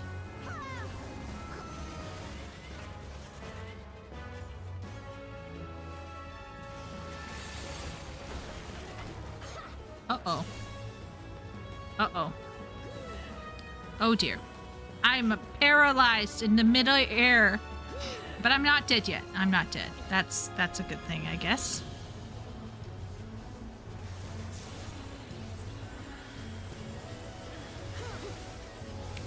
So tomorrow is my Monday. I have a couple... I need to make a couple lessons for my boss. And where are we? Where are we going? Ben? Shit. This is not going to be good. It's not going to be good.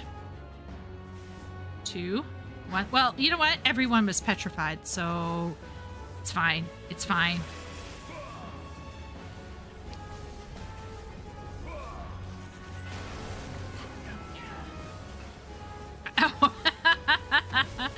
Oh, you've been, okay. Yes, I went, I did not see or conquer, sadly.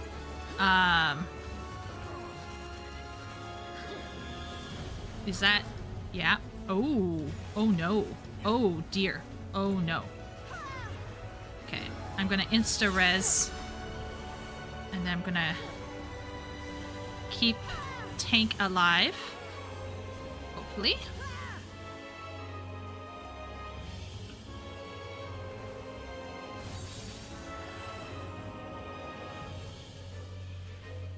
Okay. Okay.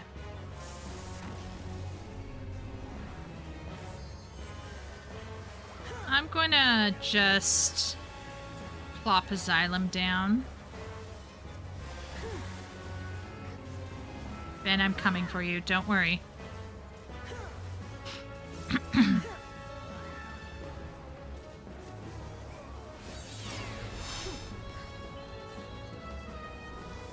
Okay. Rest, my friend.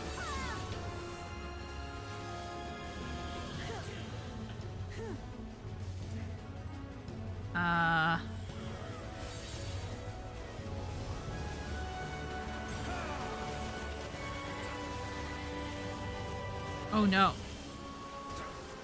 I think I died. No. Oof. That was close, guys. You did not see that happening. Did you guys see how close I was to dying? Holy moly. Tragic. Very tragic.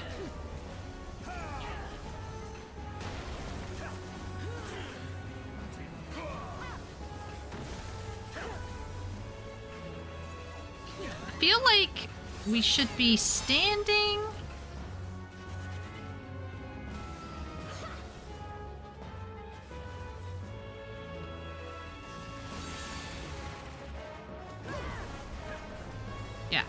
Yep. We did that correctly.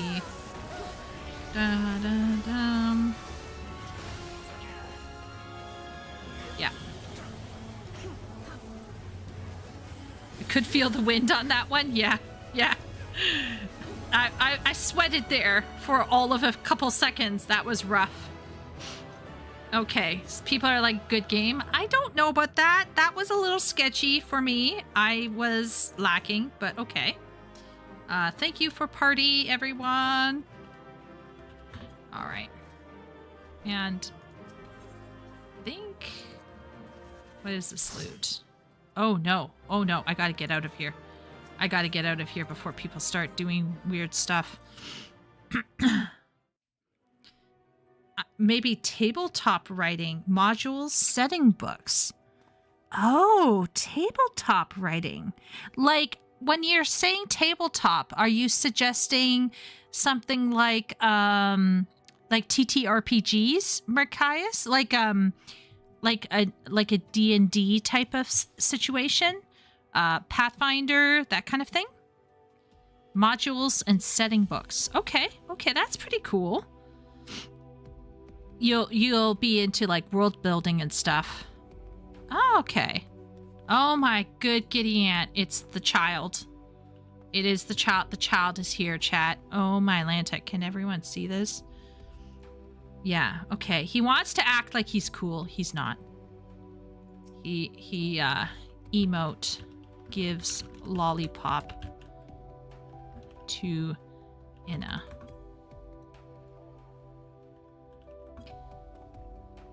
There. Okay, so that was scary, but we survived it, okay? We survived it. Miro, I think you were tanking. Very good tanking. You were using your mitigation buttons, which is really nice. Merkias, have you ever heard of lit RPGs? If so, what do you think about them? Merkias is fresh blood, so we got to get his opinion on everything. Or her. Merkias could be a girl. But we're going to assume that it's a bro. Okay, so I'm just going to... Wait a minute. Oh, no. Oh, no. Oh, no. Oh, no. No! Oh, my gosh. I'm so mad right now.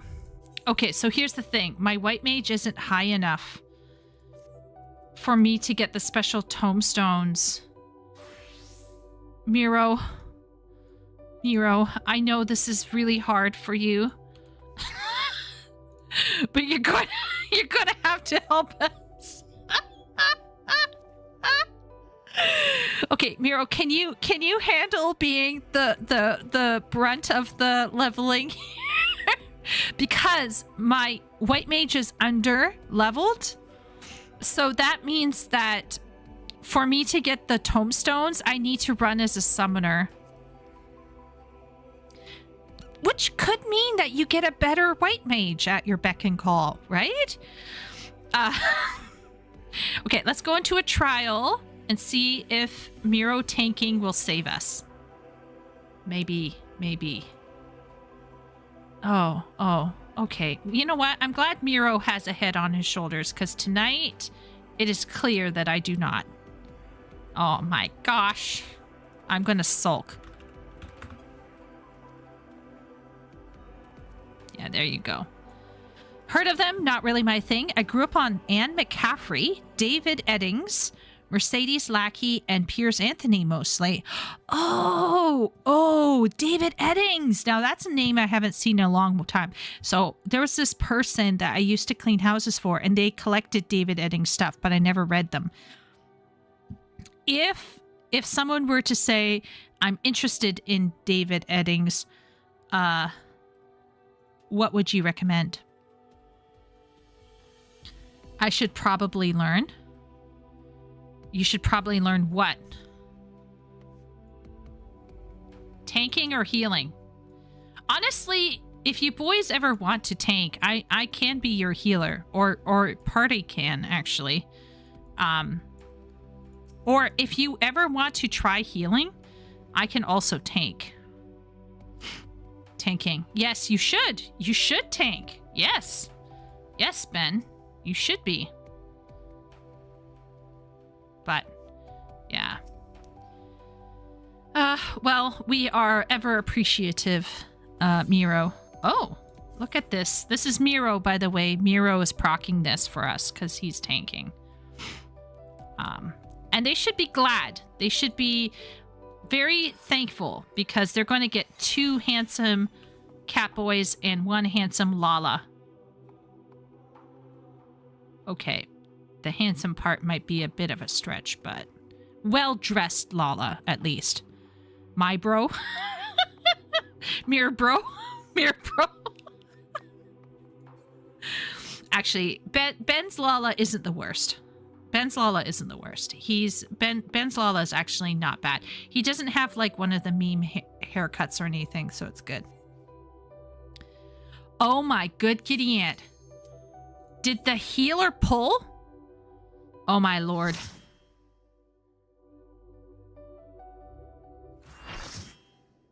Oh, hello. I'm excited. I love this. This is one of my favorite. People don't like this one, but I actually low-key, high-key love this one. I just love the music. It might be my Bollywood stuff coming out. To me. Okay. Shall follow in time, you shall follow.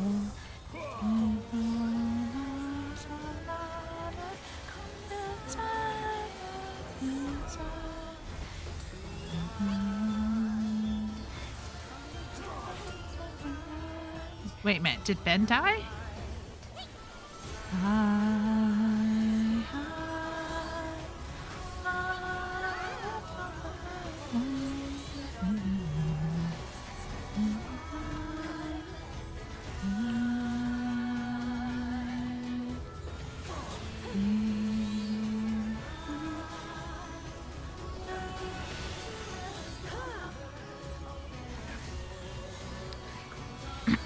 Either the Belgariad or the Elenium. It's been a long time, so I can't say too much. Oh, that's fair. That's fair. I have a feeling Mercaius is kind of like the rest of us, incredibly aging. But not as old as Grandpa Wooly. Grandpa Wooly has both feet in the grave as we speak.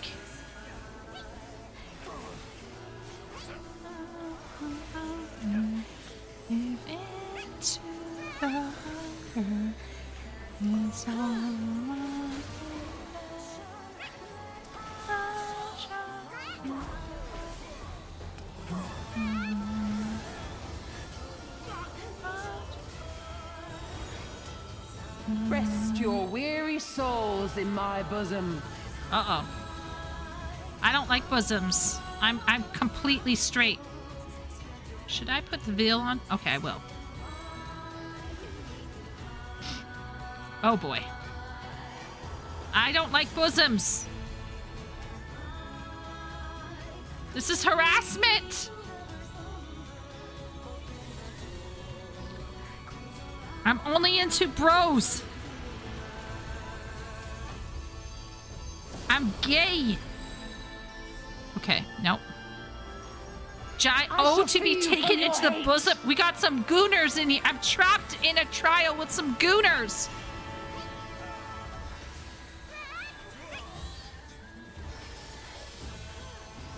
Not sure if you recall my dilemma of not wanting to call Halone Athena or Nike.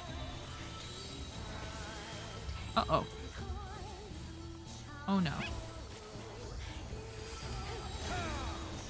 Oh shoot. Oops. You guys didn't see that. I was trying to look at chat at the same time. Good thing I'm not healing. Yeah, good thing. I was recently inspired by the story of Christine de Aragona, a real-life Spanish woman held against Napoleon. Oh. Okay.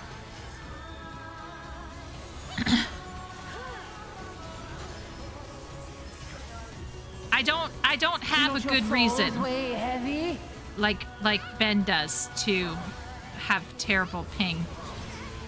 So, oh, that was a tank buster? Question mark? Okay, you know what? I'm staying firmly behind this lady. I will go over here.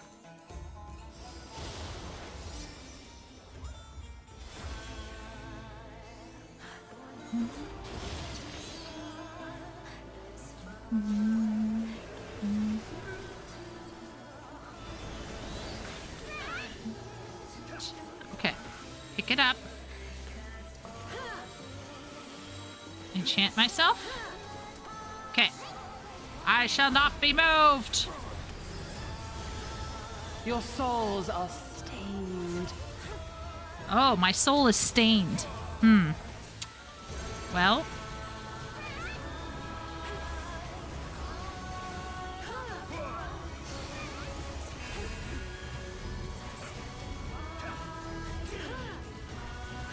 Uh-oh. This is where they start overlapping mechanics. I feel like we're inside Extreme, but it's not. I thought that we'd be like honing this down like super hard and like there'd be nothing here. Lakshmi is kind of holding up. Or are we just being gatekept for some reason? Or maybe no one's doing DPS? We got a black mage in here and a ninja. No, sorry, not a ninja. We got samurai. We got Ben. Ben!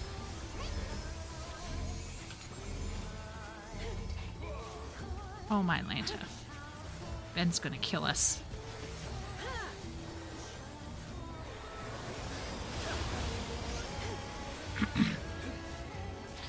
So, Epic, are you gonna call your character after the historical figure?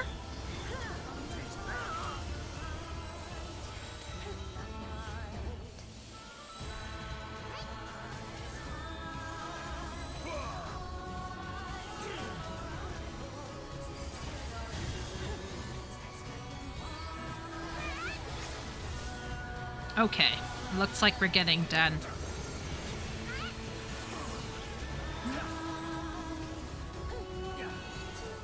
Yeah, you go for it, Ben. You go for it. Oh, look at that. I wish I could give you... I forget who rezzed me, but... thank you, everybody. Not sure if you recall my... Okay, so did you end up calling her Augustina, or no? Or the city she was credited with defending first, Saragossa? Find it interesting. Her stories about her manning the cannons, and Ishgard is known for their harpoons. Oh, that's a good point. No commons yet? Oh, okay. I got a commendation. Someone must have fallen on their head. They probably meant you. They probably were going for the blonde Catboy, and they clicked on the dark Catboy. BLM took the limit break Sag. Wow. Okay. We got shafted. Miro got shafted. Ben got shafted. I got shafted in the sense that I went over the... Oh my gosh. The texture. They really have improved the texture of the outfits. Holy moly. Okay. Well, let's keep going, because if we look back, we're just going to want to cry. Saragossa de Aragon sounds like a name people feel proud saying in a prayer, I think.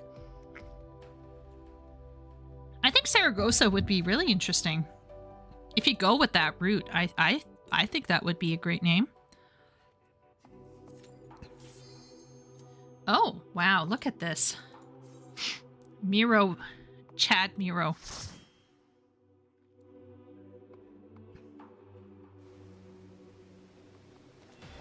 Okay, what do we got? Oh, no! Oh, no! Oh. Oh, well, you know, if you pull small, Miro, it's fine. It's fine. It's fine. It's okay. Miro, we're not going to be judging you. No. I think we got 2 Lalas in here, so that, like, we're gonna... Oh, I love the music for this, so... Oh, Miro's just gonna go for it. Alright. I'll try to... give as much DPS as I can. What's our other DPS? Oh yeah, that's right, Samurai. Okay, well, we got Samurai in here. We'll just rely on Ben. We'll coast on Ben here.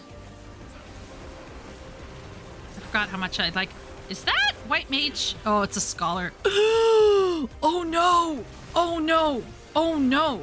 Oh no! Oh no! Oh! Oh dear. Oh. Oh my.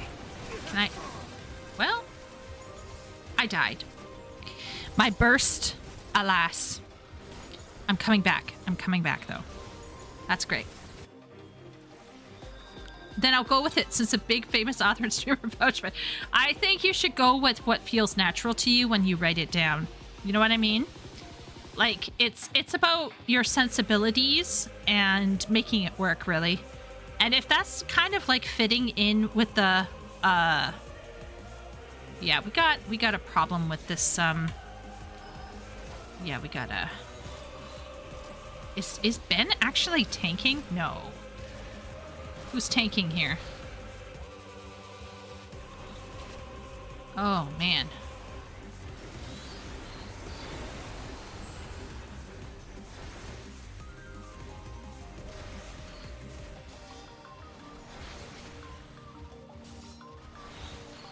This is gonna be rough. Oh, okay, okay, okay. I got one down on my own. I got one down on my own.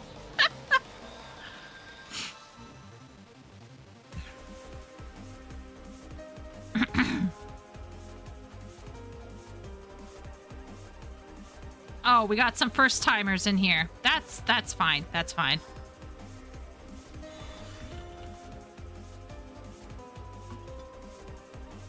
Honestly, there's no point in getting fussed over people dying.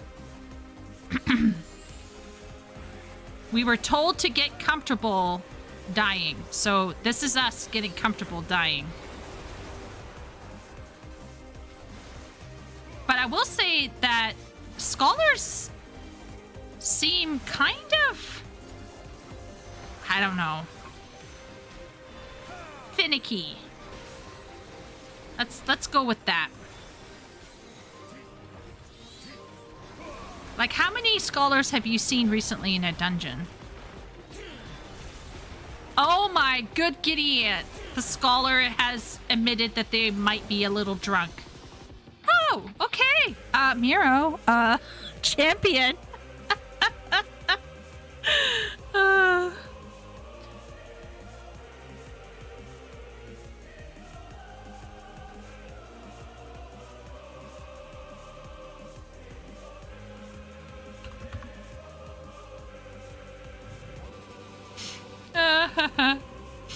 Yeah, he says he is, I've had a couple drinks. Oh, that's great. You'll be fine, Miro. It's fine. And if you die, it's fine. I've only had 7 beers. Yeah, I mean, I mean, what, 7? You tell us, Ben.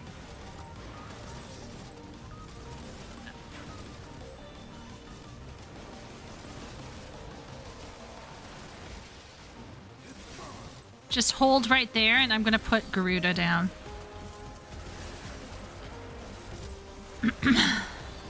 Ah, yes.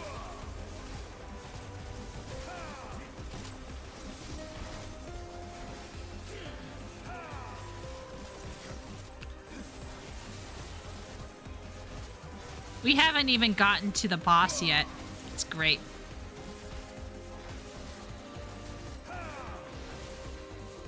It's fantastic.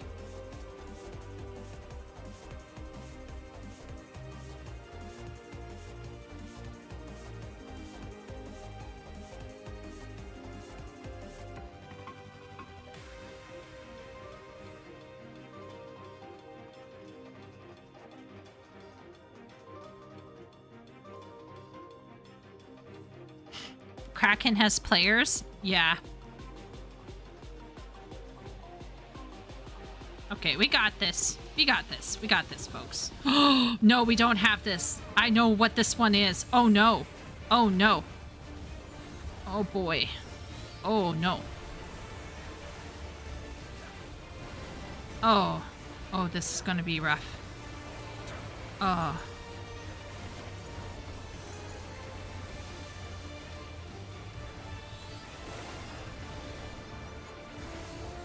Well, we can try to hone them down, right?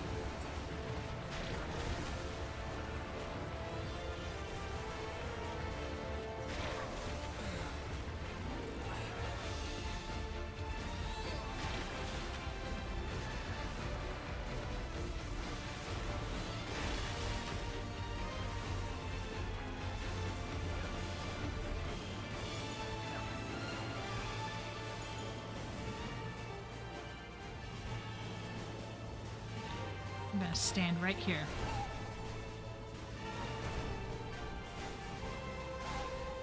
Oh no. Oh boy. Where's my... Oh no, where's my...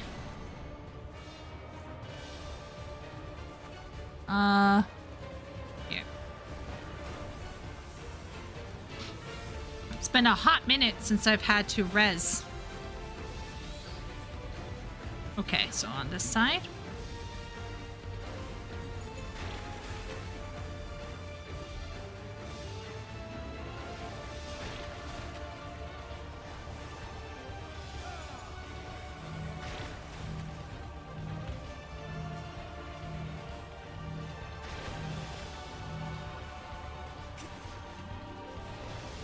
Oh no. Oh, this is gonna be painful.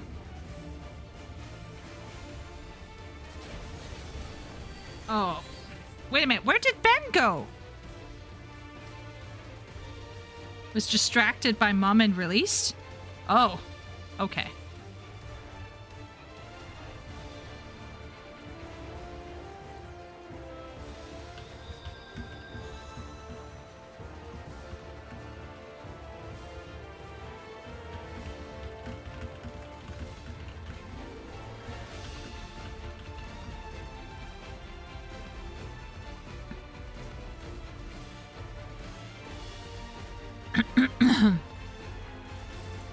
My timing sucks for that boss. This is why I won't heal this upper level.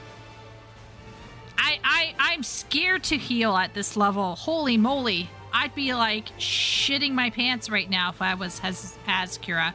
Although at this stage, maybe I would not be so bad. I'm thinking maybe I'm over worrying about my abilities at this level.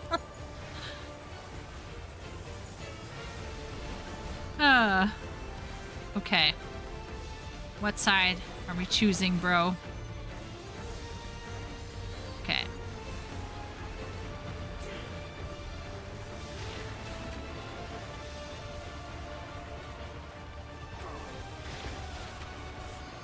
Up.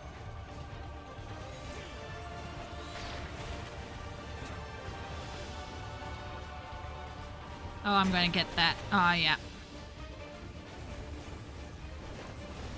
Ifrit.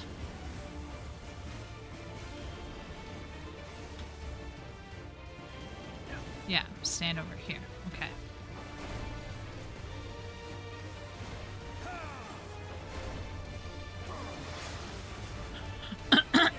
Ifrit's a bitch.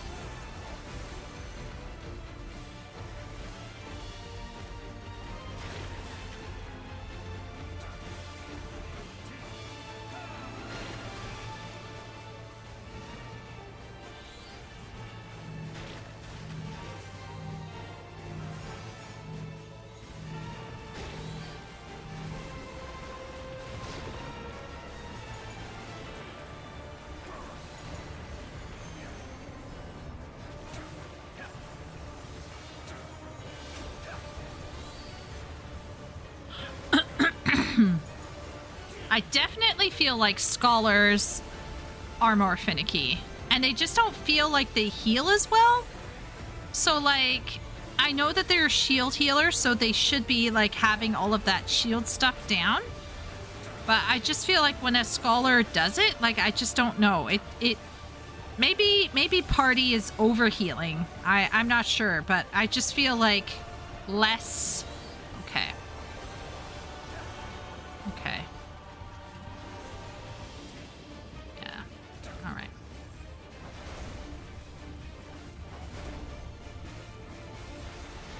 Yeah. Okay, we got it. We got it. We got it.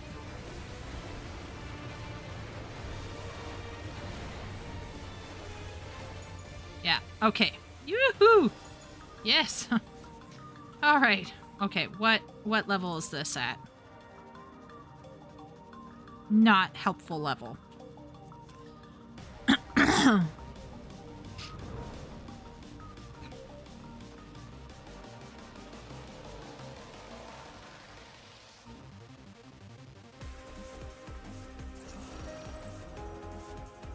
Oh, yes.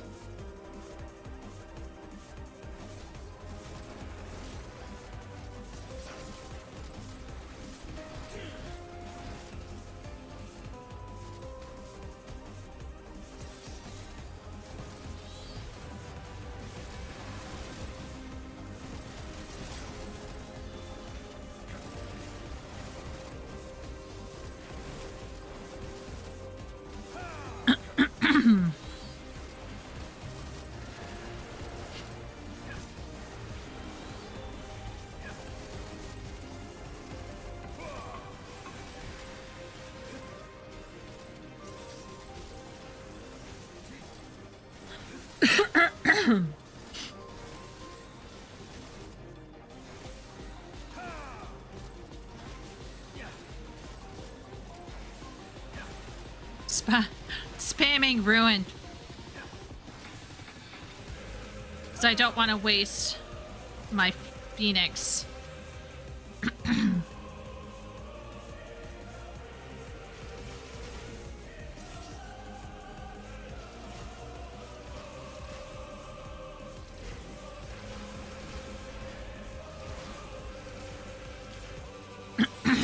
Actually, come to think of it, Miro could have double pulled and I could have put my Phoenix on him. Oh well.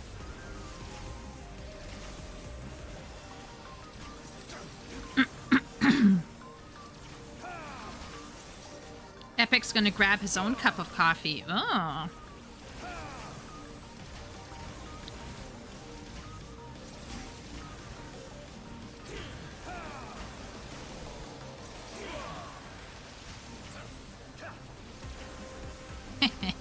This is terrible. This is absolute rubbish. But I'm like, I have Phoenix. I don't want to use it here.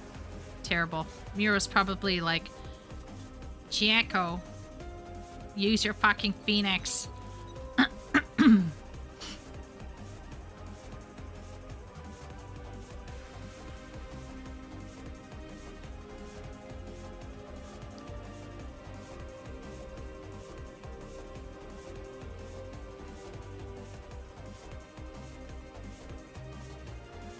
Okay.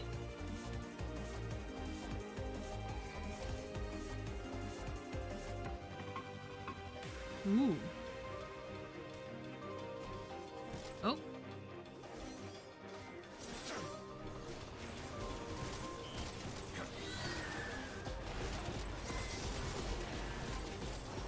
Oh no. Oh no. Oh no. Oh no.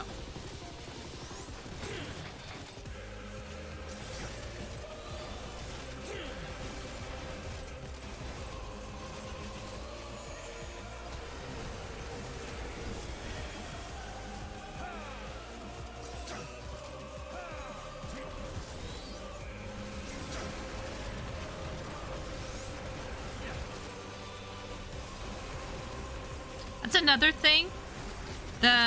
There's like a bit of a control that you have as a white mage where you can use your holy appropriate to kind of like slow things down. There's like the crowd control type thing that white mages have.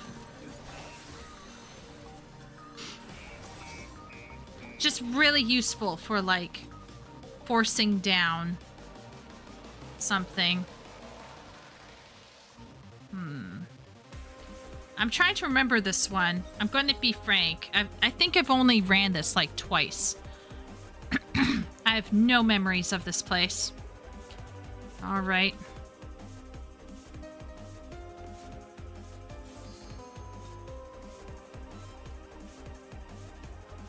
Okay. All right.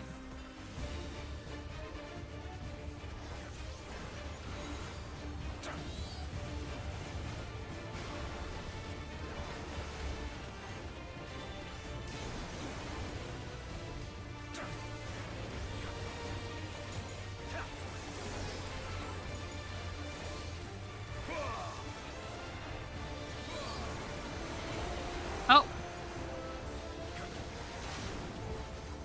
Okay, that was I had no memory of that.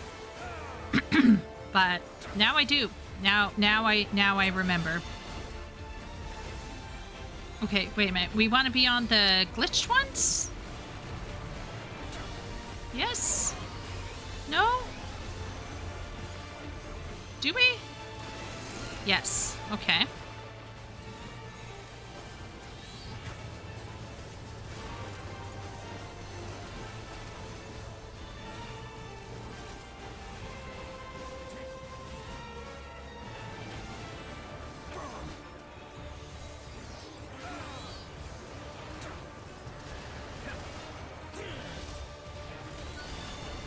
Okay. Glitched?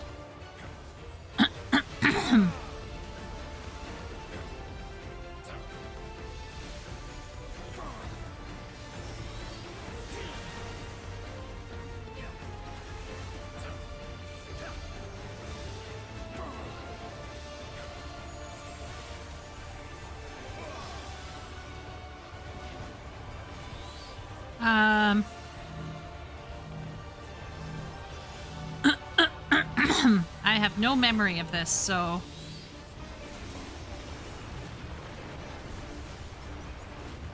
uh-oh. Okay, wait a minute. Alright.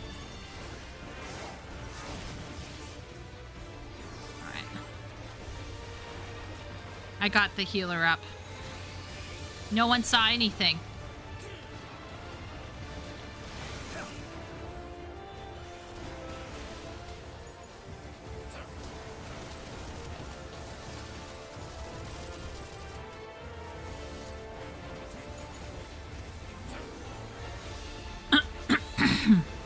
Ooh, Ben did the limit break. That's a good idea, Ben.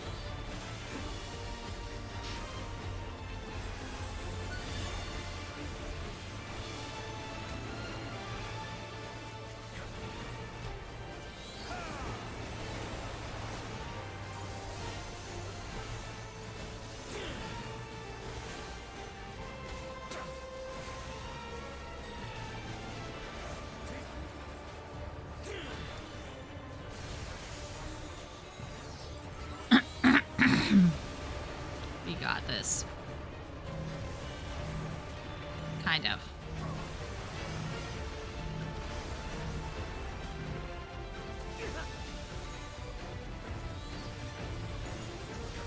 There we go. We are getting better. Chat, we may actually be improving. Improvement is happening before our eyes.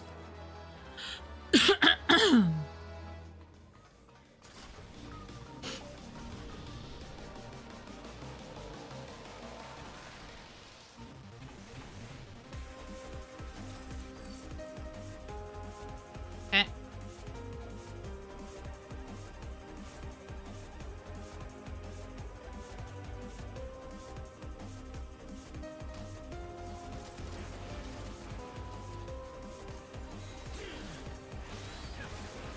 Is this the one with the turtle? Question mark. I feel like there was like a turtle in here. Oh, okay. Okay.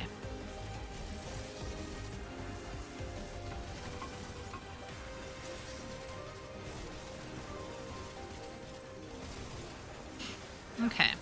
So I wasn't hallucinating the turtle. I think I've only been in here like maybe twice. So my memory of this place is, well, the word shady would be sketchy.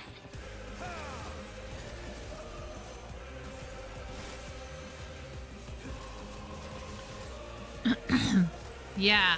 See, Hazakura forgot. Wow.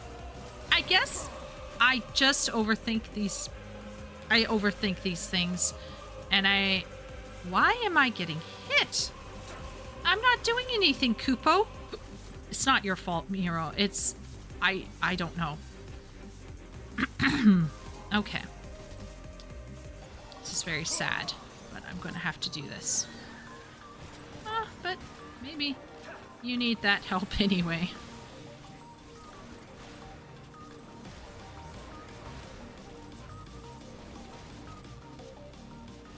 Yeah, we survived the second boss. We actually did really well.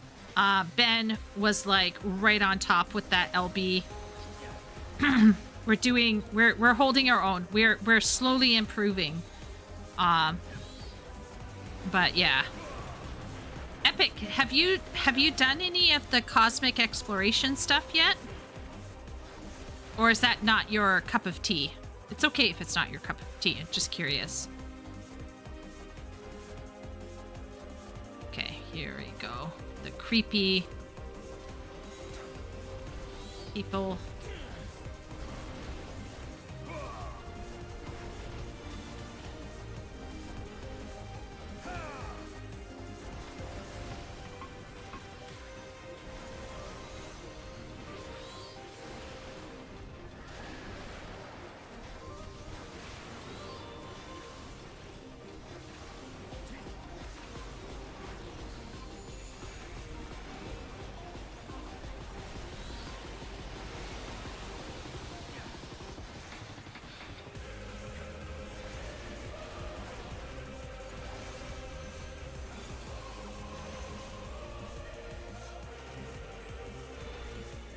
Here we go, turtle time.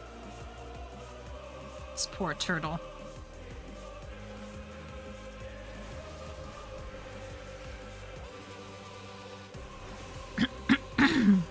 I'm not into crafting. What I've seen has been interesting, TBH, until recently. I took a break from doing content in the game. Yeah, that's fair. I actually did go in there, and the music is like going back in time to like one of those sci-fi like Stargate or Star Trek even shows. Like the music inside of there is so like sci-fi-ish. It's like that upbeat kind of like hope for humanity kind of stuff. It's really fascinating.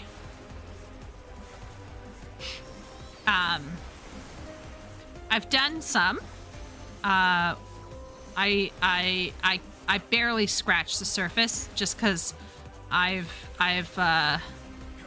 unfortunately been very busy with work and stuff, but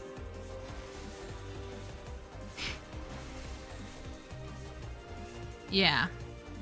It's not everyone's cup of tea. I will say that they make it super simple to get into with the way that they just give you the materials, like the crates to craft with, so you don't have to like go. That turtle is also a mount, is it? Where do you get that mount from? Oh. It must be really difficult to get, I guess. Nutsack. Oh my gosh, nutsacks. Okay, fine. I mean, that would be hunt logs, right? Hunt marks, yeah. Yeah, that's a hunt log. Okay. All right. Okay.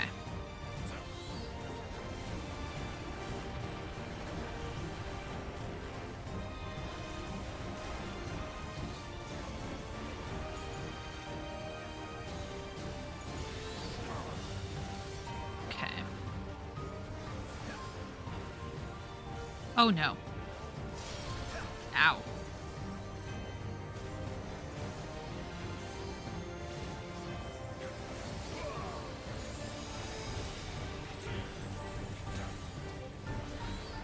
Psychokinesis.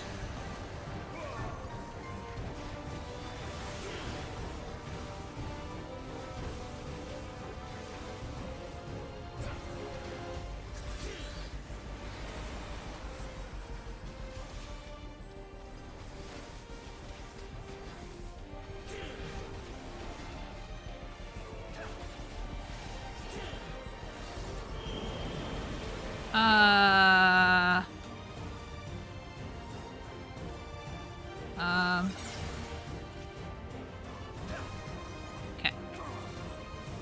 That was I thought that was going to be doing something else, but it didn't. So we're good.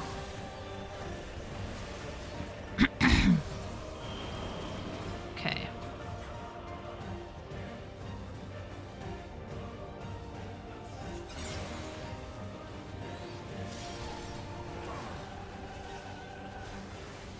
Wow, that was handy.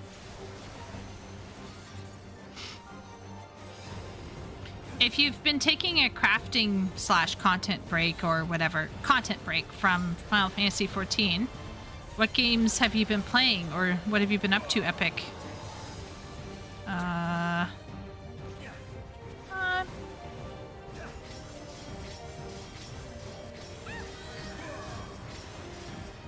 Oh, I should probably have put that Phoenix on our own dear healer. Holy moly. Mistake. Okay. Alright, middle. Oh dear.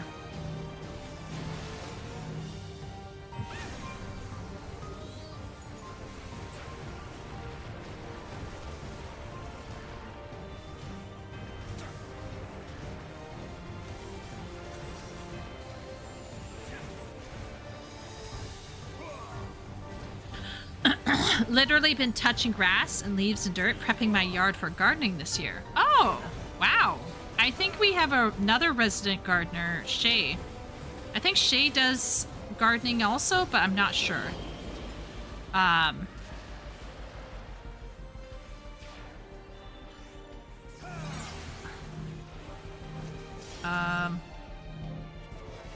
Stand here. Oh, ow, Ben, that was rough.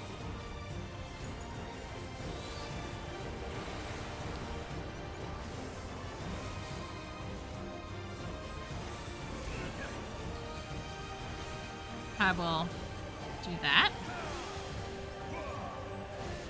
This is one of those moments where you are definitely glad that Solar Bahamut has a nice little regen on it.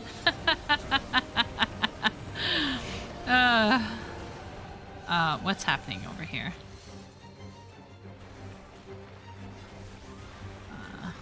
I feel like I might have made a mistake, but I'm just going to hold my... Oh, I did not. Okay.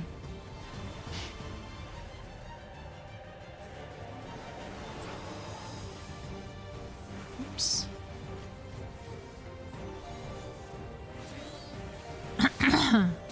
Peppermint leaves. Oh. Do you make your own peppermint tea with your peppermint leaves, Epic? I do love me some peppermint tea. Uh-oh.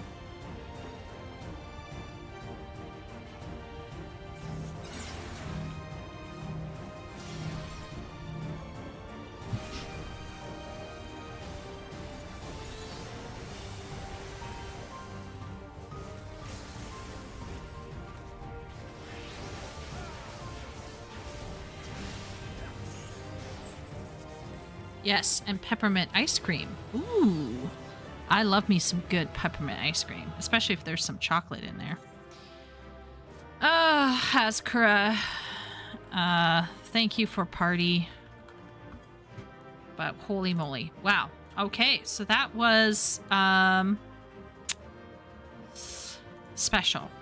Special.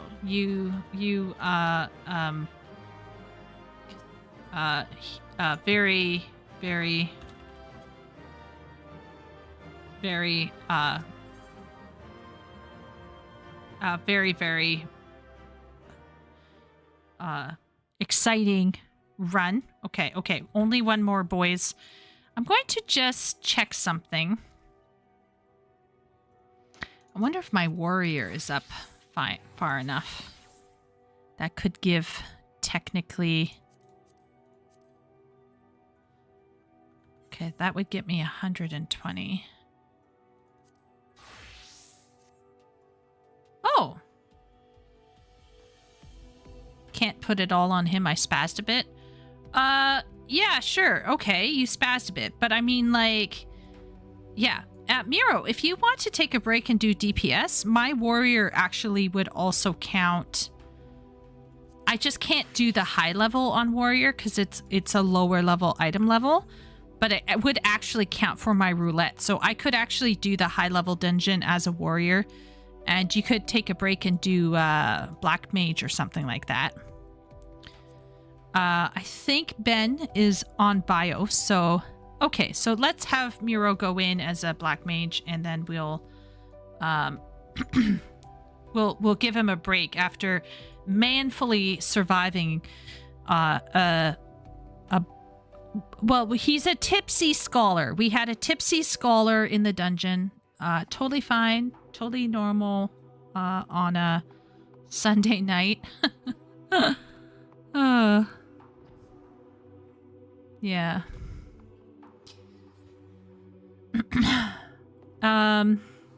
Let's see.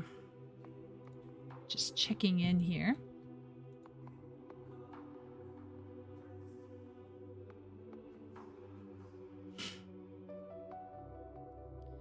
Wow, we actually had 18 people in here at one point. I hope it wasn't while I was ranting like a crazed woman. They probably hopped in, heard me, and was like, I'm out. I wonder if it was at some point when I was like just screaming. Yeah. Back? Okay, Ben is back. Okay, Ben, I'm going to run as a tank. We'll just do one more, and then I might... yeah, we'll just do one more. We'll just do one more. The sub count is up. Is it? Maybe. I honestly, I need to post some stuff. I have a video that I recorded about Yoshi P's response in an interview. I'm so nervous about posting certain things about 14 right now. Just because, like, I get concerned about rhetoric and stuff that can get in the way, you know?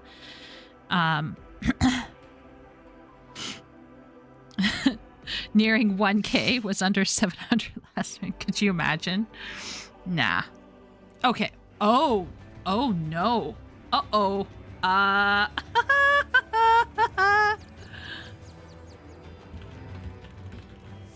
Welcome to the final days of Amaranth. Tyrant Holmes. This is my first time tanking this. Guys! Well, you know, I chose Warrior. This is about as safe as it's gonna get. The fabric of Okay, our where's star where's began where's to people? fray, Where's and the okay. unchecked energies Yeah, of here we go. creation begat Ah. malformed beasts. Okay. All right. You know what? You know what? YOLO. That's what I say. Oh, wait a minute. No, it's going to actually stop me. Okay, it's going to stop me. Wait a minute. Wait a minute. What's going on over there? What's going on? Okay. I got to watch.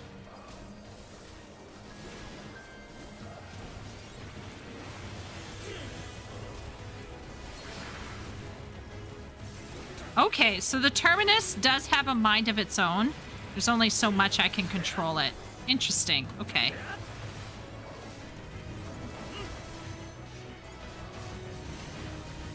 Where's the detonator?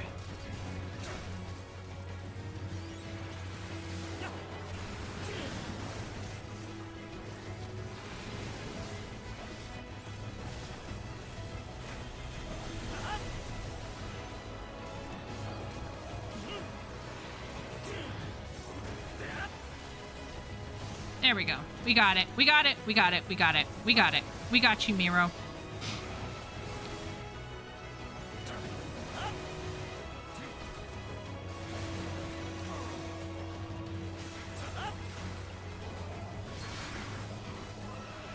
Should probably pop that.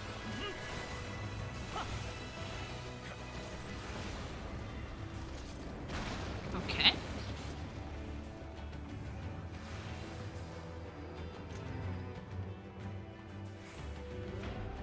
Leaving naught in their wake but blood and ash.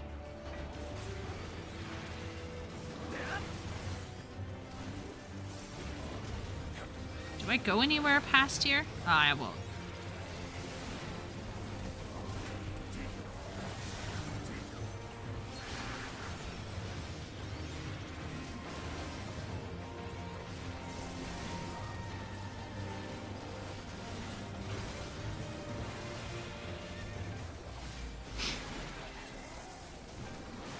Do we go down this way, Miro?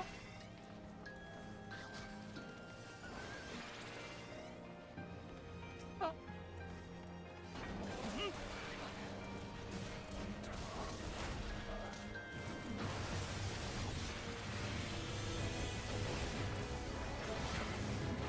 What's with...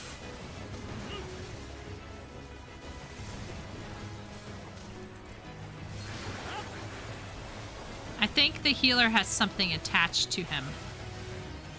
Don't know if we should be worried.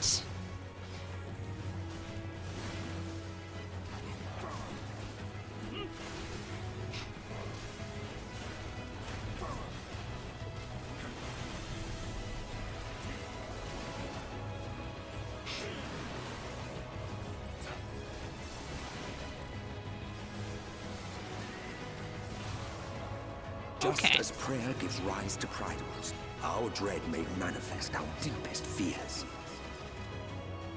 Okay, you know what? You know what? I'm holding up. I'm holding up. I don't. You're.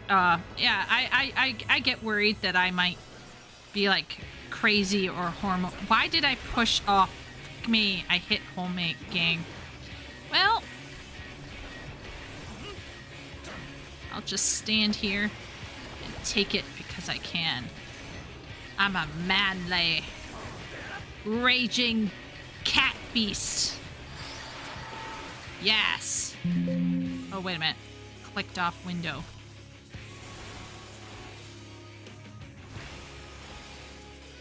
I'll stand over here. Yeah.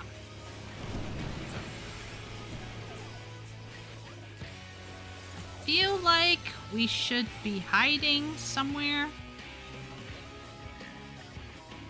Yeah, I feel like this is probably... Can I tomahawk them? Yeah, I'm just gonna tomahawk them from a distance.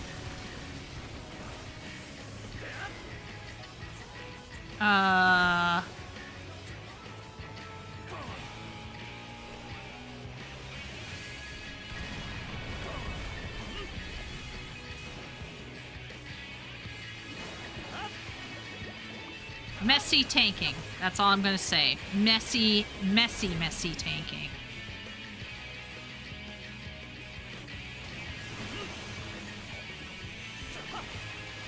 I don't consider myself a career tank. So it is what it is at this point. Yeah.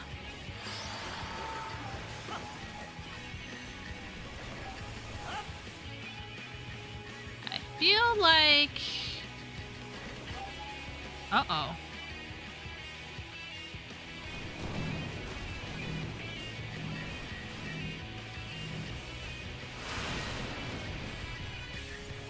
I'm gonna save myself.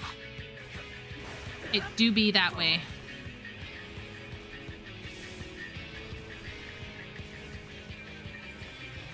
Oh, this is gonna get interesting.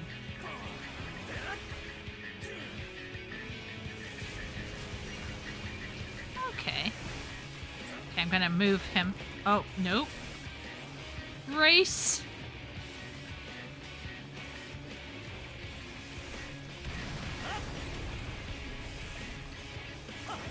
Trying to keep him stable for Ben. Ben's probably having to true north the shit out of his class.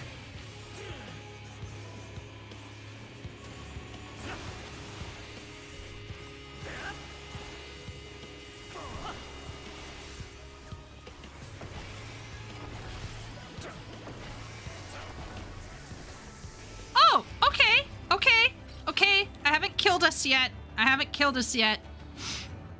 I'm too hot to die, to be honest.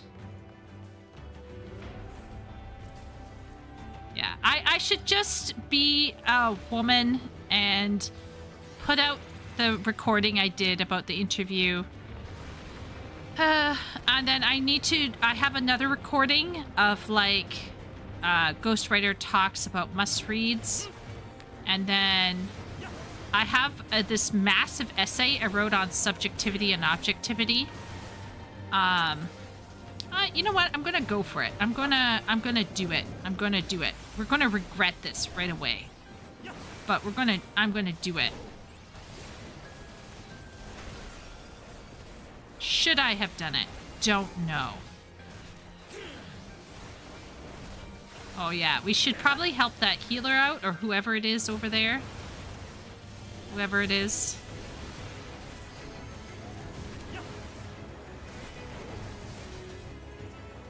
Can I target? Okay, I got it. I hit it a couple times.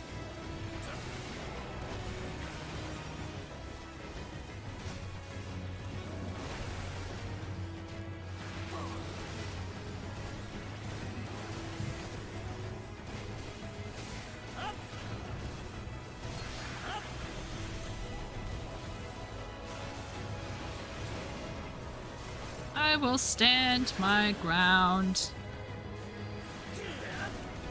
I feel like I gathered them up nicely into a mob.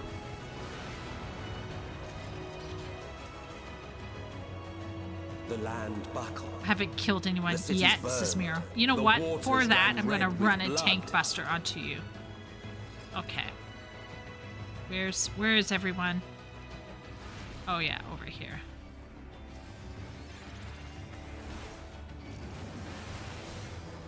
Oh no! Get back here, you mothers. Sons of... Uh-oh. Uh-oh. Uh-oh.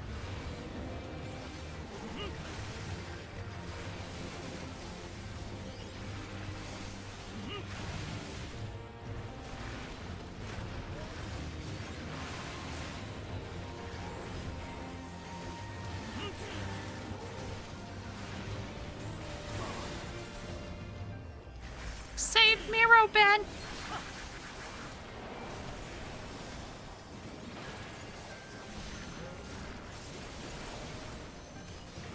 Miro saved himself. He's strong,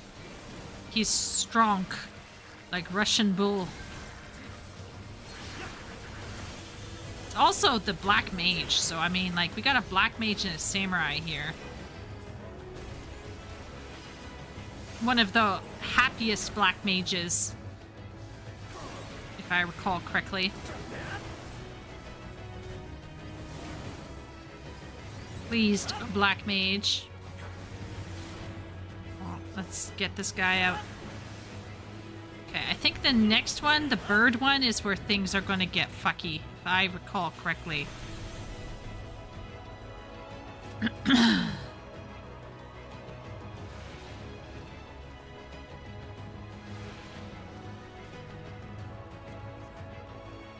Add fight incoming. Where's my provoke?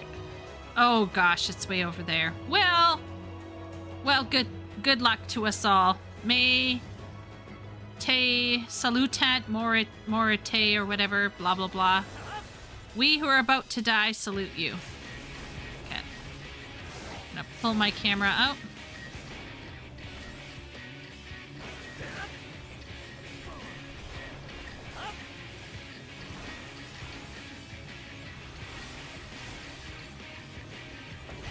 Hopefully. Okay. Okay.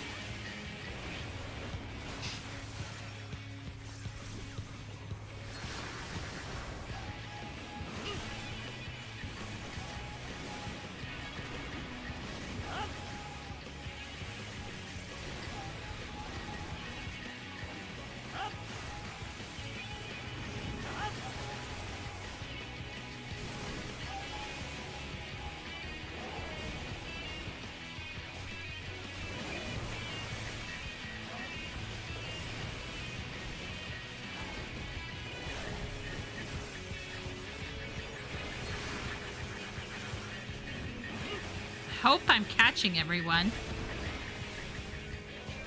Am I catching everything? Yeah, I'm doing fine. Okay.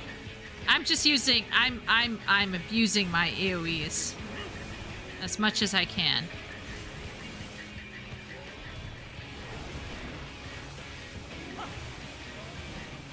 Hope it's just that some of them turn around whether you want them to or not. Like you can't actually control all of these. Okay, Ben. I guess Ben is away. I'm gonna guess that. I hope he's okay. Ina's AFK, yes. Okay, we'll just try to rely on our Black Mage. We'll try to get the limit break up to help you use the LB1 maybe?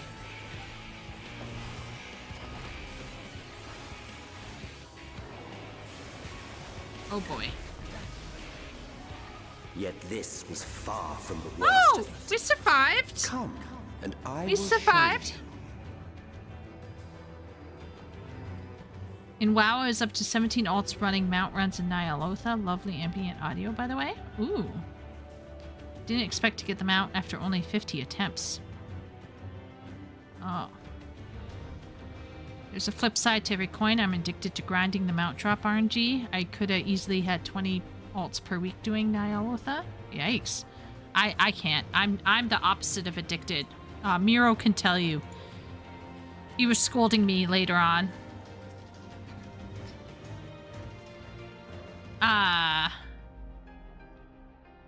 Yeah.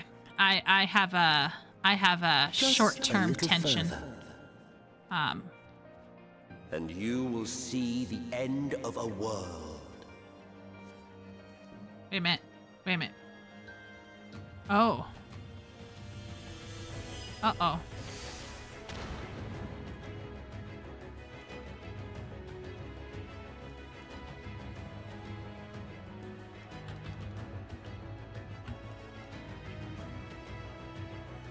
Uh-oh.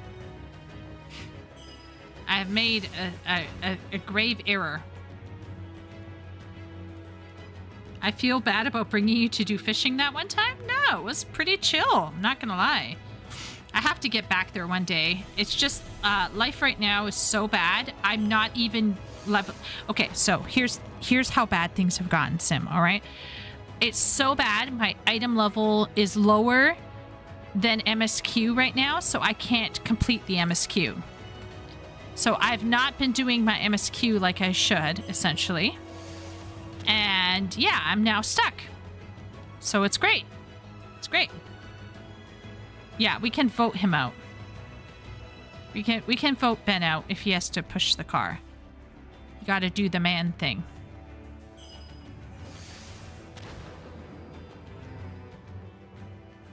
I'm sure we could pick up a DPS for sure. Does Ben want us to vote him out? Oh, maybe he left. Maybe he's left. Can't vote while rolling. I voted. I did my vote. I did my vote, so. Yeah. Ask. Okay, Tyrande.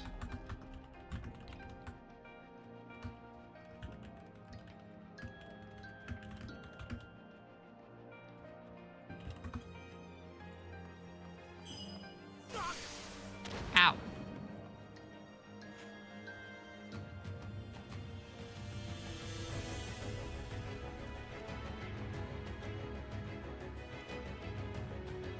Mistakes were made. I thought people were up over here.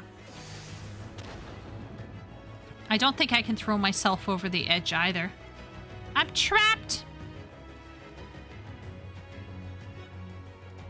I guess Ben hasn't rolled.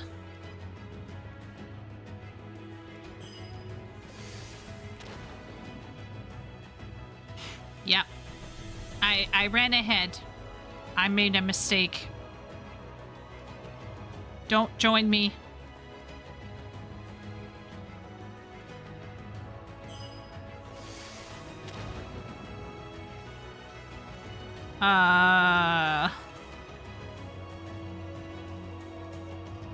Should I just die, maybe?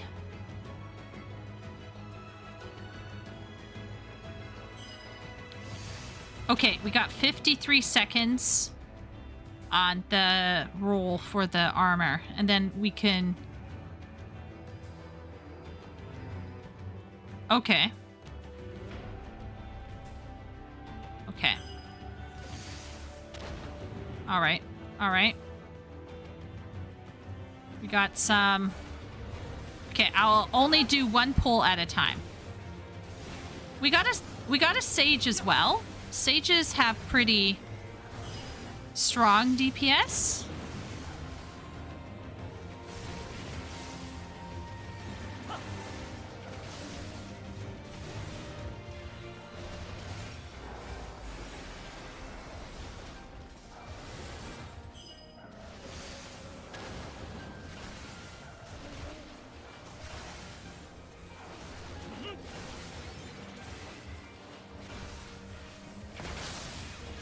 I'm just worried about the final boss. I don't think... Ooh, ouch.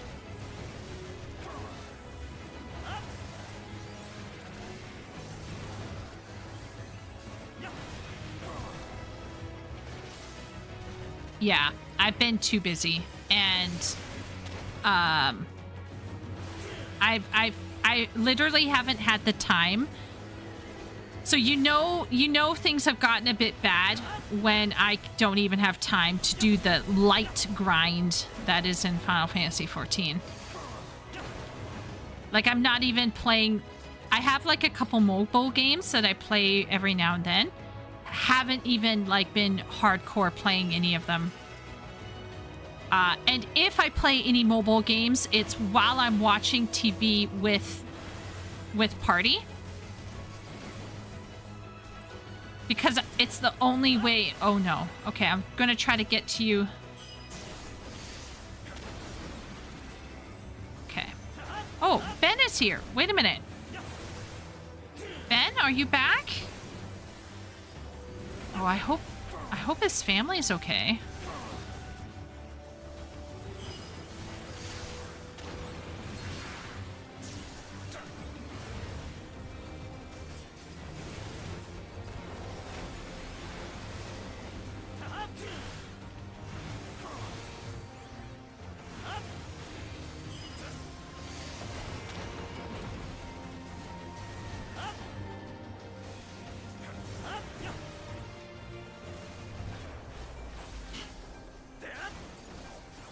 Yeah, I got stuck, Sim, while I was doing Dawn Trail MSQ.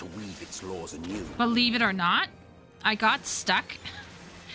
And I can't do a trial until I get a certain item level. It's a real ripperoni for me, and it's my fault. I should have like set time aside to do a little bit of item level grind. I just so there's the move that happened. And then I'm trying to still figure out, like, what I can set aside in terms of being with my family and what I can and can't do. There's that. There's been some familial stuff that's been happening surrounding Easter, which automatically made a lot of things more difficult. And then on top of that, I've taken on, I don't know, Sim, if you knew this, but I've taken on 5 extra hours of classes, which have been slowly added on bit by bit. But in order for that to happen, I sometimes have to do demo lessons. So there's like this whole added kind of like bonus, or I don't know why I'm calling it a bonus, but basically it's like this whole other, wait a minute, who do I not have? Who do I not have? Okay, I got it. There's like this whole added level of education that's happening. And then on top of that, I took on a job request from my boss, the CEO of the company, to develop a high school level reading course for Frankenstein. So I have that as well on my plate. And then I may have been in a crazed, I don't know. Anyway, I thought, hey, it would be fun if I did this writing challenge. So for several days, I was caught up in this writing challenge. So anyway,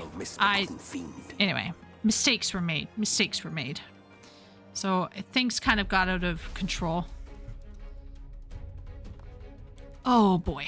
Okay, this one always gets a little wild.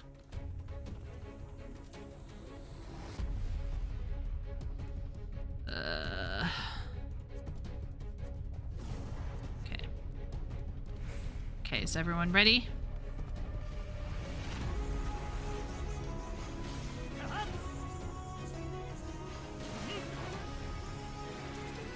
Let's see if we can take him down in record time. This is called Copium.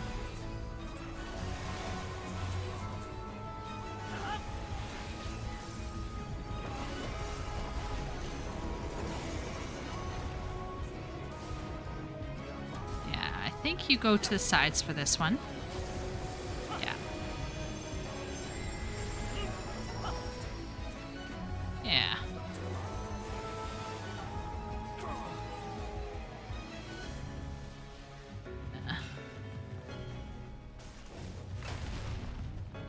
Okay.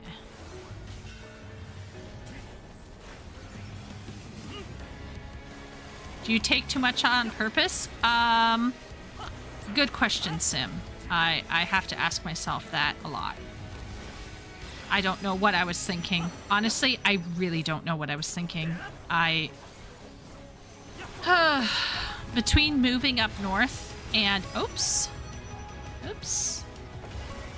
between moving up north and doing the course, writing the course, and adding the hours for teaching, and doing the writing challenge, and trying to write my own books, and on top of that,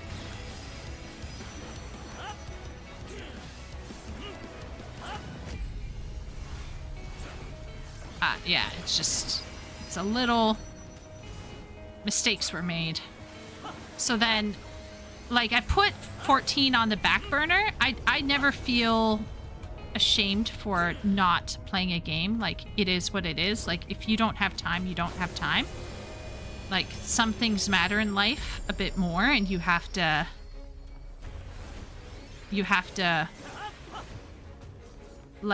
allocate your time appropriately.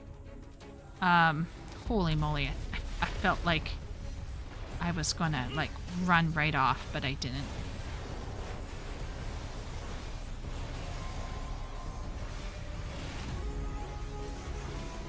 And I also feel terrible because, like, I still feel like I'm not getting done what I want done. Okay, I'm gonna... Are we gonna make it?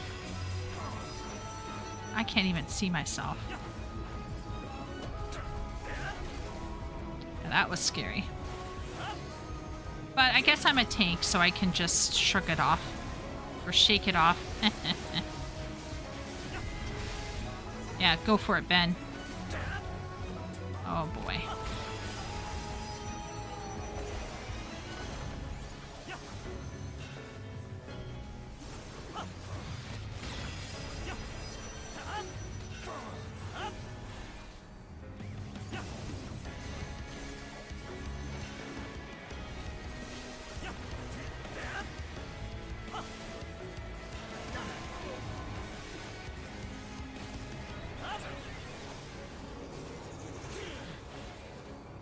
Oh, this is gonna be rough.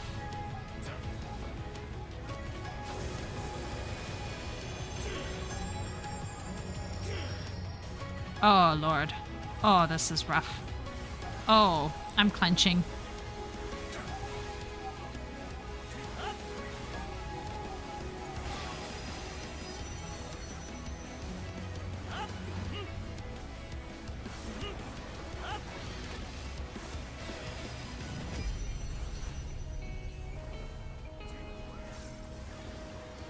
Oh, okay. Okay. All right.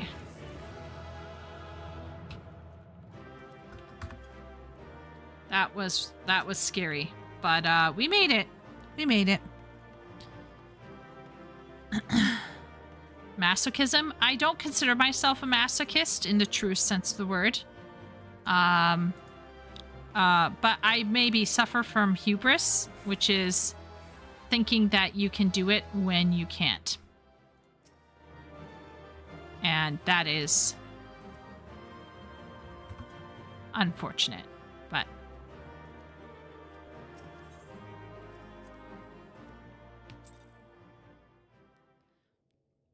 sometimes when you get done with one emergency, you feel the need to create a new one. No, I think I'm just... You got the commend? Oh, about time. Well.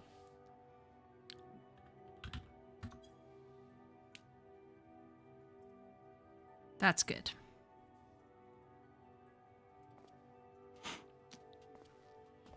Yeah!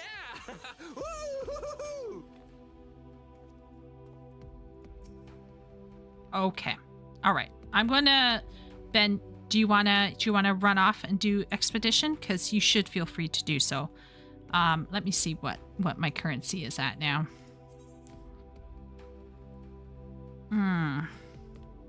310.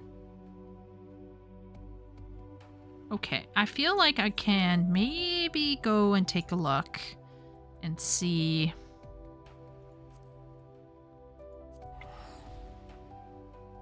But IRL happened.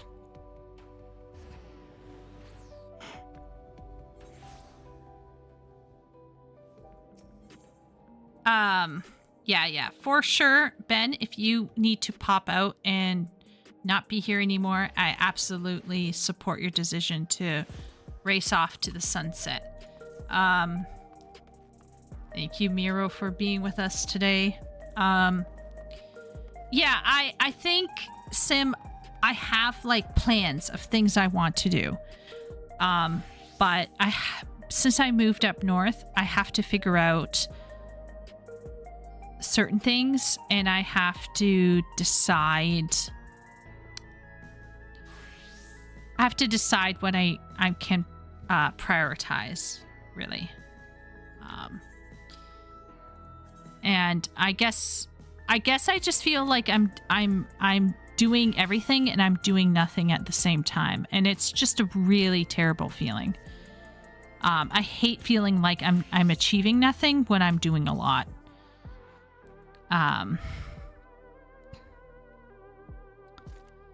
Okay, let's see what my gear is like. Oh, okay, let's take a look here. We got 710 for my weapon. 720, that's fine. 705, not so good. 710, 690. Oh, that's a problem. Okay, we gotta. I don't even think I can afford. Yeah, these are way too expensive. Okay, so we are going to go here. And we're going to get some hose. This is going to look so bad. Oh, my Lanta, this is going to be rough. Oh, this is going to be gross. Equip. Oh, yeah. You love that mismatching. Actually, I think the pants are supposed to go with the... I'm not gonna... Okay, wait a minute. This doesn't really matter. I think the pants are supposed to go with the coat. Wait a minute. What's my portrait for this? Okay. You know, I actually don't mind that. That is not a bad, if I say so myself. I like how it's flaring, how the coat is flaring. I kind of like that coat. I'm not gonna lie. It looks like I came out of Lies of P or something like that. Okay, that's pretty extra. Let's take it down a notch here, Sonny. Time for me to run off to bed. Good night, everyone. Good night, Epic. Fix the stragglers. I need to do stuff. Good runs, though, certainly can be fun. Fix the stragglers. Yes. I hope you get done with the treading water task soon. Yeah. So anyway, okay, so let's see. What am I standing at now? 708. Ooh, I went up to. Okay. Okay, so 720, 720, 710. Okay, so this robe needs to go. 705, 700. Ugh. Oh my gosh, my accessories are scary. Oh, Lord. Oh, that's painful. Oh, that's... If you like glam, put it in your dresser. Yeah, I think I will. Once this is... Yeah, I think I would. I think I love this piece. And it looks so layered. It doesn't look like it's painted on. It looks like it's separate and that, like, that piece is hanging... Well, it is actually probably like a single pixel wide, but like it just looks like pieces of it are separate. Like it's not just all painted into one mesh. I don't know. It just looks really good. The graphical update was fantastic. Okay, so what am I gonna do? All right, so I need accessories. How much are accessories for here? I'm gonna start screaming. Okay, where's the accessories? Ugh, 375. Yikers. Okay, so... Ew. Oh, $375 for the 750 ones. And how much are they for these ones? $375 for the 720? Why? I guess it's easier to get these little purpley things. Did I hand in my Wondrous Tales for this week? How much? I got 310 of the green tomes. So technically... 310. If I ran...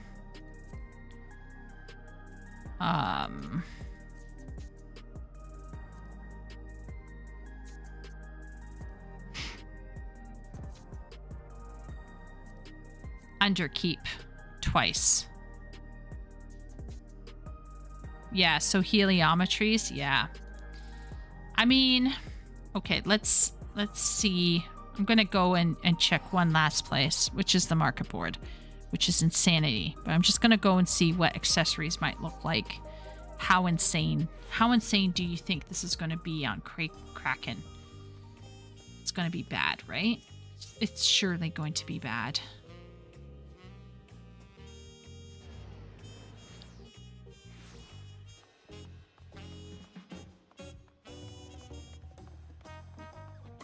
Oh, this is gonna be horrible. Okay, let's take a look. It's always bad on Kraken since there's basically no... Yeah. Okay, so if I'm not going... Oh, I have to go? Oh, 270. Oh, that's tough for an earring. Oh, that's gross. Oh, that's not good. Oh, I don't like that. Nope. No, I do not like that. Yeah, that's rough. That's yikes. Nope. No. Plus tax. Yeah. Nope. That is a no for me.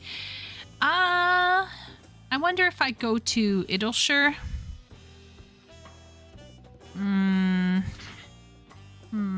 I guess I could run Underkeep as a tank in Trust, maybe?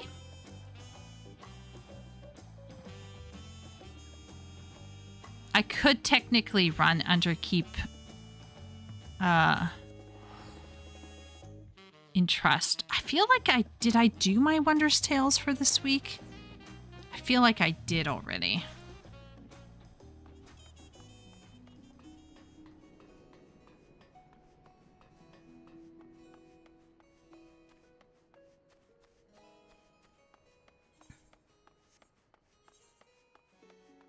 I could run... I can't even get into level cap. Wow, that's sad. It's terrible.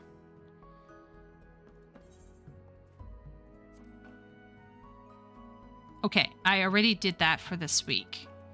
So that will come in on Tuesday. Yeah, I did it. So there's that. Where's Miro? Is he back at the Solution 9? I guess the answer is I need to run Underkeep a couple times.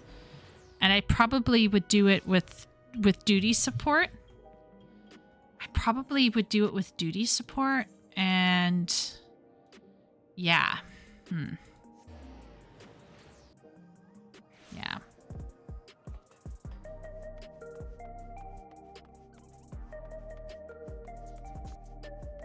Yeah. Depression, everyone. Depression. I can leave so you can... Oh my gosh, Miro, are you gonna be literally watching to make sure that I do duty support? Don't you like how my Catboy looks like he's angry all the time? I'm not even frowning, but he looks very displeased. Whereas Miro's Catboy is definitely more, oh man. Okay, you know what? I'll run it one time, okay? Okay. All right, I'll disband the party. I shall go and be a... Can I even run... Oh my gosh, could I even run it? Oh, can I even run it as a warrior? Oh no, this is gonna be rough. Oh, I'm scared to look. Oh, I can't. I have to do it as a white, as a summoner. Oh, okay, okay. Well, back. Sunny and gloomy. Okay, I'm gonna run Underkeep one time with trust. That's what I will do. But I'm not happy. I'm doing this under. Where's duty support? Two cat boys, Sunny and Gloomy. Yeah. Miro is definitely more chill looking than I am. I look like I'm going to spank somebody. Be certain to open every chest. Oh yes. Okay. Hi. In we go. Oh, in we go. Oh. Not all of this is bad. It's not all bad. It's just... There are beasts ahead of you. They must have gotten in and made themselves at home. Okay.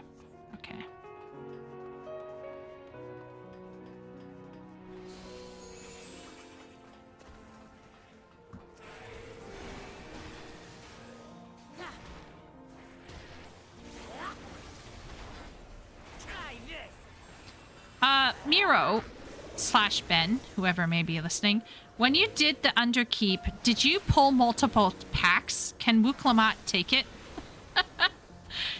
Asking for a friend. Allow me. Yes. Hello, Graha.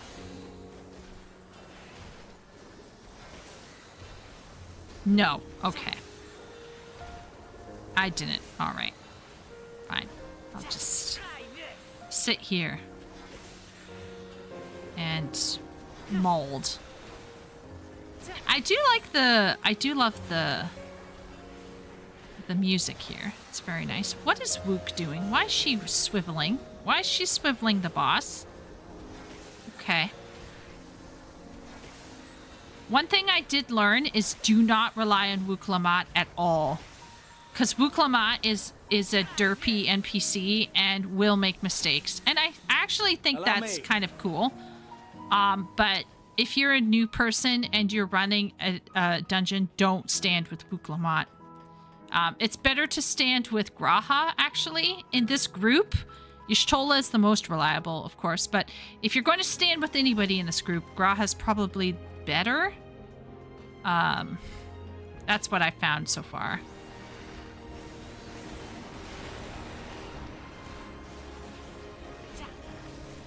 Never wall-to-wall and duty support trust. It's fine most of the time for me. Older content, at least. Did you read her role title in the queue? No. What was it? You can spoil me on this one, Miro. What was her role title in the queue?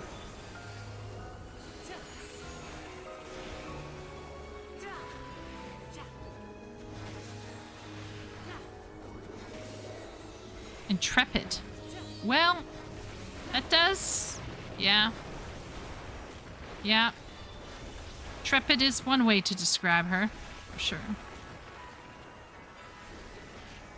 I just like this harpsichord thing that's going on. It's really nice. There should be an access hatch nearby that leads inside. Look for an opening.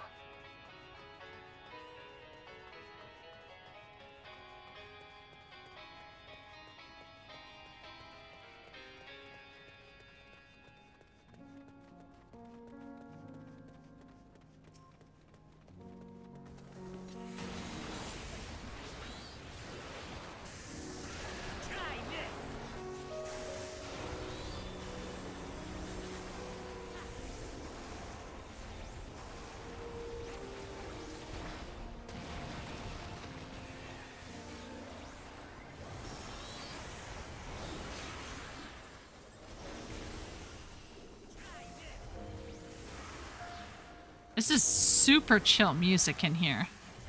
It's really... like they're clearly going for like a sadder...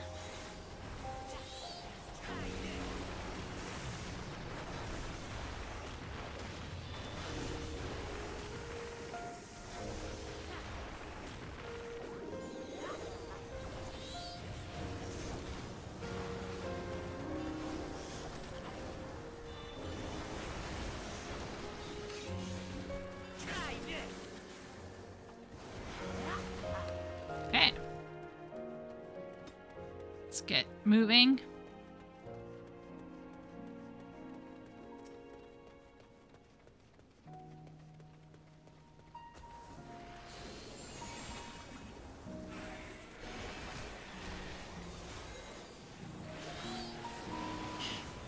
Ben has run this so many times. Can you see it in your sleep, Ben?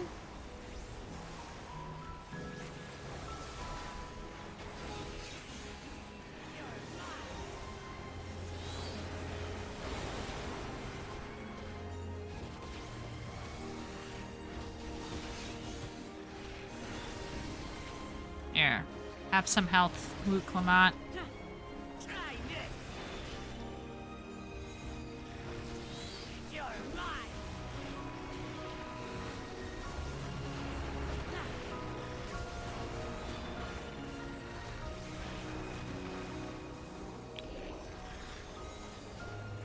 Five, 50 tomes a run.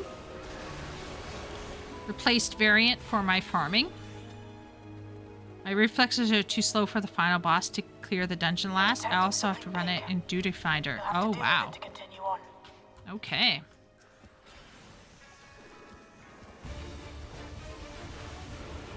I actually got the mechanics for the final boss, but just because I get the mechanics doesn't mean that I'm always good at avoiding it. Let's be real here. But I actually figured out what was going on with the balls and everything. Uh-oh. She says. Easy fix. Oh. Oh my lord. I just fucking wasted fucking Phoenix! I'm so pissed off. Okay. I'm molding now. I figured out the boss mechanic for the final boss really quickly. Sadly, it's not always easy to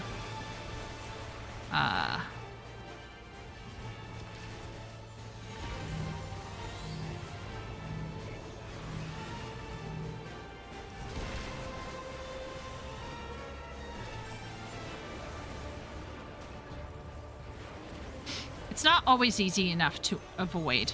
I will say that.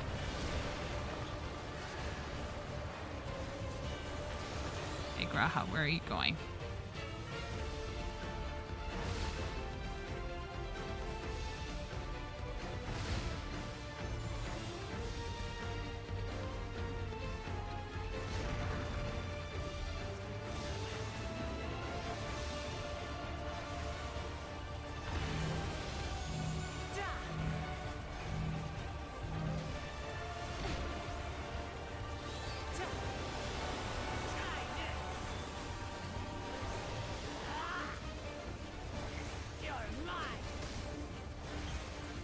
Whenever I'm summoning, this is like giving me Harry Potter vibes.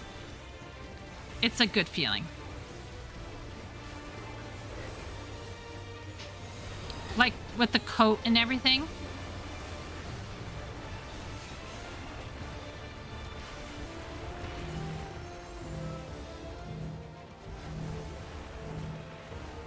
I'm gonna kill Kryl on purpose one of these days.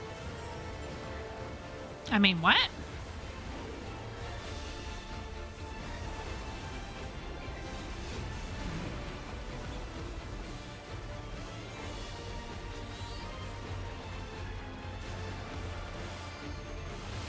Oh, no.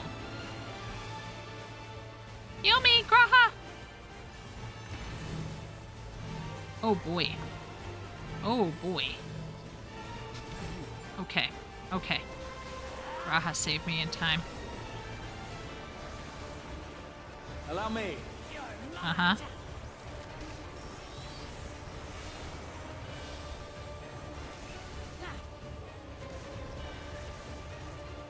Wonder... Should I aim?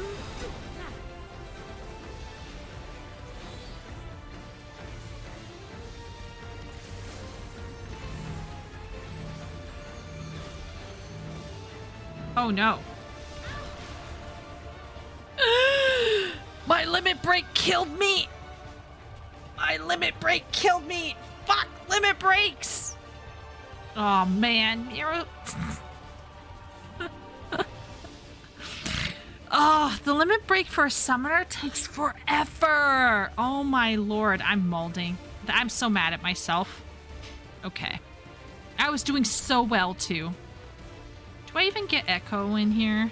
Okay, let's not talk about what just happened, all right?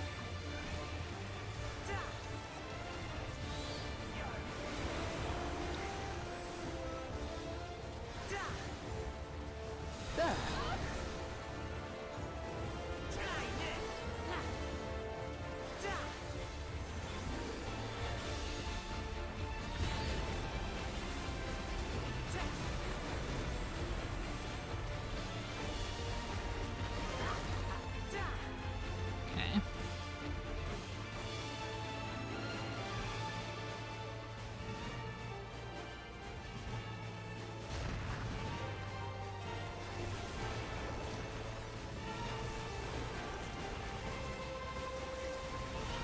It was nearly dead. Yeah, I was greeting. It was terrible. Try this. It was bad. It was bad. Chat should tut-tut at me.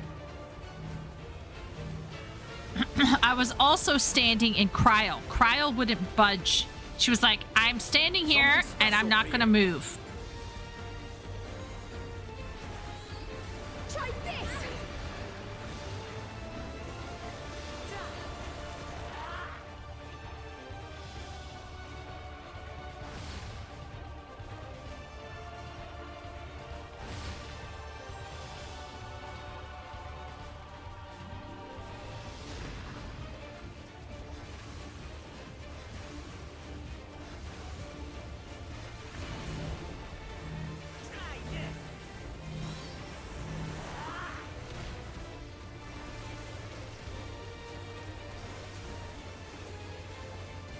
Hold still.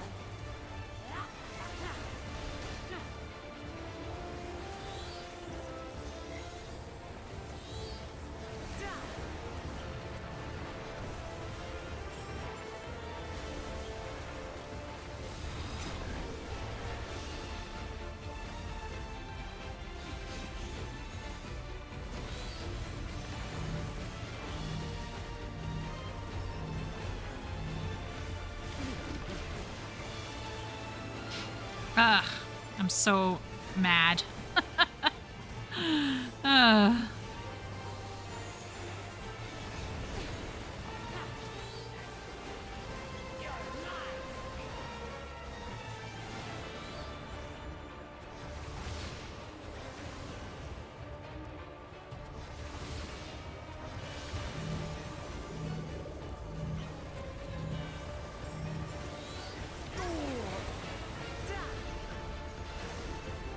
Okay, well, at least I'm getting them down this time.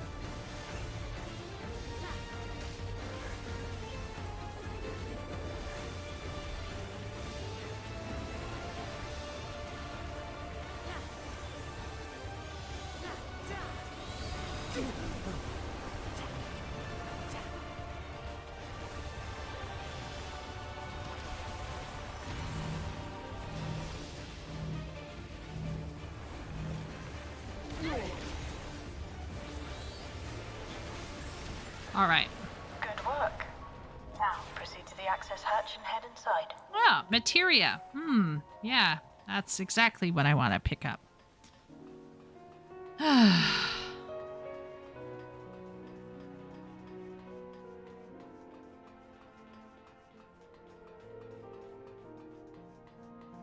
Yeah, it doesn't sometimes doesn't handle mechanics. I went to Lamia. Oh, good luck. Now I'm rewarded for my drop with a surprised FOMO holiday grind for 500 individually looted eggs within the next 11 hours. Oh, well. Well, good luck to not having a life, I guess. As you grind out all of those eggs. Now I'll show you. Uh-oh. Hope you're alive.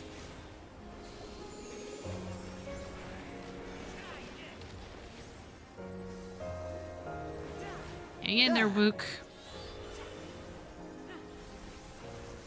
Yeah, you can take on some more. I feel it. I believe in you, Wook Lamont. Allow me. Yeah. Here we go. Let's see how she handles this. I believe in you. Time to use your mitigation buttons, girl.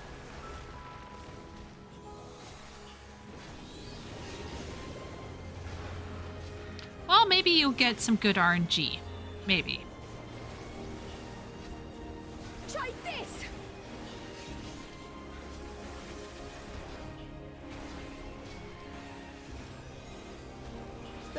I can't really criticize since I'm clearly now stuck in a grind. It's not that bad. Like, it could be worse, I suppose. Like, it's limited. Like, you know exactly what you gotta do. There's no RNG. You're always going to get 50 tomestones. So, like, because of the lack of RNG, it's not... It could be worse. You know what I mean? Like, it's not as bad. 5 items costing 100 eggs each. Well... Everkeep's construction was apparently a constant battle against the rising water level. Okay. Even during the war, the people labored to I'm maintain closing the my castle. eyes. It meant a lot to them. Squinting. It's upsetting to think that preservation's terminal is in this place. Okay. Hold on. Someone's got communications. Okay.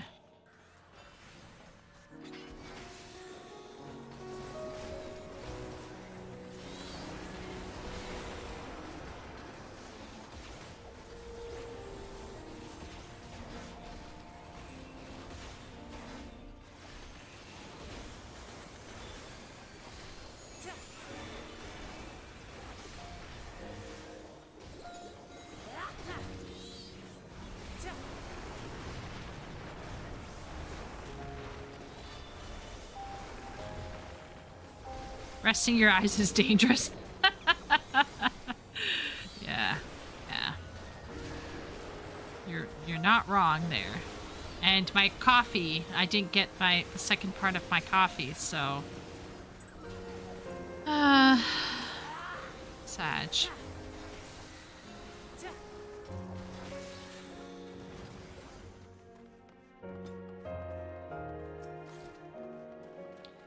Okay, some earrings.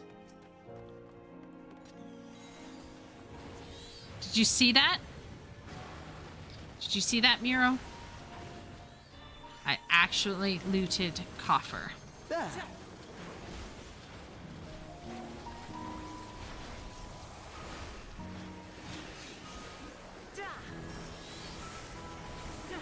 Maybe I'll be able to heal by the time I finish this.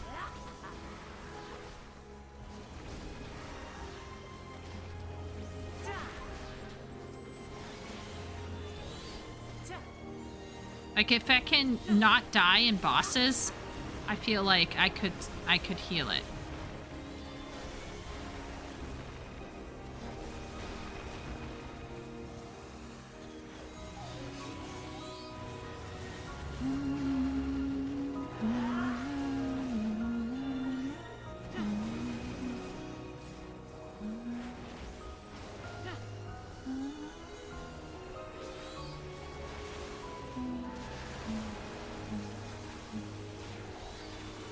Feels like the music in here feels like really like more of a new, like Uematsu. So, you have come. Is this the second last? Okay. All right.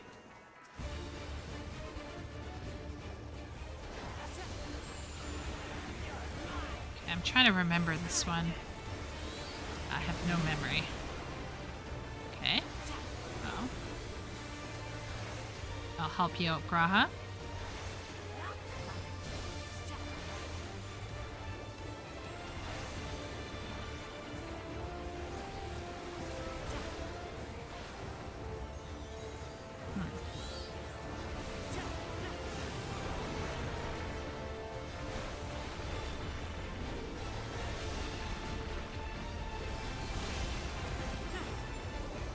I'm just gonna stand for Graha's standing.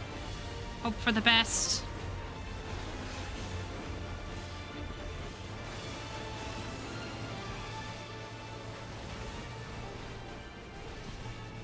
Remain calm. Okay.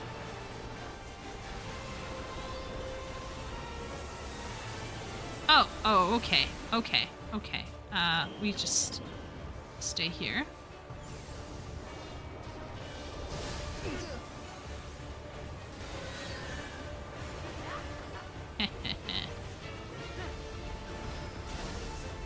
Uh-oh.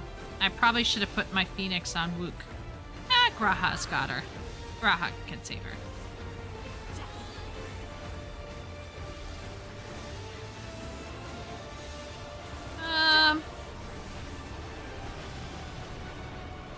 Okay.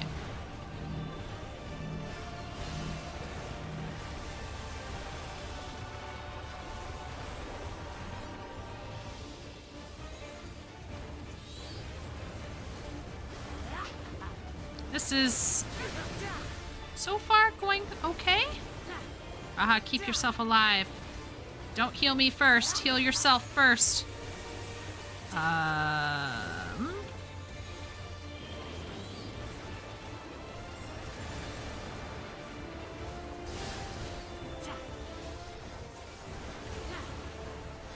Kryle stands under the tank buster. That would be funny.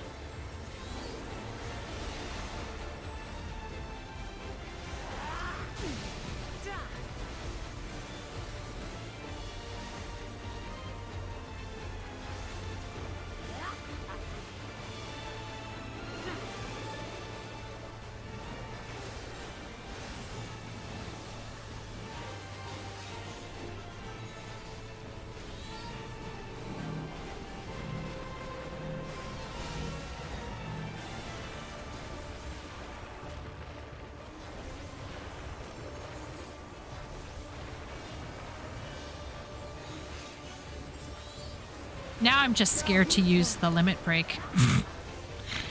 Rip.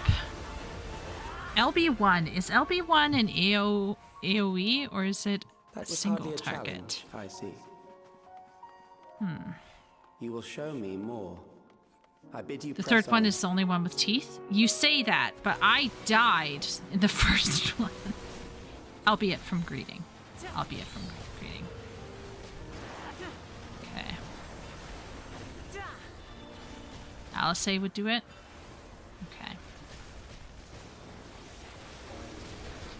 Is LB1 AoE or is it single target? I'm trying to remember.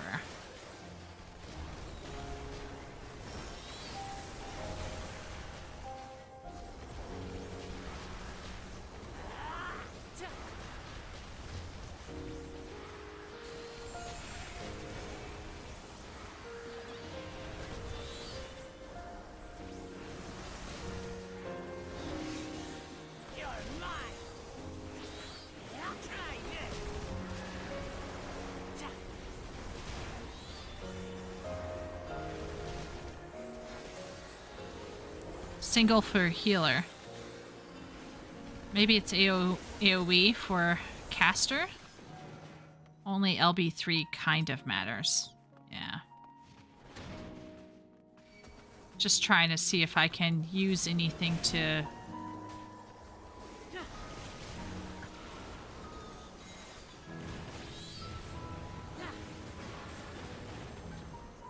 help bring the mobs down.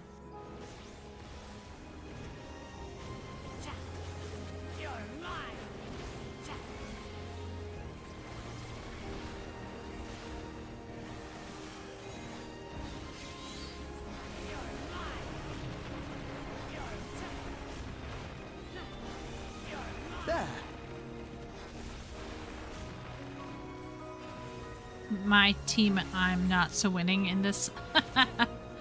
Well, you never know. Some teams can bring it around at the last moment.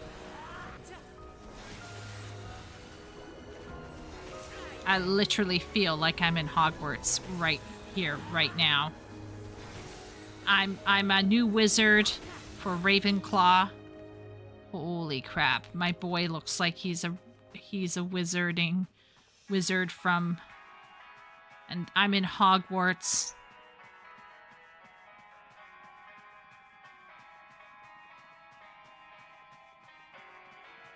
Ravenclaw. Okay.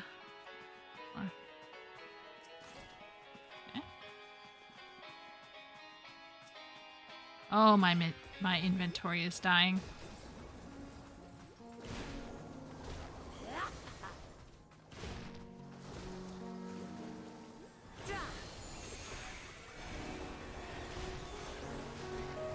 It's what I got in Hogwarts Legacy. Oh, really? That's cool. Yeah, I'm a Ravenclaw through and through.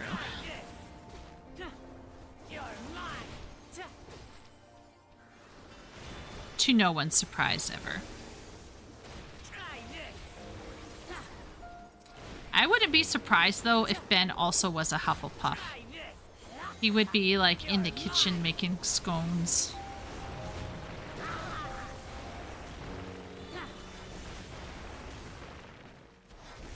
Chilling with Cedric.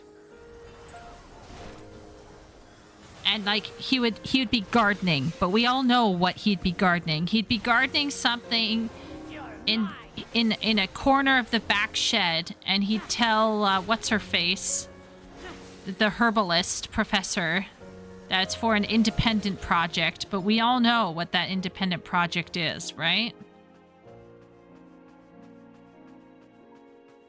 Yeah.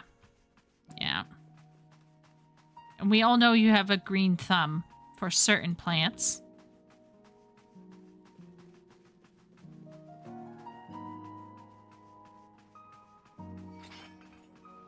Is it guarding the door? I don't know, Kryle. Maybe it's just chilling out here. For fun.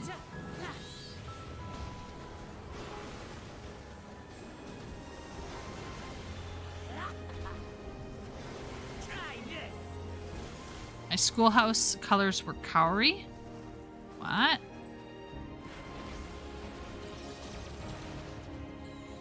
Wow.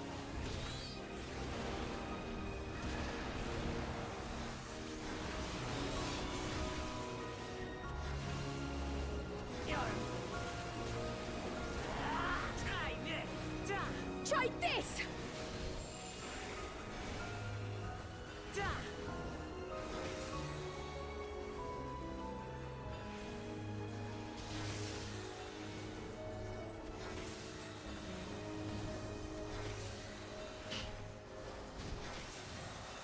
Hufflepuff is yellow, or am I misremembering? Yeah, it's yellow and black, specifically.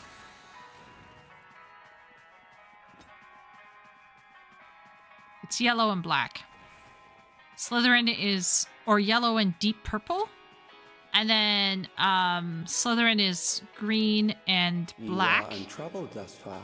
Gryffindor is like an orangish yellow and okay, I'm just gonna, don't look at this chat, just turn your eyes away.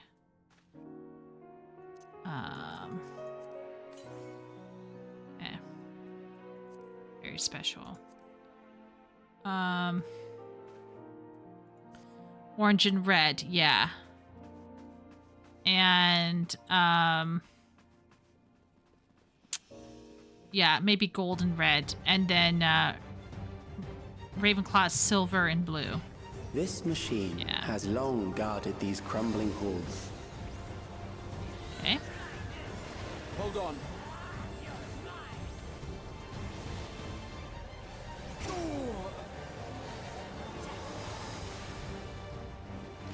How will you handle this?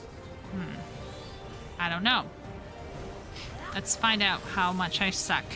Okay, it's coming from this end. Graha, stay alert.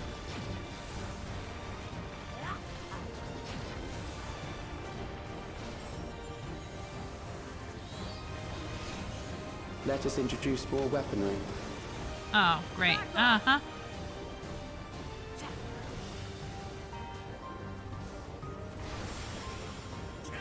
Yeah, my favorite. Or weaponry.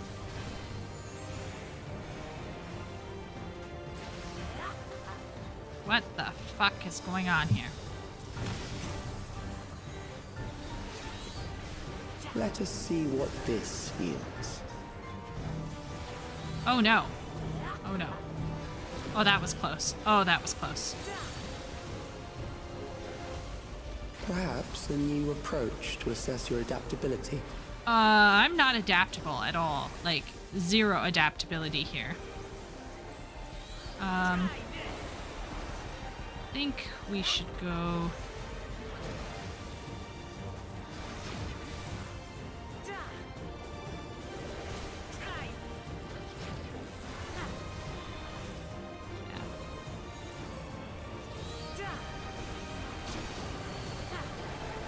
Still alive.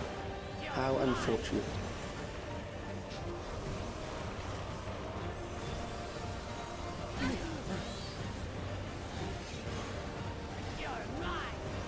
For you to die here, it would save me trouble later. I'm sure. Okay, which way are we coming at here now?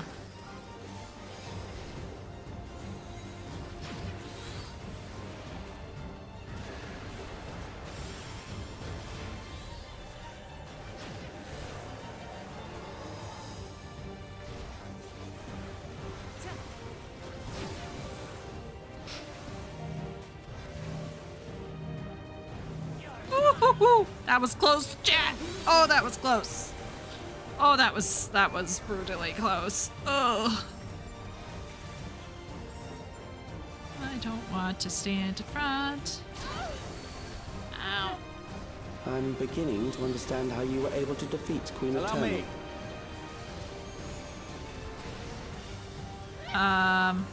Guys?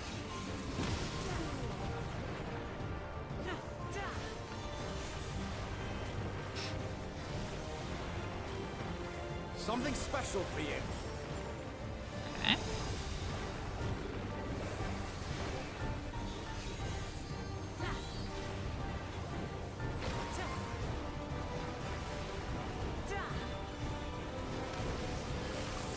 Okay, where is it coming from? All right.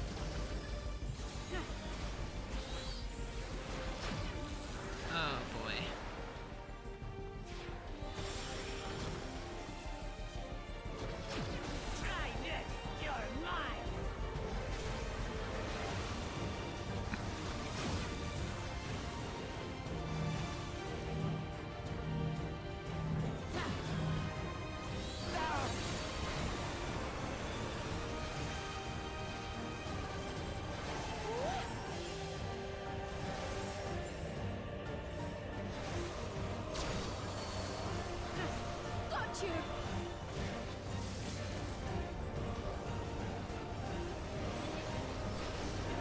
Oh, this is gonna be. Oh, this is gonna be rough. Oh, this is gonna be. I won't give up. Oh, LB2 killed me again. Ah!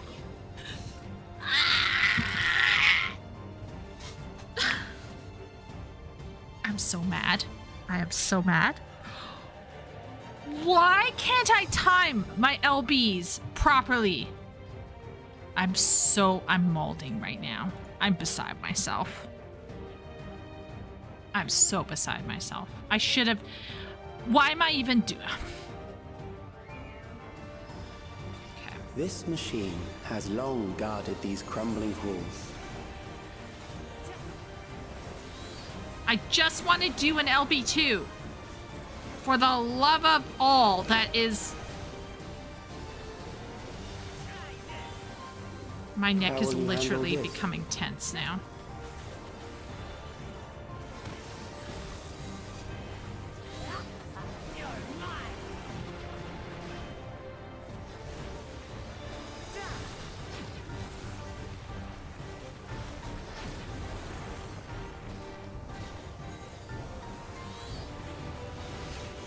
Let us introduce more weaponry.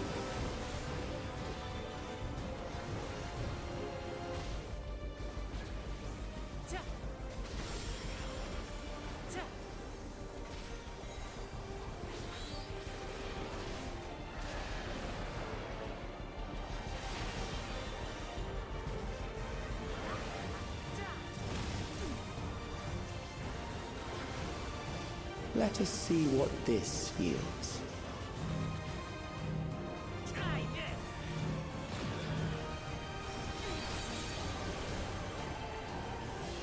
Perhaps a new approach to assess your adaptability.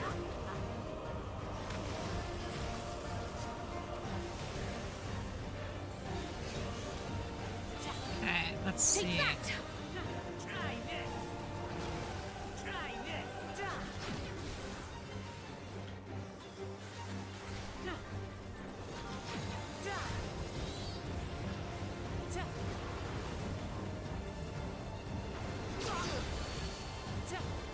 Still alive. How unfortunate.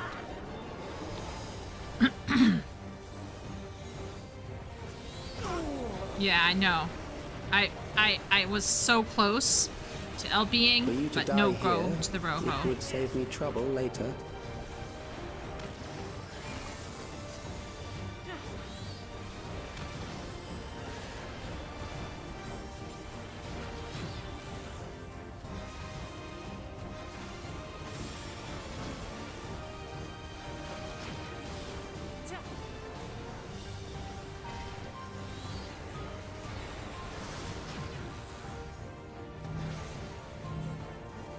Uh-oh. Ow. Third death. Oh, that was unfortunate. Wrong side of the obelisk. No LB. Yeah. But you're a healer? She used her LB too when she died. Yeah, I was using it when I died. So, number 3. Ugh. I'm starting to, what's the word? When you're like, making mistakes because you're raging out. Okay.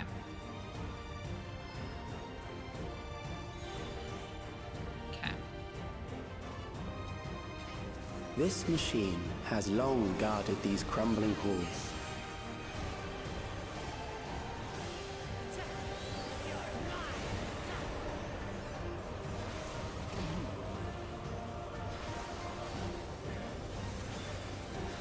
How will you handle this?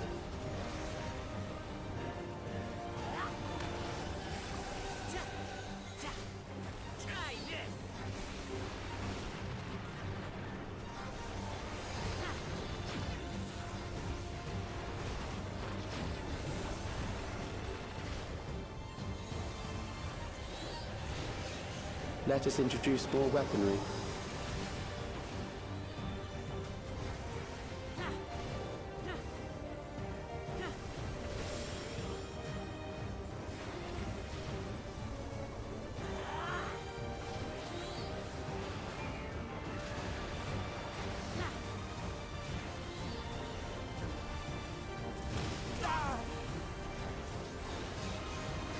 Let us see what this yields. Oh no. Oh no. No, no, no, no, no. Ah! Perhaps a new approach to assess your my adaptability. Lanta. Oh man. Ah. I need to remember that when the flat side, when we get the AoEs, I have to go away from the flat side. Oh man. Rage quitting. Good night. This machine Who has said good night? long Herman. guarded these Good crumbling night, Herman. halls. Rest well. Don't do anything I wouldn't do. Or anything I would do, actually. Like doing How will you this. handle this?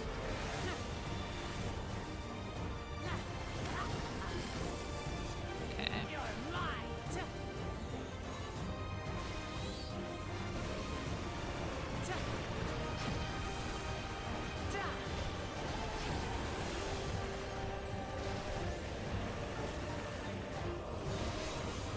Let us introduce more weaponry.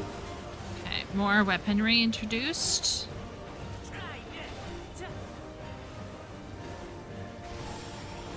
Okay, then...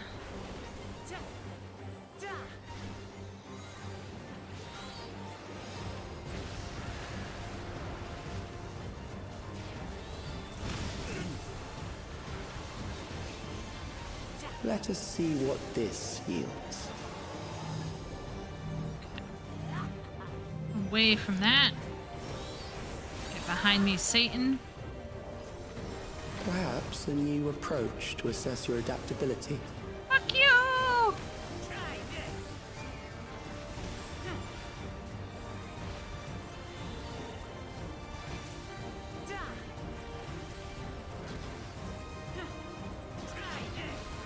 Ooh, that was close.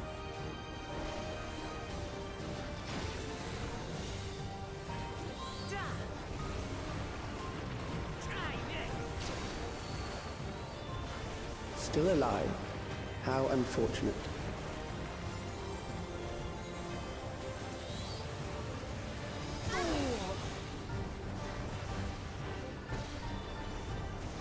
For you to die here, it would save me trouble later. Okay. Which side are we calling it from? Wait a minute.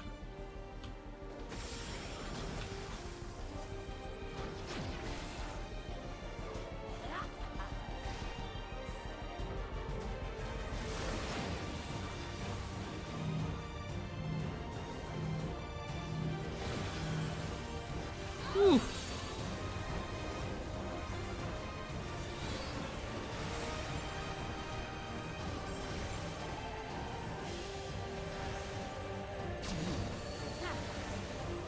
I'm beginning to understand how you were able to defeat Queen Eternal.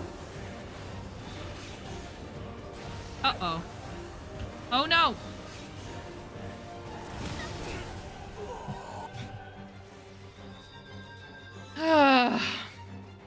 What am I at now?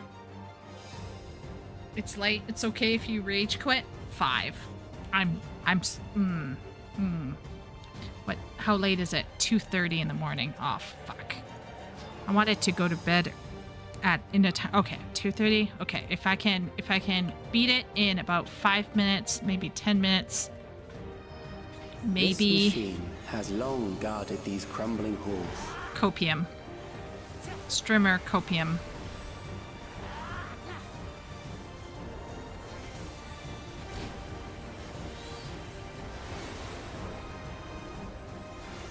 How will you handle this?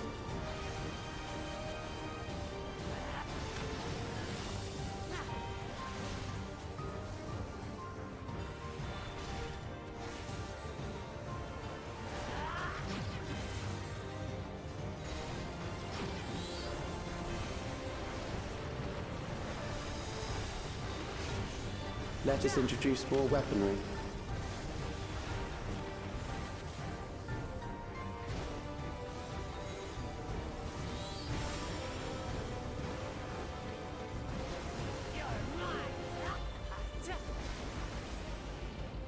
It's this part here that gets me every single time. Not every single time. That other part with the AoEs also gets... Okay.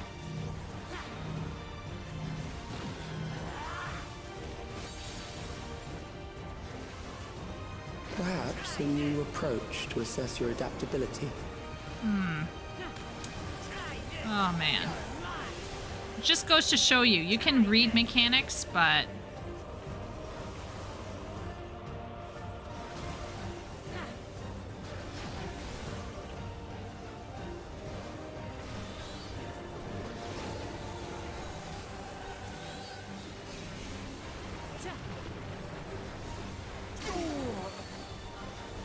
Still alive.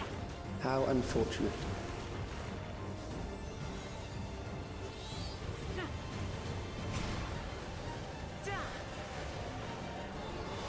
Just the beginning. For you to die here, it would save me trouble later.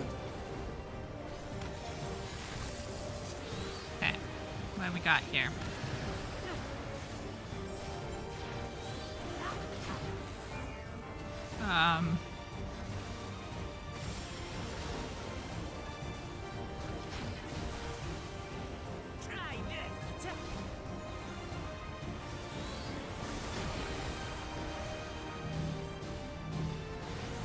Oh no! Oh no!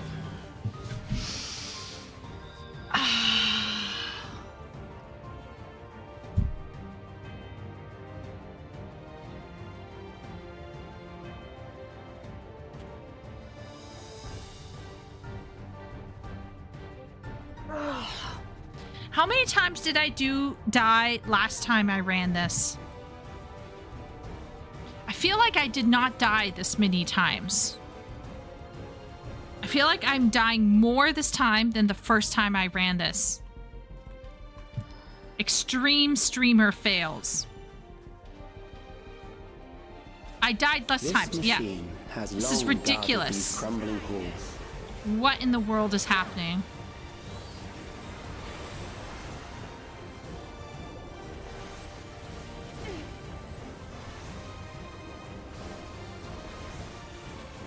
How will you handle this?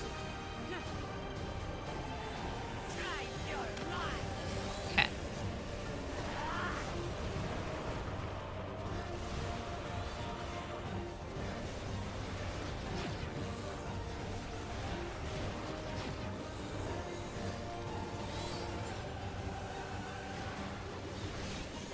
Let us introduce more weaponry.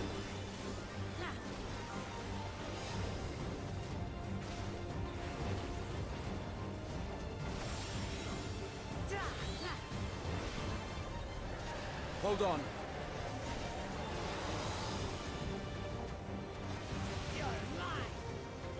What are my friends doing to me? We're gonna die! Let us see what this Oh my feels. lord. I'm dead.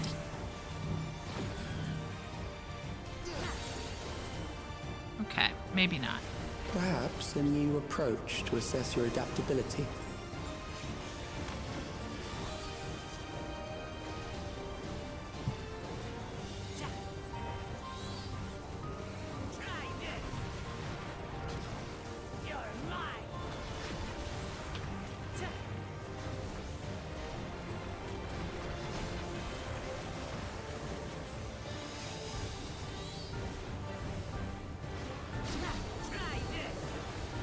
Still alive. How unfortunate.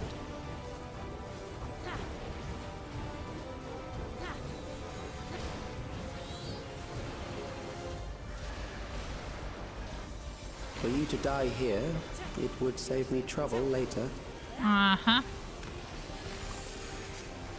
It would save me trouble. Okay.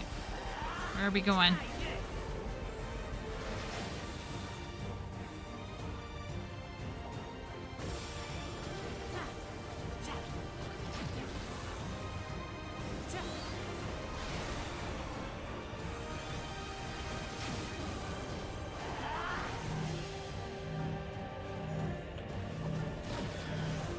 Oh no.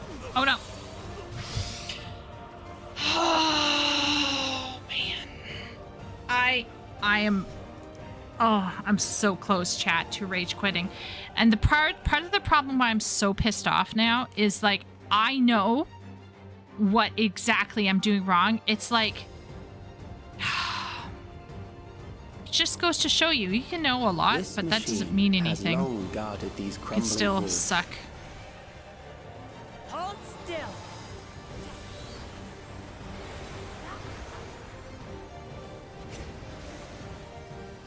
Like my reaction time is completely How will you handle this? shot.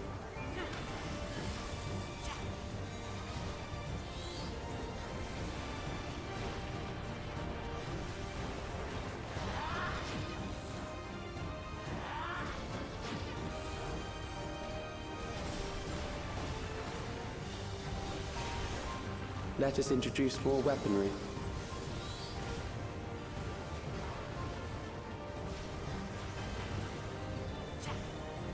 Okay.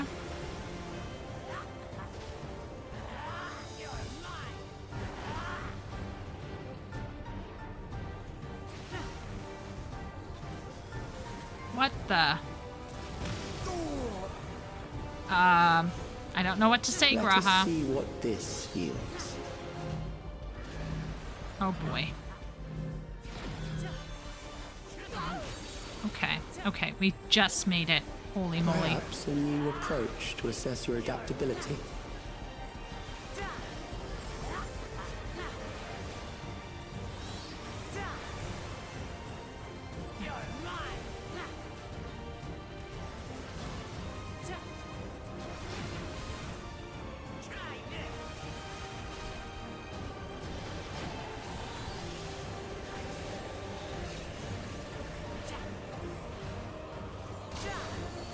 This is like my own personal Still alive. Elden Ring. How unfortunate. This is my version of the Tree Sentinel.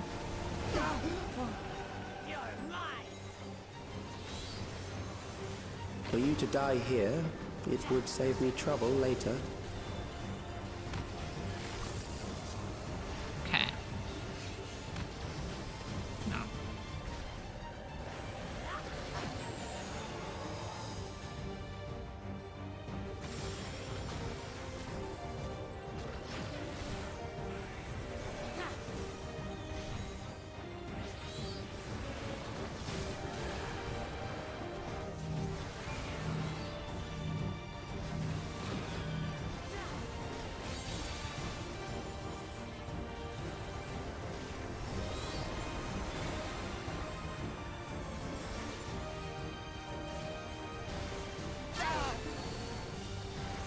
I'm beginning to understand how you were able to defeat Queen Eternal.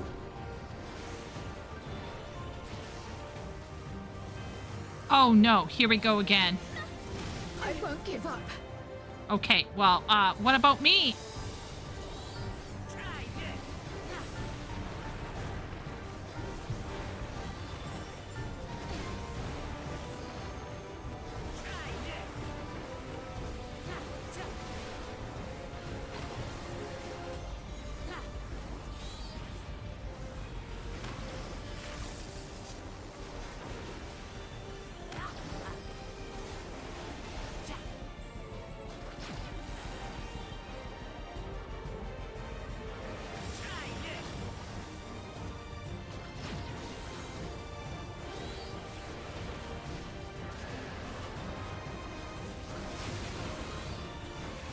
Okay, I have...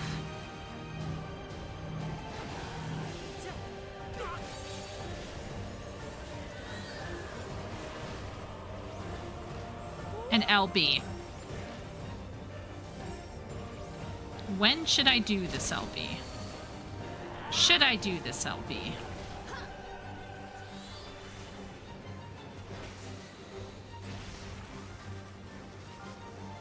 Okay, I'm gonna stand here. Okay, better than before. You know what? I'm not gonna risk it. I'm not risking it. I'm not risking it. I'm not risking it. No. I'm just gonna... I could have done it there. Fudge. You know what? No. No, no. No, no. We won't risk it. We'll just rely on Ifrit to get us through here. And Garuda. Oh my lord, how many times? How many times, Muros? Was it 7? Oh my gosh, that's so embarrassing. Okay, well, you know what? It is what it is.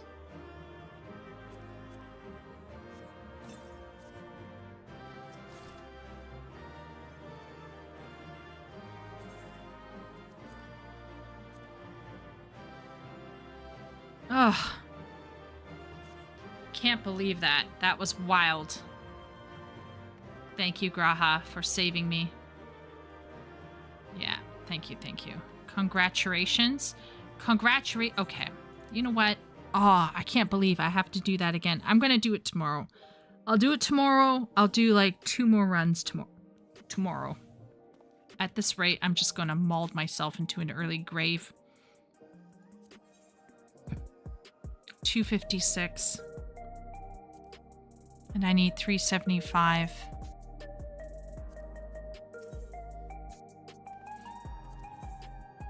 $360.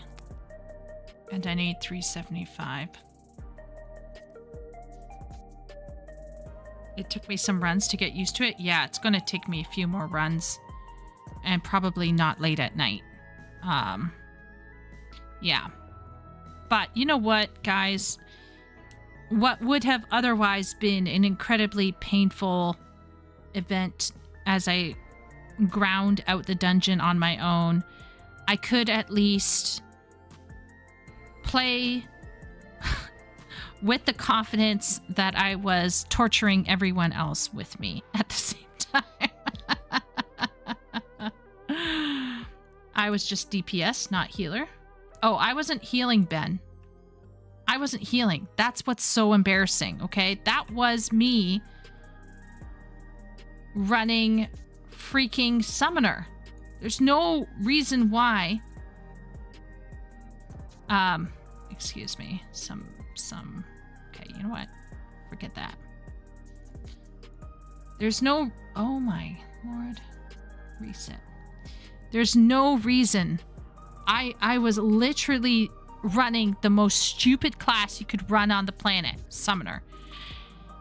The reason why I was dying, I would not LB if I was a healer. That would be useless. I was trying to LB as a Summoner. And the LB for Summoner takes forever. Forever. It was painful. That's all I'm gonna say. Super painful. Yeah.